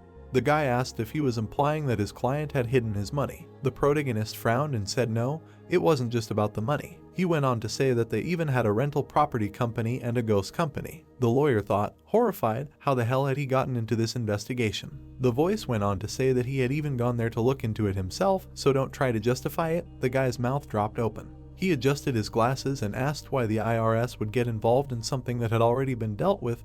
Maybe he had taken a bribe from Greg. Mia frowned and said that the will was fake, so he should get what he deserved. Didn't he think so? The woman started crying and saying that it was really cruel. They were still grieving for their loss. The man next to him called for his mother. The voice said that it hadn't been that long since her husband had died and he had called them here like this. She went on to say that however the more they, the people, understood that the more they would be like themselves. She said that it was their family lawyer who had drawn up the will. She grinned evilly. The woman said that they could make more of it if they wanted. They, the amateurs, what could he do about it? The phone was ringing and the guy asked why they thought there was nothing they could do. Kevin said into the phone, did the prosecutor hear? That's what they said. The voice on the phone said yes, of course. That was more interesting than he thought. Mia's eyes widened. The voice said he could investigate the tax evasion. But what about the other illegal things they had done? The woman and her lawyer gaped. The voice on the phone chuckled and continued, of course he could handle that. God, he couldn't believe he kept giving her nice things like that. The man asked that since he was a prosecutor he could get to the bottom of it. The voice laughed and asked what he could do when he was already doing it, and that they would start their investigation into it tomorrow. People were sent flying from the bright explosion. Someone laughed and said he had a great time thanks to Kevin. The man brought coffee, saying that as he expected, the people the manager was bringing were talented. He was told he was giving him too much credit. Taylor looked ahead. Jack sat and said that the one thing that shocked him the most was far from just to deal with this lawyer, and that he was so confident in himself. Kevin bowed and replied that if it was a lawyer, he had dealt with him not long ago, and that all he had to do was confront him and create an opportunity to win. Jack took a sip and said confront. He understood. The boss stood up, saying that as he had said before, as long as he had the skills, he would not worry about anything. He continued that he had no reason to stop him if he was good at collecting taxes, and more than anything else. Jack put his hand on Kevin's shoulder and said that since he was doing this job, it was his right. The hero's eyes widened. A voice said that they had both done a good job today, so they could leave for work early. Mia looked at the boss. The sun was reflecting off the walls of the building. Someone handed over a folder and told the hero to take it. Kevin asked why she was giving it to him. Mia replied that even though she was the one in charge, he was the one who solved it, right, and that therefore, it was officially his success. The protagonist called Mia. She told him to forget about it, because if he accepted it, he would do her a favor later. Kevin thoughtfully replied that although it was late, he apologized for his interference. The girl said that no, it was okay, she already felt good about it. Someone approached them and apologized to the hero, who called Greg and asked why he was still there. The guy bowed and said that he wanted to thank him personally. Because of what happened earlier, he could not tell him right away. Greg handed him something, saying that although it was not that much, let him take it. The hero said the guy's name. He said with a smile that thanks to the two of them, he was able to. He was told that if they accepted it, they would become criminals. Greg asked what they meant. Kevin said that if they got the money, it would be interpreted as them acting in their own interests this time. The voice said that he just. The protagonist called him and said that he didn't help him earn the money. He continued that he just did what a civil servant should do. If the person who is right restored his rights, then that's enough for him. He continued with a smile that he still appreciated his gratitude. This money, with it they could do a lot of good things. Kevin said that he was sure that their parents would want him to do the same. Greg's eyes widened in surprise. Then he said that he was sorry and also thanked them again, the investigators. He bowed deeply and continued that he would never allow himself to do such a stupid thing again. He shook and thought that he needed to win this lawsuit and succeed, and to be sure that he would help them next time. The chief's office, a voice said that this time he was a little disappointed. Gray said that he couldn't believe that he was able to witness such a wonderful scene with him. Jack replied that he was sure that he had often seen such scenes, because he was the one who displayed this talent. Gray continued that but he had never seen it in person before. Jack chuckled and said that was true. He was surprised that he had never seen it. The chief continued that he thought he already knew about it. That was why he recruited him. Gray replied that he couldn't believe that he thought so highly of him, although he must say that he was both fascinating and interesting. Jack had a drink in his hand and said that he also couldn't believe that he was just a rookie. With his intelligence and determination, that was how he was able to push the lawyer away and eventually win. The man chuckled and said that was exactly what the director admired in an investigator. Jack thought about it and said that speaking of the director, it had been a long time since he felt something that pierced him. Gray widened his eyes and told the CEO that he might be thinking about. The director looked at him and continued that he had intended to remain neutral as long as possible, but now he wanted to take advantage of this opportunity, and that he was thinking about going under Director Blaze. Gray exclaimed in surprise. Kevin said in shock that their CEO was thinking about joining Director Blaze's line. Someone told the protagonist to keep his voice down. Gray continued that well, that's not certain, but that conversation came out. Taylor replied that even the CEO of Samsung, that's surprising. The man continued that but the CEO said that he wouldn't just walk in and offered a condition. The protagonist asked what that condition could be. The voice laughed and said that he didn't have to worry about it. The condition was for Kevin to gain more experience by moving around the departments. Taylor chewed on his food. The man took a sip and said that sure, with practice they could learn a lot of things and become more familiar with them. However, it was quite difficult to do. Kevin replied that if that was the condition, he could do it without any problem. It crossed his mind that he couldn't even say that this could be considered a condition because the power he had now wasn't his anyway. With this opportunity he had to improve so he could carry everything himself. The hero held a glowing sword in his hands. The boy spoke because he would always do his best no matter what he was in charge of. It crossed his mind that at best this was an opportunity that could help him grow, so he couldn't afford to miss out on something as valuable as this. Someone laughed and said that was good. Besides that, how is Taylor doing? He asked how was he? He would be forever grateful to the two of them. They were the reason he was doing well. It was asked if they had any personal goals at work. He was told that well, he wasn't as capable as he thought. Taylor scratched his head and continued that but he goes to the gym and works out because he believes that if he is strong enough he can keep the investigator safe. Gray smiled and said wow, he goes to the gym, that is good motivation, okay, and suggested that they call it a day. He was grateful to the two of them for a job well done. The sky was filled with clouds and someone asked if she had heard the news. The person continued that Kevin was actually the director's son in disguise. The voice replied that yes, he had heard that the director had transferred him here to become president, and that she had also heard that investigator Taylor was a former gangster. Someone chuckled and asked again and was told that it must be so, that's why he stays close to him. Kevin sat there wondering if it would have been better if he had been alienated instead. Lawrence opened his mouth wide. The hero continued the thought that it couldn't be helped that rumors had spread around that a newbie had solved a case worth $7.5 billion. But for rumors to spread so quickly, he had to be careful since there was no need to stir up the competitive spirit of the proud people of Samsung.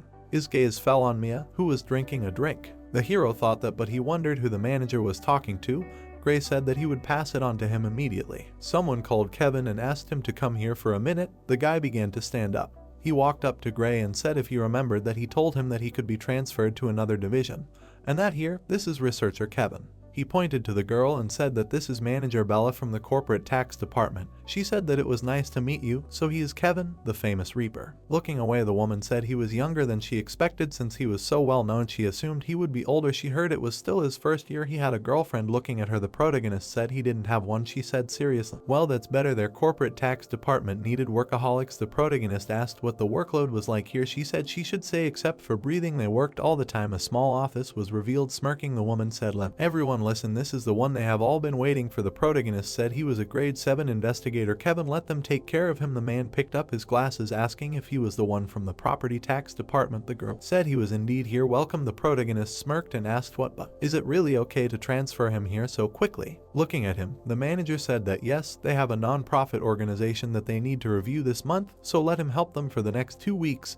then let everyone try to help him. Sitting the protagonist on a chair, the man said that he should sit here first. He is going to start the non-profit review guide, to which the protagonist responded approvingly. Leaning on the back of the chair, the man said that since most elementary and middle schools will be clean, let him start with the lines and basics, to which the protagonist responded that okay, the basics, and then thought, what a rush. Suddenly the man shouted that he had a blanket with him. If he didn't bring one, he should buy one. When he worked overtime here, he would freeze to death. To which the protagonist replied that can't they just turn on the heating? It was said that it was still early February, so it was very cold here and the boiler was broken even though he had seen a heater earlier. The manager smirked when she heard that it was his, so he would be the one to use it. A view of a modern city opened up. The protagonist was lying on the table and said how cold it was. The protagonist opened his eyes when he heard that she could see that he hadn't run away. Looking at him, the woman asked what it was like. It wasn't easy here, right? To which Kevin replied no, it wasn't.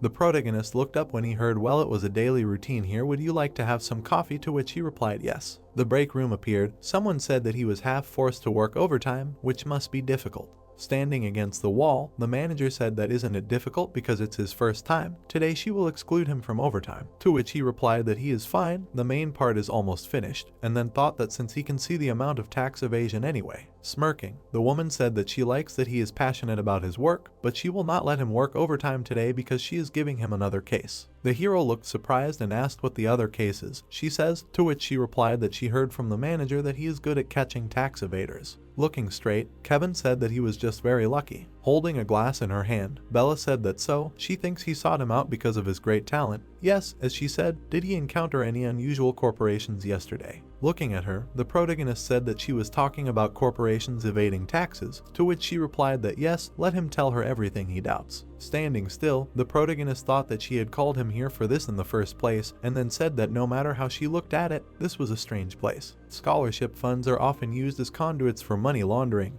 and this fund, the Yushin Scholarship Society, is a place full of tens of millions of won in donations from unknown sources, which ultimately means that this is the closest thing to money laundering. It may seem clean on paper, but he sees the level of tax evasion with his own eyes. It seems like he falsified his records, so they should investigate further. The manager smirked and said that he was good at finding rumors. This was a place she was also interested in. Asked what then, maybe he wanted to dance the sword dance at least once. Smiling, the hero replied that yes, of course. Finally, 4 days after moving to a new department, they began a new investigation. The famous Reaper from the tax office, Investigator Frederick, the same one who is now attracting attention at Samsung, and he, his assistant, Investigator Taylor. The girl beamed, and finally, the guy looked at her and asked her to wait, who she was, why was she following them, to which she replied that the manager told her to go with them just in case. She has been working here for 2 years. Her name is Investigator Clara. Looking straight, the guy asked that no, this is an investigator, won't it be a little dangerous? To which the girl replied that it is dangerous, this is a dangerous job.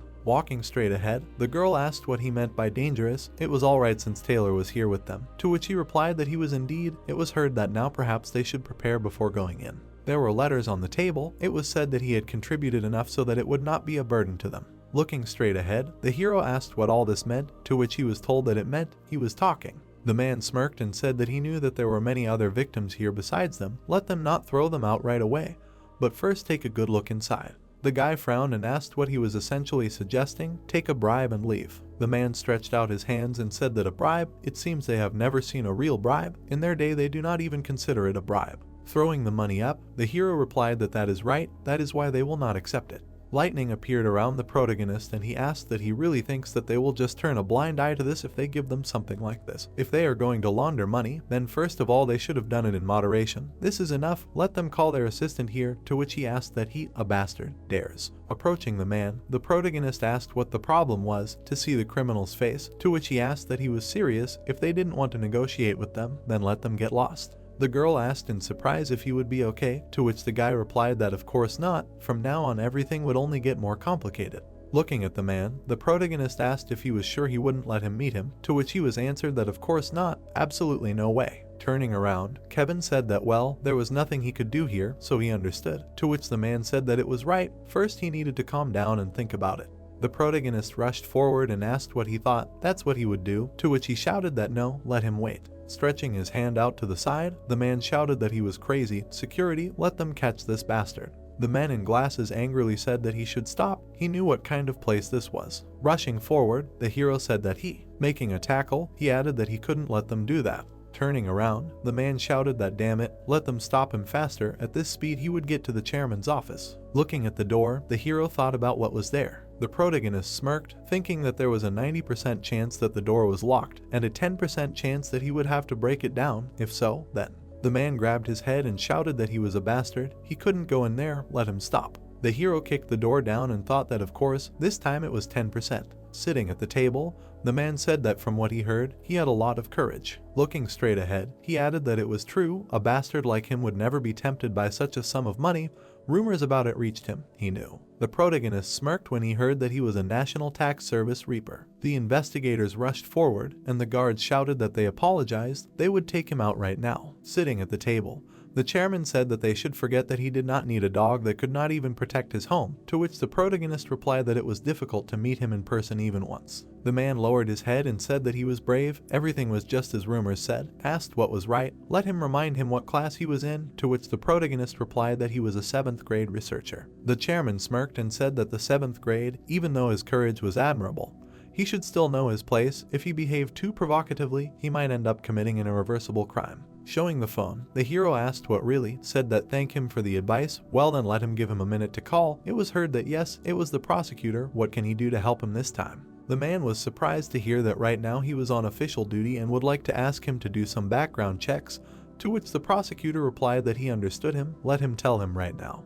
Looking at the papers, the hero heard names and numbers, to which he asked what he checked, and he thinks that they are all for those in high society. The senior secretary for civil affairs, the chairman of the transport committee, the minister of health and social security. The hero smirked when he heard that this was not just another ordinary case, right? To which he replied that well, yes, that's right. He just suspected at first, but his guesses turned out to be correct, it was a tax evasion case.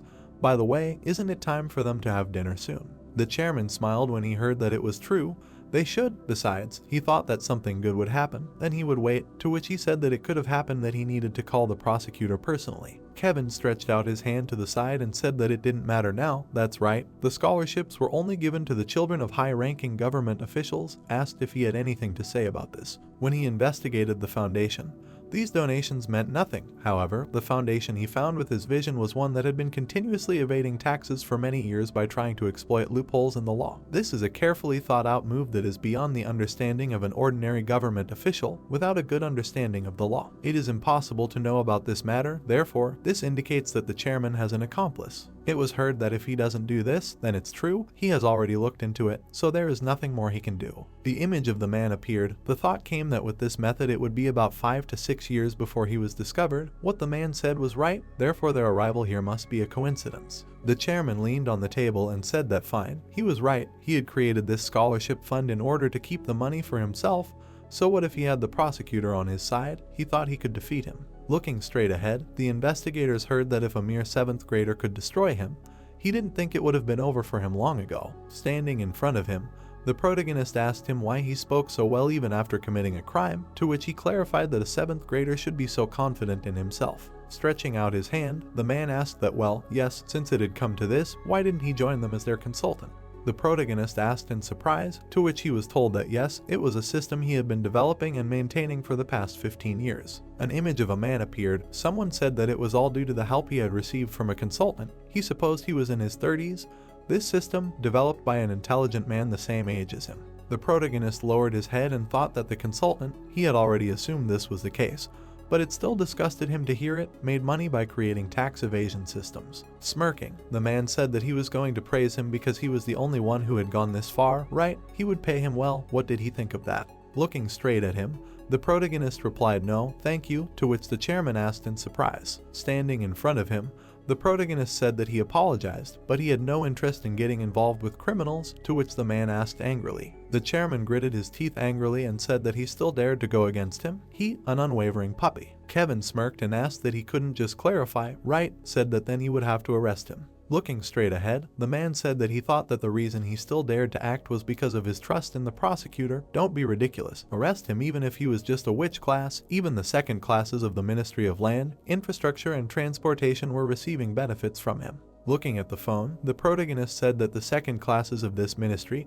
maybe they should consult with someone. Is it possible? Picking up the phone, Gray heard him asking for his forgiveness, to which he asked if something was wrong. And the protagonist said that if the representatives of the Ministry of Land, Infrastructure and Transportation were involved, could he force them to? The man leaned on the table and heard what he assumed high-ranking officials were involved. If this was the second class of the ministry, then they should definitely investigate this. Suddenly, the chairman shouted for them to grab all these bastards. The guards surrounded the hero. It was heard that he could wait 5 minutes. The investigator covered the girl. Someone said 5 minutes, they will do everything possible. The man stretched out his hand forward and shouted that he did not care whether he was an intern or not, let him show what he can, to which the guard complied. The hero looked away and said that they should hold out for 5 minutes. The guards rushed after the hero and he asked where he was going. Putting his hand on the girl's shoulder, the guard said that if she stood still, they would not do anything to her. The girl struck him and said that she did not want to. The hero grabbed the window frame. The guard shouted that no, he was crazy. Standing in front of the protagonist,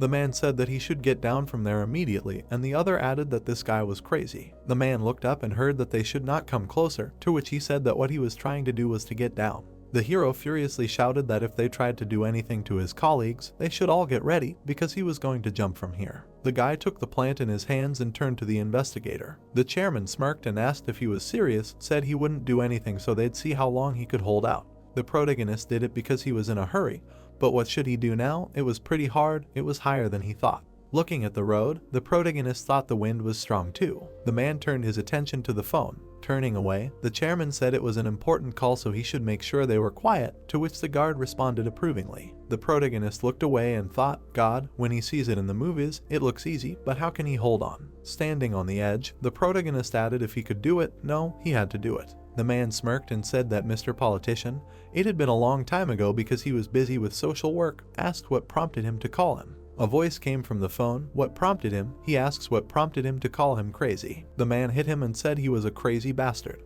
The guards turned around, hearing what the hell he was doing. Craning his head forward, the investigator heard that he was an old fool.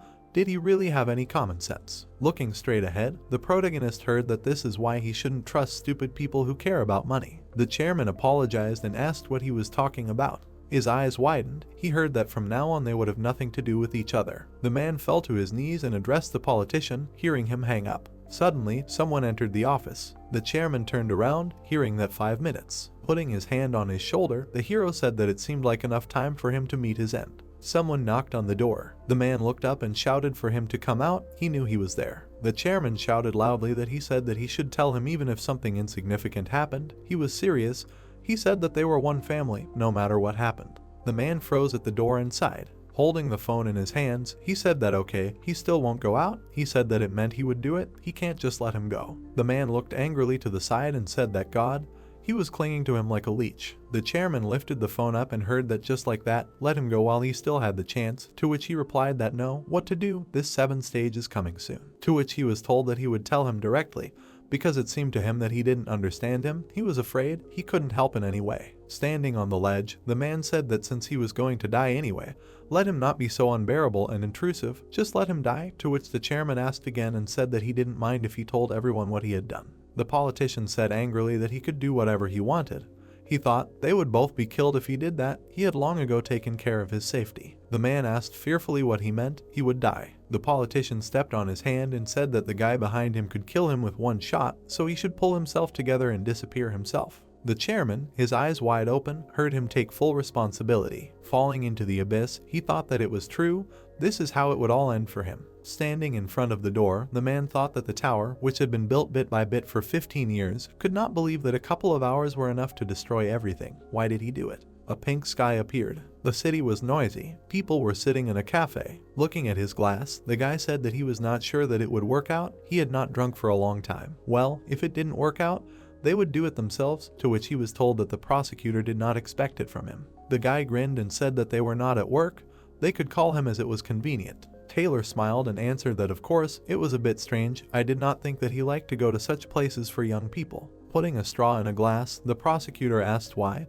They think that if he is a prosecutor, he only goes to private establishments and drinks wine, to which the guy replied that he takes it quite seriously. Pulling out a glass, Adam said that he devoted his youth to his position, so sometimes he pretends to be young when he is resting. There you go. Pulling out a glass to the hero, He said that he should drink it in one gulp, to which he asked what he was. Grinning, the prosecutor said that he asked him for help 3 times, so he should drink a penalty, to which the protagonist replied that he understood. The hero began to drink. It was heard that yes, let him drink it all. The glass was empty, and someone said that he was a good boy, let him have a snack. Sitting in front of the protagonist, the guy asked that he wouldn't overdo it, and the prosecutor said that their inspector was something.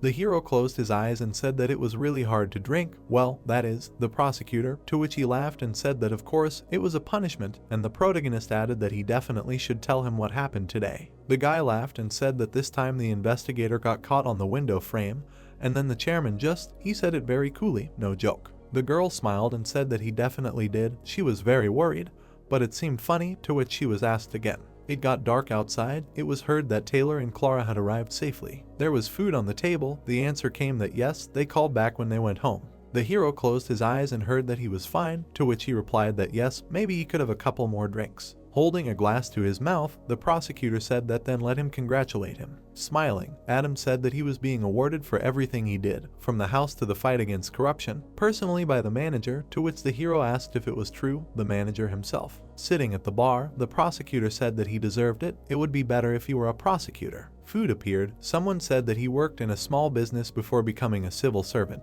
He thought whether to keep quiet about the fact that the manager was embezzling other people's money or not. Looking away, the prosecutor heard that but still reported it because it could not go on like this. Looking down, the protagonist asked that who would have thought that he would end up in this world, said that now he lives as his conscience allows him. Looking at him, the prosecutor thought that the balance that is in his conscience, how he can always be so confident in himself. The window was broken. Someone said that the prosecutor was a bastard. Standing in front of him, the man asked why everything was happening like this when he told him that he was a good guy, to which he said that he asked again to cover for him this, how many times already. Adam furiously said that just because he was a member of parliament does not give the right to kill people, to which he was asked how dare he say such a thing to a high-ranking official. The shards lay on the floor. It was heard that in what sense a high-ranking one is it possible to find people more influential than their citizens? Looking away, the prosecutor said that well, the more he looks at him, the less realistic it seems. The man turned to the hero and asked that he filed an internal complaint, to which he replied that yes, even before he became a civil servant. A huge bar appeared. It was said that maybe this enterprise, as he guessed, his superiors are connected with the tax office. Looking away, Kevin said that he knew, but only in general terms, and then heard that the IRS had approached them a couple of years ago to tell them about the identity of the person who had filed the complaint. Sitting next to the hero, the man said that he had only assumed, but apparently it really was him, to which the hero asked why the IRS was looking for information about him. And the prosecutor replied that yes, now the IRS doesn't have a sword, so he thinks they want to find themselves a new talent.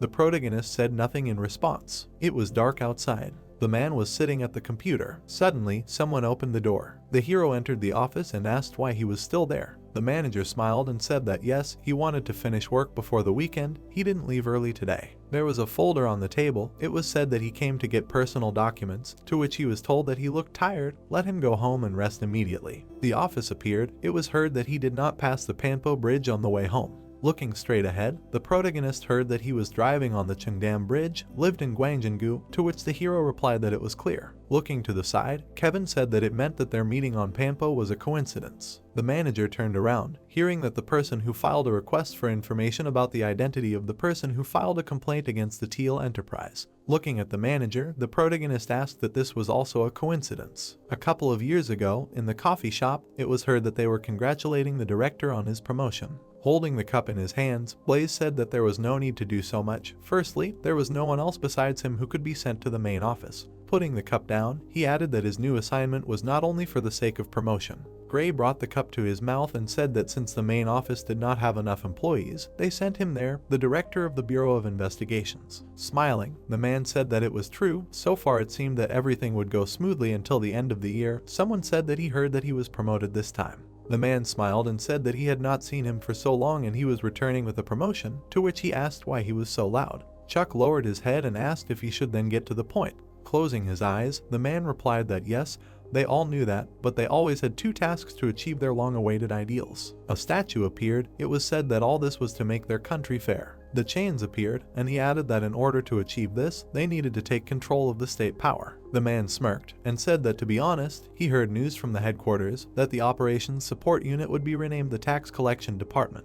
the image of a man appeared, and it was heard that because the department head's desire was to collect all the overdue taxes, he was as determined as he was. The man walked straight, and it was said that, well, even if their desires coincided, the department head and he were going on different journeys, because he was looking for more. The man's eyes lit up, and he said that just finding the stolen money would not solve all this with his name on the line. The masked man appeared, and he continued that the world would only change when someone judged others and made sure that the price they had to pay would haunt them until it was paid. Looking straight ahead, Chuck said that he would forgive him for ruining his dreams, but it was not too much. The man stood in front of the people. It was said that even if he had this power, he still would not have a sword. Soldiers have guns, and prosecutors have the law as a weapon. Even citizens have a weapon called online comments. Looking straight ahead, Blaze heard what he had. Looking up, the man thought that he was right. He had no means to fight against this absurdity. The man began to grab, and he added that if he did not have the right power, weapons, none of their wishes could be realized. Looking away, Chuck asked what about it. He would be able to foresee a time when only the main office would have to pay the price, to which the man replied that no, the time had not yet come.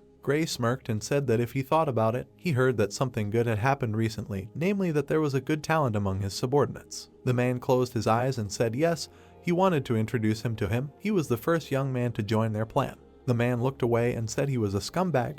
They would just say he did his own investigation. The prosecutor looked forward in fear and heard that, but he was thinking about the consequences. Holding out his finger forward, Chuck said that prosecutors could be attacked, plus his friends and family could be framed if such a life-threatening situation arose. How would he take responsibility? To which he replied that he was ready for anything that could happen if his intentions could be shaken by a simple death. The prosecutor put his hand on his chest and shouted that then why should he remain in the position of the prosecutor of the Republic of Korea? If there is a loophole in the law, then the prosecutors should fix it. If he dies, then his juniors will fight for him. If they die, then their juniors will fight for them. Don't prosecutors exist for the sake of the law? The man lowered his head and said what should he do? He didn't know if he should take him into the plan. Looking at the glass, Chuck said but he was an idiot that the country needed. They would hold a meeting soon and talk about it. Sitting at the table, the man said he was a little jealous. He wished he had such talent. He didn't see anyone who was suitable to be on their side. Looking straight ahead, Chuck said that if you think about it, something came from Teal Enterprise a few months ago. It was a famous small business, but its managers and employees stole money. The man looked surprised to hear that a fearless newbie also reported this. Gray looked away, hearing that his work was well reviewed and he had a secure future, but he chose honesty over his future and was eventually fired. Lowering his head, Chuck said that if you look closely, you can find people like him. Asked that he himself would be able to find such talent. Grinning, Gray asked that it seemed unnecessary. Yes, let him tell him about this informant. The protagonist walked down the street. Someone said that he might be one of hundreds of thousands, but who knows what he can do as a civil servant. Walking straight, the hero said that, for example, it was heard that how people go through such difficulties. Looking to the side, Gray heard that if everything ends after the interview, or if mom can't leave because she is sick, and then said that it seemed like a great opportunity sent by the gods. The protagonist looked straight. It was said that this was too perfect to be a coincidence. It was not fate, it was an unpleasant collision. The hero lowered his head down and heard that he was told that it was 50-50. In the office, it was said that he was right and that they were watching him, but in the end he got here thanks to his abilities. Sitting at the computer, the man said that he should forgive him for hiding it from him. It may seem like an excuse, but he thought hiding it was for the best. Holding the badge in his hand, the protagonist said that he did not need to apologize, he just. Looking straight ahead, the hero added that he was just wondering if his reason for being here was a coincidence or if it was fate. Looking away, the man asked that he was not angry about it. Turning around, Kevin asked why he thought he was angry, said that it did not matter to him how he or the director would use him. If he said to run, he would run. If he said to bark, he would bark. If they said to bite, he would bite. The hero knelt down and added that because he was a sword that was made to do this, and the man thought that at that moment he realized that his and the director's predictions were wrong. Looking straight ahead, he thought about how they thought the blade would turn away from them when it learned the truth because it was slow-witted, but it was not so. The hero held a sword in his hands. It was said that this sword, his eyes were sadder than others. The hero looked away. A thought arose that yes, in a sense he had proven it more than once. The protagonist walked straight, and the man thought that no matter what the situation, he was not afraid and did not lose his composure. Kevin swung the chair. The image of the hero appeared. A thought arose that nevertheless, he did not lose his humanity, and he always remained true to his morals. In any situation, he did not hesitate and did not feel fear. Lowering his head, the man thought that Kevin, a man who is interested in how he balances it all. Looking at him, the protagonist said that well, he is interested in one thing, he knows that he works for him and the director. Approaching, the hero asked what but the two of them, who do they work for? Looking away, the protagonist asked what he could tell him. The man looked away and remained silent. The hero kept his hand on the table. It was heard that no, he could not tell him everything right now, to which he thought that of course not, as he thought. Looking at the protagonist, Gray said that it was not that he did not trust him, he simply did not have the authority. Kevin lowered his head and said that everything was fine. This was exactly the answer he expected, and then thought that in any case, he was sure that there was someone higher than the CEO. In the office, it was heard that thank you for understanding, let him tell him something. The hero's eyes lit up. It was said that the person at the top was very strong. The hero stood on the dragon. He heard that the moment he learned his identity, he felt a weight on his shoulders. If he faced the truth now, would he be able to accept it? Would he be able to handle the pressure? He didn't need to know that now. Instead of answering his question, he would promise something. Closing his eyes, the man said that on the day he came to the headquarters, they would tell him about their goal and the person who stood at the top. Grinning, the hero thanked him and thought that this was enough for him. He had to become better. The protagonist said that he would go then, to which the man asked him to stand. Pointing to the screen, the man said that he was sorry. It was a bit unexpected, but they had a new case. Looking away, Kevin heard that he could start the investigation tomorrow. The protagonist grinned slightly and said that of course. The sky was clear. A court with horses appeared. The horse smiled playfully. Looking at her, the girl said that she was beautiful. Smiling, Taylor asked if she could ride a horse, to which she replied that she did not. She had never tried, it was so scary. The girl looked away in surprise, hearing that he liked to ride a horse, beautiful animals. Yes, he sees, let him look at this pose, to which she thought, but where did the inspector go? A huge office appeared. The man, looking straight ahead, asked if the owners left their horses here, of course, because horses need a lot of space. The hero smiled and said that I understand, let him ask one more question, asked how horse trading transactions usually take place, to which he said transactions. The man on the horse jumped up, and he added that firstly, there is a special exchange. It is a fairly small industry, so everyone knows each other. A horse is a living creature, so it is not easy to determine its value. The buyer looks at the age, gait, pliability of the horse, but there are other factors. The people were delighted. It was said that it was good, and the last question. The man grinned and said that of course, let him ask anything. Holding the documents in his hands, the hero asked that the owner of the horse and the rider are always the same person, or are there exceptions? Looking up, the man replied that yes, it is possible to rent a horse, there are many scenarios. Looking at the document, Kevin said that it was amazing, it helped him a lot, thanks again for your cooperation. Looking at the girl, Taylor said that he once fell off his horse on Jeju Island and hit his head when suddenly someone approached them. The protagonist smiled and said that he was finished, they can go, to which Clara replied that yes, great. A modern building appeared. The girl, looking straight ahead, asked why did he come back? The guy looked to the side and asked that he recently liquidated the scholarship fund. It was heard that she thought he moved to the corporate tax department. Apparently it was temporary. Looking straight ahead, the hero heard that this guy was scaring her, to which he thought how long have such rumors been going around. Standing behind the hero, the girl asked who was here. He had already returned. The protagonist looked at her and said hello, to which Mia asked that he couldn't come back earlier. They were drowning here without him. The protagonist said that he was very sorry, but he only dropped by briefly before going to the Dachai district, to which she asked what, another investigation. The hero handed over the folder and said that yes, this time the enemy is strong, for the investigation he needs the boss's seal. The girl looked down and said that Dachai is a rich district, if he needs the seal, it means he is going to catch a big fish. The people in the office turned around, hearing that if she was so interested, then maybe they should go together, they are a great team, to which she replied that no. Nia grinned and asked what, but she was still curious who the target of the investigation would tell, to which he replied that of course it was the professor. The girl looked surprised when she heard that he was a member of the opposition party's emergency committee, to which she asked again that he was fighting a politician.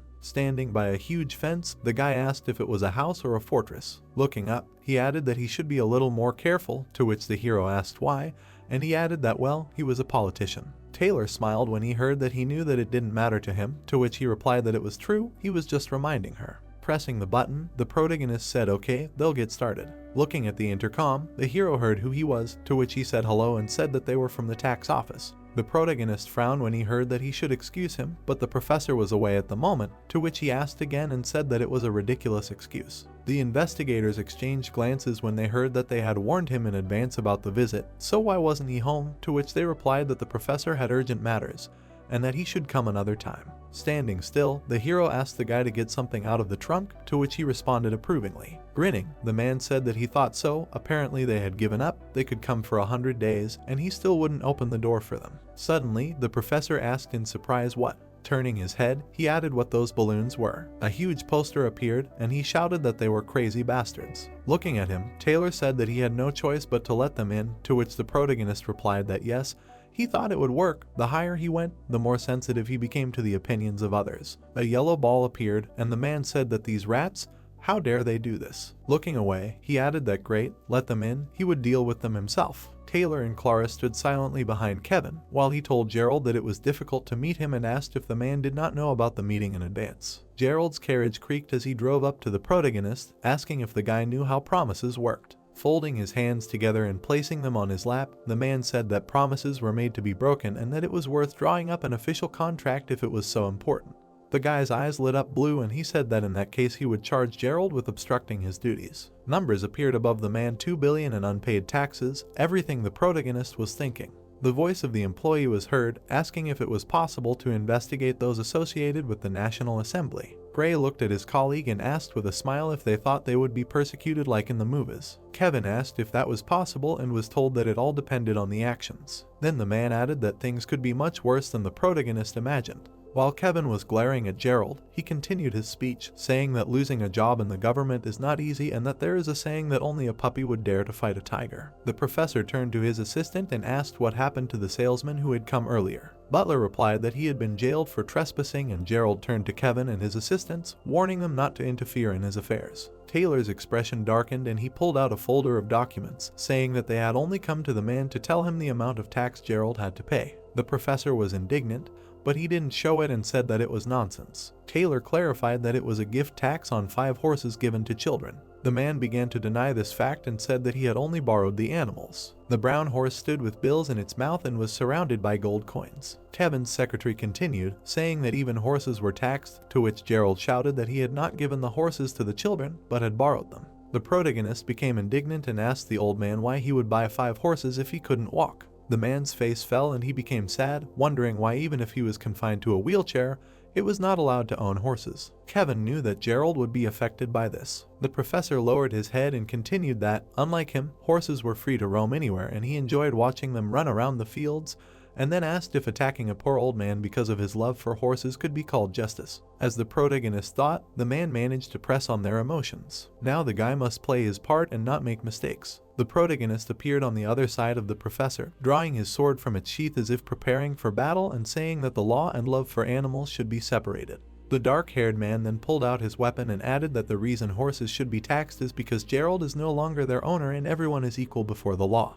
The man chuckled and looked at Kevin, saying that he had to note that the boy was different from most young men. The professor ran his fingertips along the handles of his carriage as it was explained to him again that the gift tax was 400 million won per horse, making the total 2 billion won, and he said that Gerald said he could give it away. The man stopped the blade coming at him with one index finger and asked if the young men knew what would happen if he paid, and continued by saying that he was the chairman of the opposition party's emergency committee. Gerald continued to press his speech, asking if they really thought that everything would end well, and Kevin was taken aback by such impudence and asked if the professor was threatening them. The man replied that it was just a hypothesis. He then went on to say that they should think for themselves, since they had intruded on a man who was working hard for the good of the country and were making fun of him.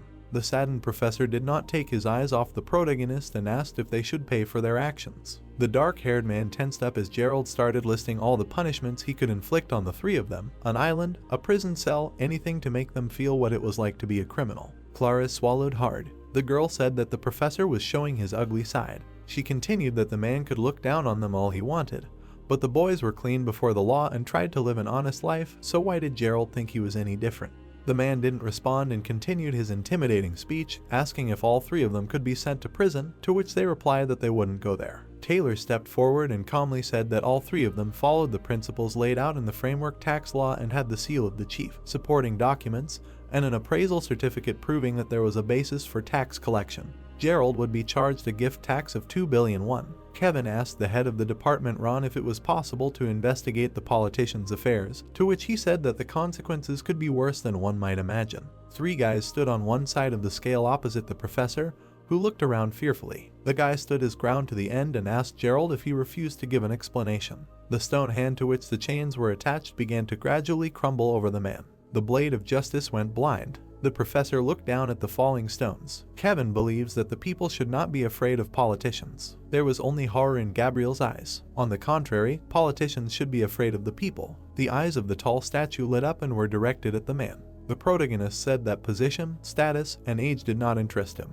The scale pan on which Gerald stood began to break away from the statue, and the politician tried to hold onto it with his hands while his legs dangled over the abyss. The protagonist swung his sword and cut off the last chain, sending the man's cup down, asking him if the dark-haired man would have the right to become a civil servant if he paid attention to all the parameters. Gerald screamed as he fell down, seeing a huge piece of the statue coming at him from above. Turning around and walking out of the office, Kevin addressed the man, telling him that he would receive a payment notice within a few days and asked him to keep his promise. As the three of them walked out of the office, nervous laughter filled the air and Gerald hissed that this country had gone mad. The veins on his face stood out from the tension, and he asked himself through clenched teeth, don't they know who the man is? Who do they think they are? Kevin is only a rank 7 civil servant. The bright moon illuminated the city at night. The phone showed the news, where the girl said that the opposition party had decided to expel Gerald from its ranks that afternoon and that the reason for the sudden decision was not being disclosed. Kevin's boss smiled and asked the guy if he had really managed to do everything.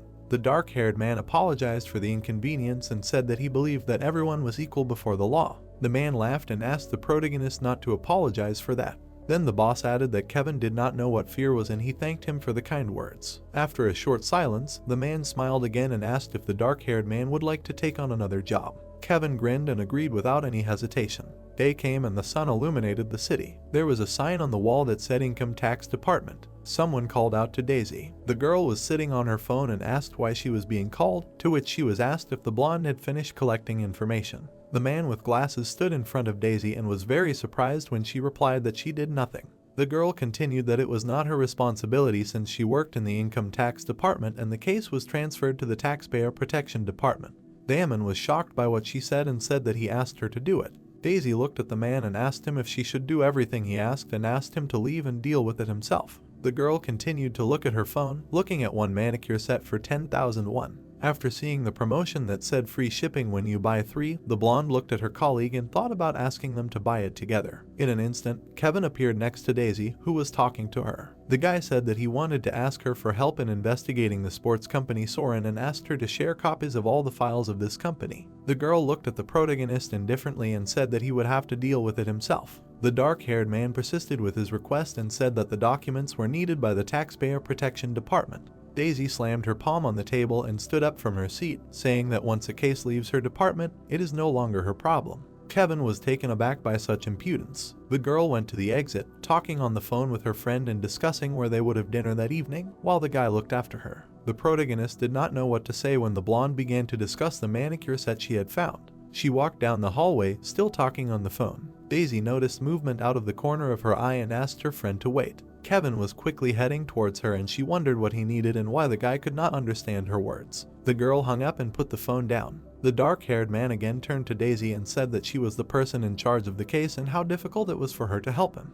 The blonde turned around and walked away, saying that she just didn't want to and that he shouldn't rely on people from other departments anymore. The protagonist asked if his request was difficult and she stopped, asking him for clarification. Kevin continued that they were all family and how difficult it was to share information with each other to work effectively. The dark-haired guy looked down and asked Daisy for help as a colleague. She smirked and asked if the guy was ordering her. Kevin replied that it wasn't an order, but a request to do his job, as his mouth was covered with palms asking him to stop. The protagonist was surprised when he saw Mia, who was making a sweet face at Daisy and apologizing for the guy's words. She, in turn, reproached the girl that she should train new employees better since they were causing problems, and Mia said that she would definitely take care of this. The two were sitting near the vending machines with drinks, and the girl asked the dark-haired man what he was thinking. Then she added that he should not mess with Daisy, and Kevin really did not understand why everyone was so afraid of her. Nia said that she may not have much power, but it was all because of her father. He was a big shot at headquarters. No wonder, so the blonde was doing this because of her father. Daisy was sitting indifferently on a huge spider and looking at her phone.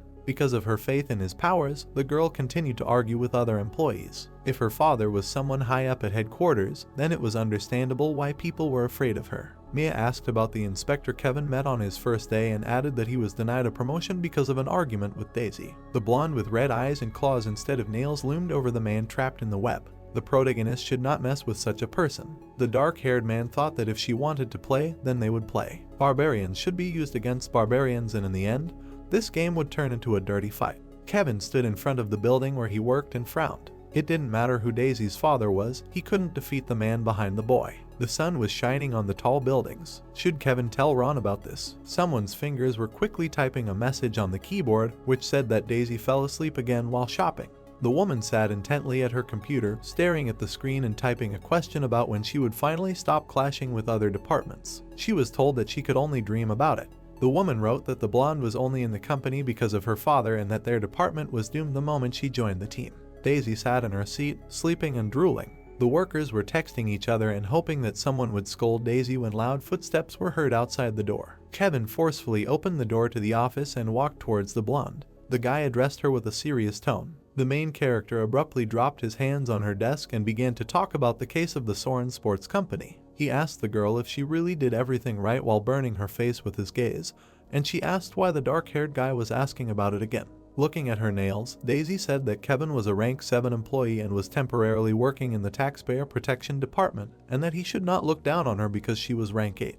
The guy said that he was not talking down to her, but was simply asking her to do her job well. The two employees present, who had been texting each other earlier, were horrified by such words, and Kevin continued, saying that complaints from taxpayers that Daisy had tormented were coming in non-stop, asking for the unqualified employees to be fired, to which the girl remained silent, lowering her head. She then raised her head and bulged her furious eyes, asking the protagonist if he knew what position her father held at headquarters. She then continued by saying that she did not know why the guy was so picky, but if he continued to act like this, he would get into trouble. Lightning flashed around Kevin, and he said that he knew who her father worked for and then asked who. At this point, only an angry Daisy was stuck to the web, thinking that the dark-haired guy also had connections at headquarters. The girl got into the income tax department thanks to connections, and everyone knows that you can't conflict with her. The protagonist learned from his own bitter experience that nothing matters when the person you are going against has connections. Daisy was talking on the phone about Phil. She was told that the guy reported her to the disciplinary committee,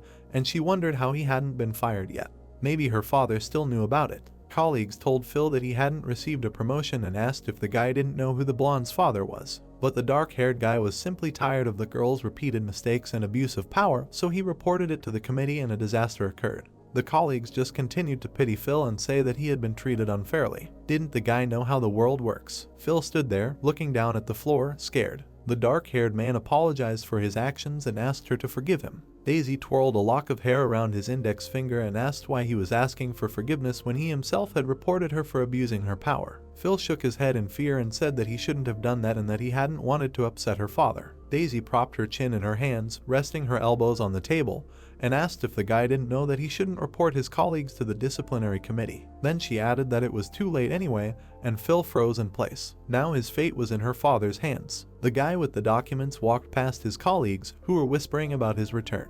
One woman greeted the guy and invited him to look at the scene in the office. Daisy yelled at the protagonist that he was bragging about his connections and had no idea who he was dealing with, and Kevin asked why the girl was saying that since he hadn't even said who he was connected to. Phil was surprised and called the dark-haired man, while Daisy asked the protagonist if he knew who her father was. The girl smiled and asked the guy to leave if he didn't want to hold his current position for the rest of his life, and Kevin asked her not to make him repeat himself and that she wasn't the only one who had connections. Daisy folded her arms over her chest and asked who the protagonist was connected to, since he said he wasn't obliged to reveal this information.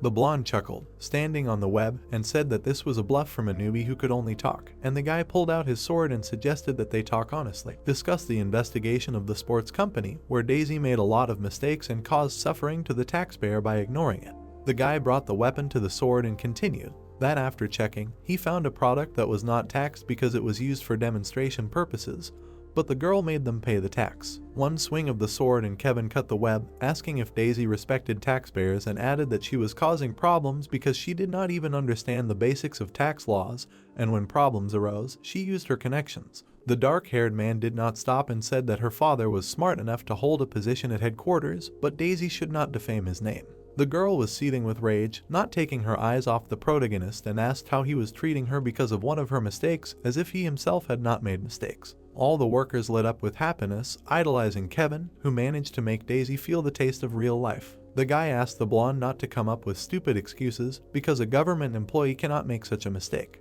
The tip of his sword was pointed at Daisy, and the dark-haired man added that the girl spent most of her time at work talking on the phone and shopping, and that she should have been fired a long time ago for such behavior. The blonde screamed that she never wanted to see Kevin again and that he might not come to work tomorrow. The guy rushed towards the girl and told her to try to fire him. His face showed no fear when he asked if Daisy had fun ruining people's careers with one phone call. Phil watched their argument in fear when Kevin said that if the girl dared to complain to her father, then this would be her last day at work. One final swing of the weapon and Daisy was defeated. Tears streamed from her eyes and a blush appeared on her cheeks when she asked who the main character was and how dare he talk to her in such a tone. The girl screamed that she would tell her father everything and show him the footage from the cameras, to which Kevin asked her to stop crying and send him the materials because the work was not moving forward because of her. He was finished. The man tried to calm Daisy, who was huffing with anger, but she screamed that she was calm. However, contrary to her expectations, the management had already contacted her father. The head of the operations department had no choice but to punish his daughter himself. The sun was setting below the horizon, painting the sky orange. The head of the property tax department greeted his employees. Then he continued, saying that the reason they were all gathered today was because they needed to familiarize themselves with the special instructions of the head of the National Tax Service. One of the men sitting there asked if it was time. The rest sat silently, looking where they went. According to the special order, all tax service departments in the country will be engaged in collecting unpaid taxes. The first team will carry out general management. The operational support team held paperwork in their hands and adjusted their glasses as they headed off. The second team would handle tax receipts, refunds, and collections. The tax collection team would put up stickers warning people about unpaid taxes. And finally, the third team would track down and collect taxes from lawbreakers. The man in the suit stood silently in place as lightning flashed around him. The tax collection team. The tax collection department would be expanded. Rob said that they were planning to select 1 to 3 people from each of the existing departments, and that they needed to be competent.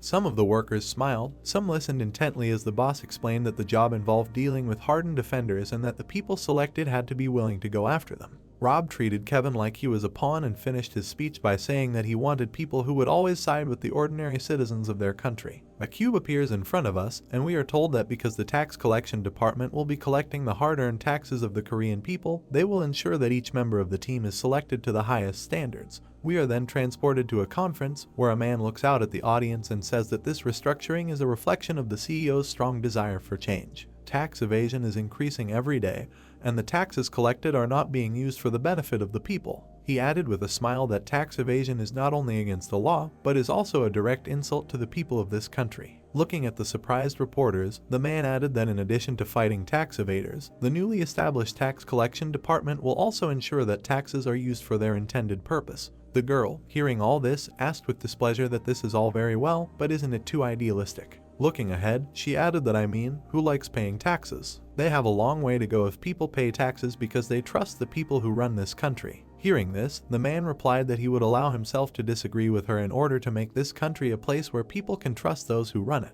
Kevin suddenly interrupted him, saying that they needed reasonable taxes. Didn't he think it would be hard to achieve their goals if the taxes weren't going to the right places? Suddenly, someone looked at him and said that they shouldn't tell him that he was that infamous guy. He turned around and said that he was, and the man behind him said that it hadn't even been a year since he joined, and he was already so famous. He smiled and added that how about cutting back on the momentum? Didn't he know that he was at his greatest risk when everything was going his way? The protagonist then replied that he was grateful for the advice, thinking that at least he was paying all his taxes. Suddenly, someone slammed his chair, shouting that how about minding his own business? The girl pointed her finger in front of her in a menacing manner and added that it hadn't been a year since he joined, and he was already famous. She would be embarrassed to talk to him if she were him. The guy raised his finger in fear and replied that wasn't she in the same situation. Looking at her friend, she replied that that was exactly why she kept her mouth shut, to which he replied that of course she hadn't done anything worth talking about in ages. She was one of the high-ranking ones, she should be ashamed.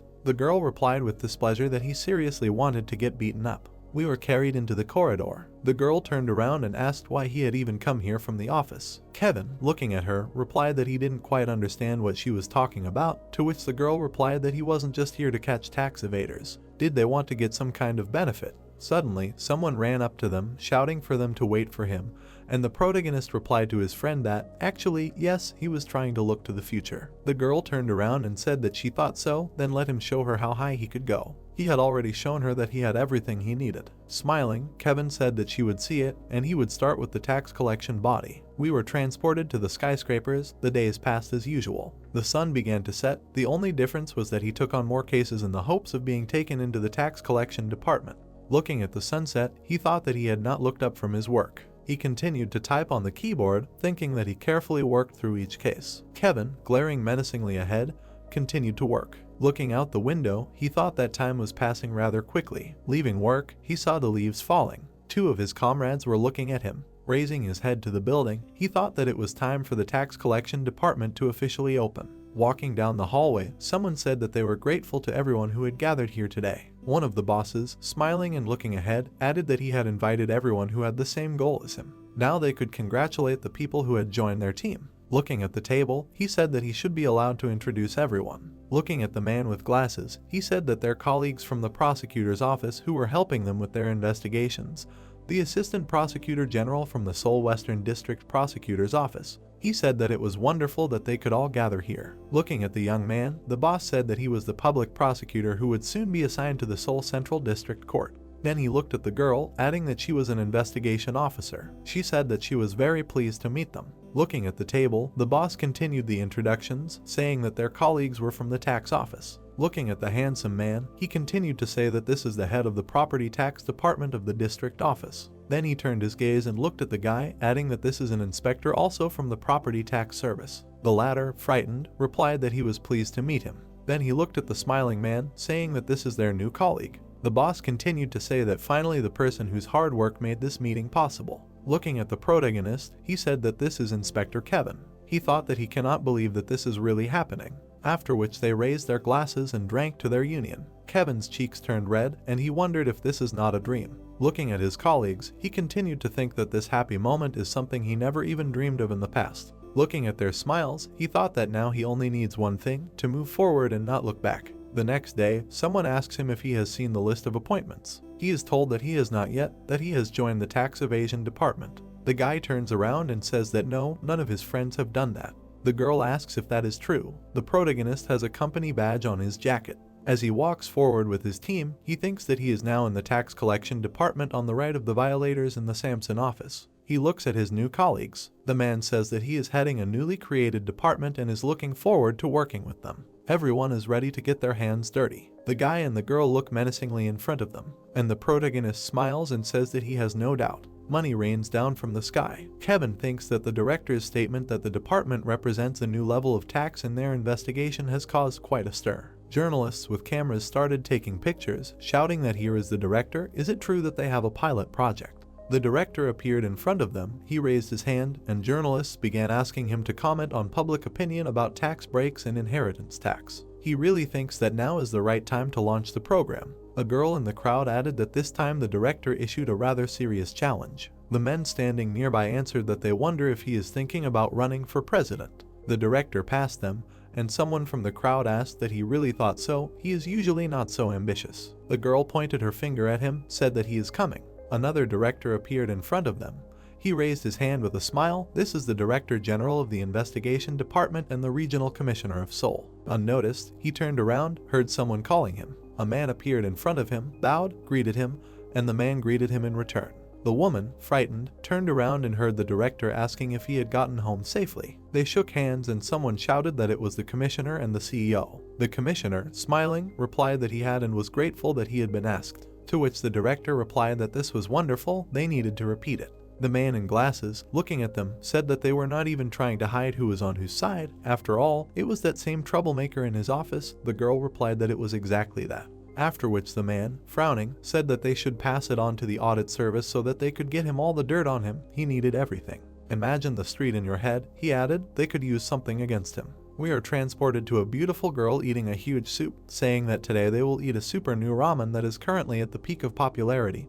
Do they know that its taste leaves 15,000 points on her scale? Opening her mouth, she added that they will try it and it smells spicy. Looking at the papers, the guy said that she is 25 years old. The income tax department checked the income of this non-YouTube. She has more than 10 million subscribers, but the income is zero. Looking at the papers, he added that she probably earns income from a channel under a different name and does not report it. Moreover, she has been repeatedly suspected of using drugs. Hearing this, the guy indignantly asked what drugs were involved, and the girl next to him said that she subscribed to her channel. The man, looking at them, asked that maybe they would take on this case. The girl, turning around in fear, heard Kevin answer that if they didn't mind, he would like to do it. The protagonist, smiling, added that he couldn't pass up the opportunity to collect taxes from a non-YouTuber with 10 million subscribers. The man, laughing, replied that then the field investigation would be conducted on a voluntary basis. Everyone else would be on duty as backup. We are transported to a large mansion. Someone asks that this is the place where she lives. Kevin raises his head, adds that he thinks how much this place is worth.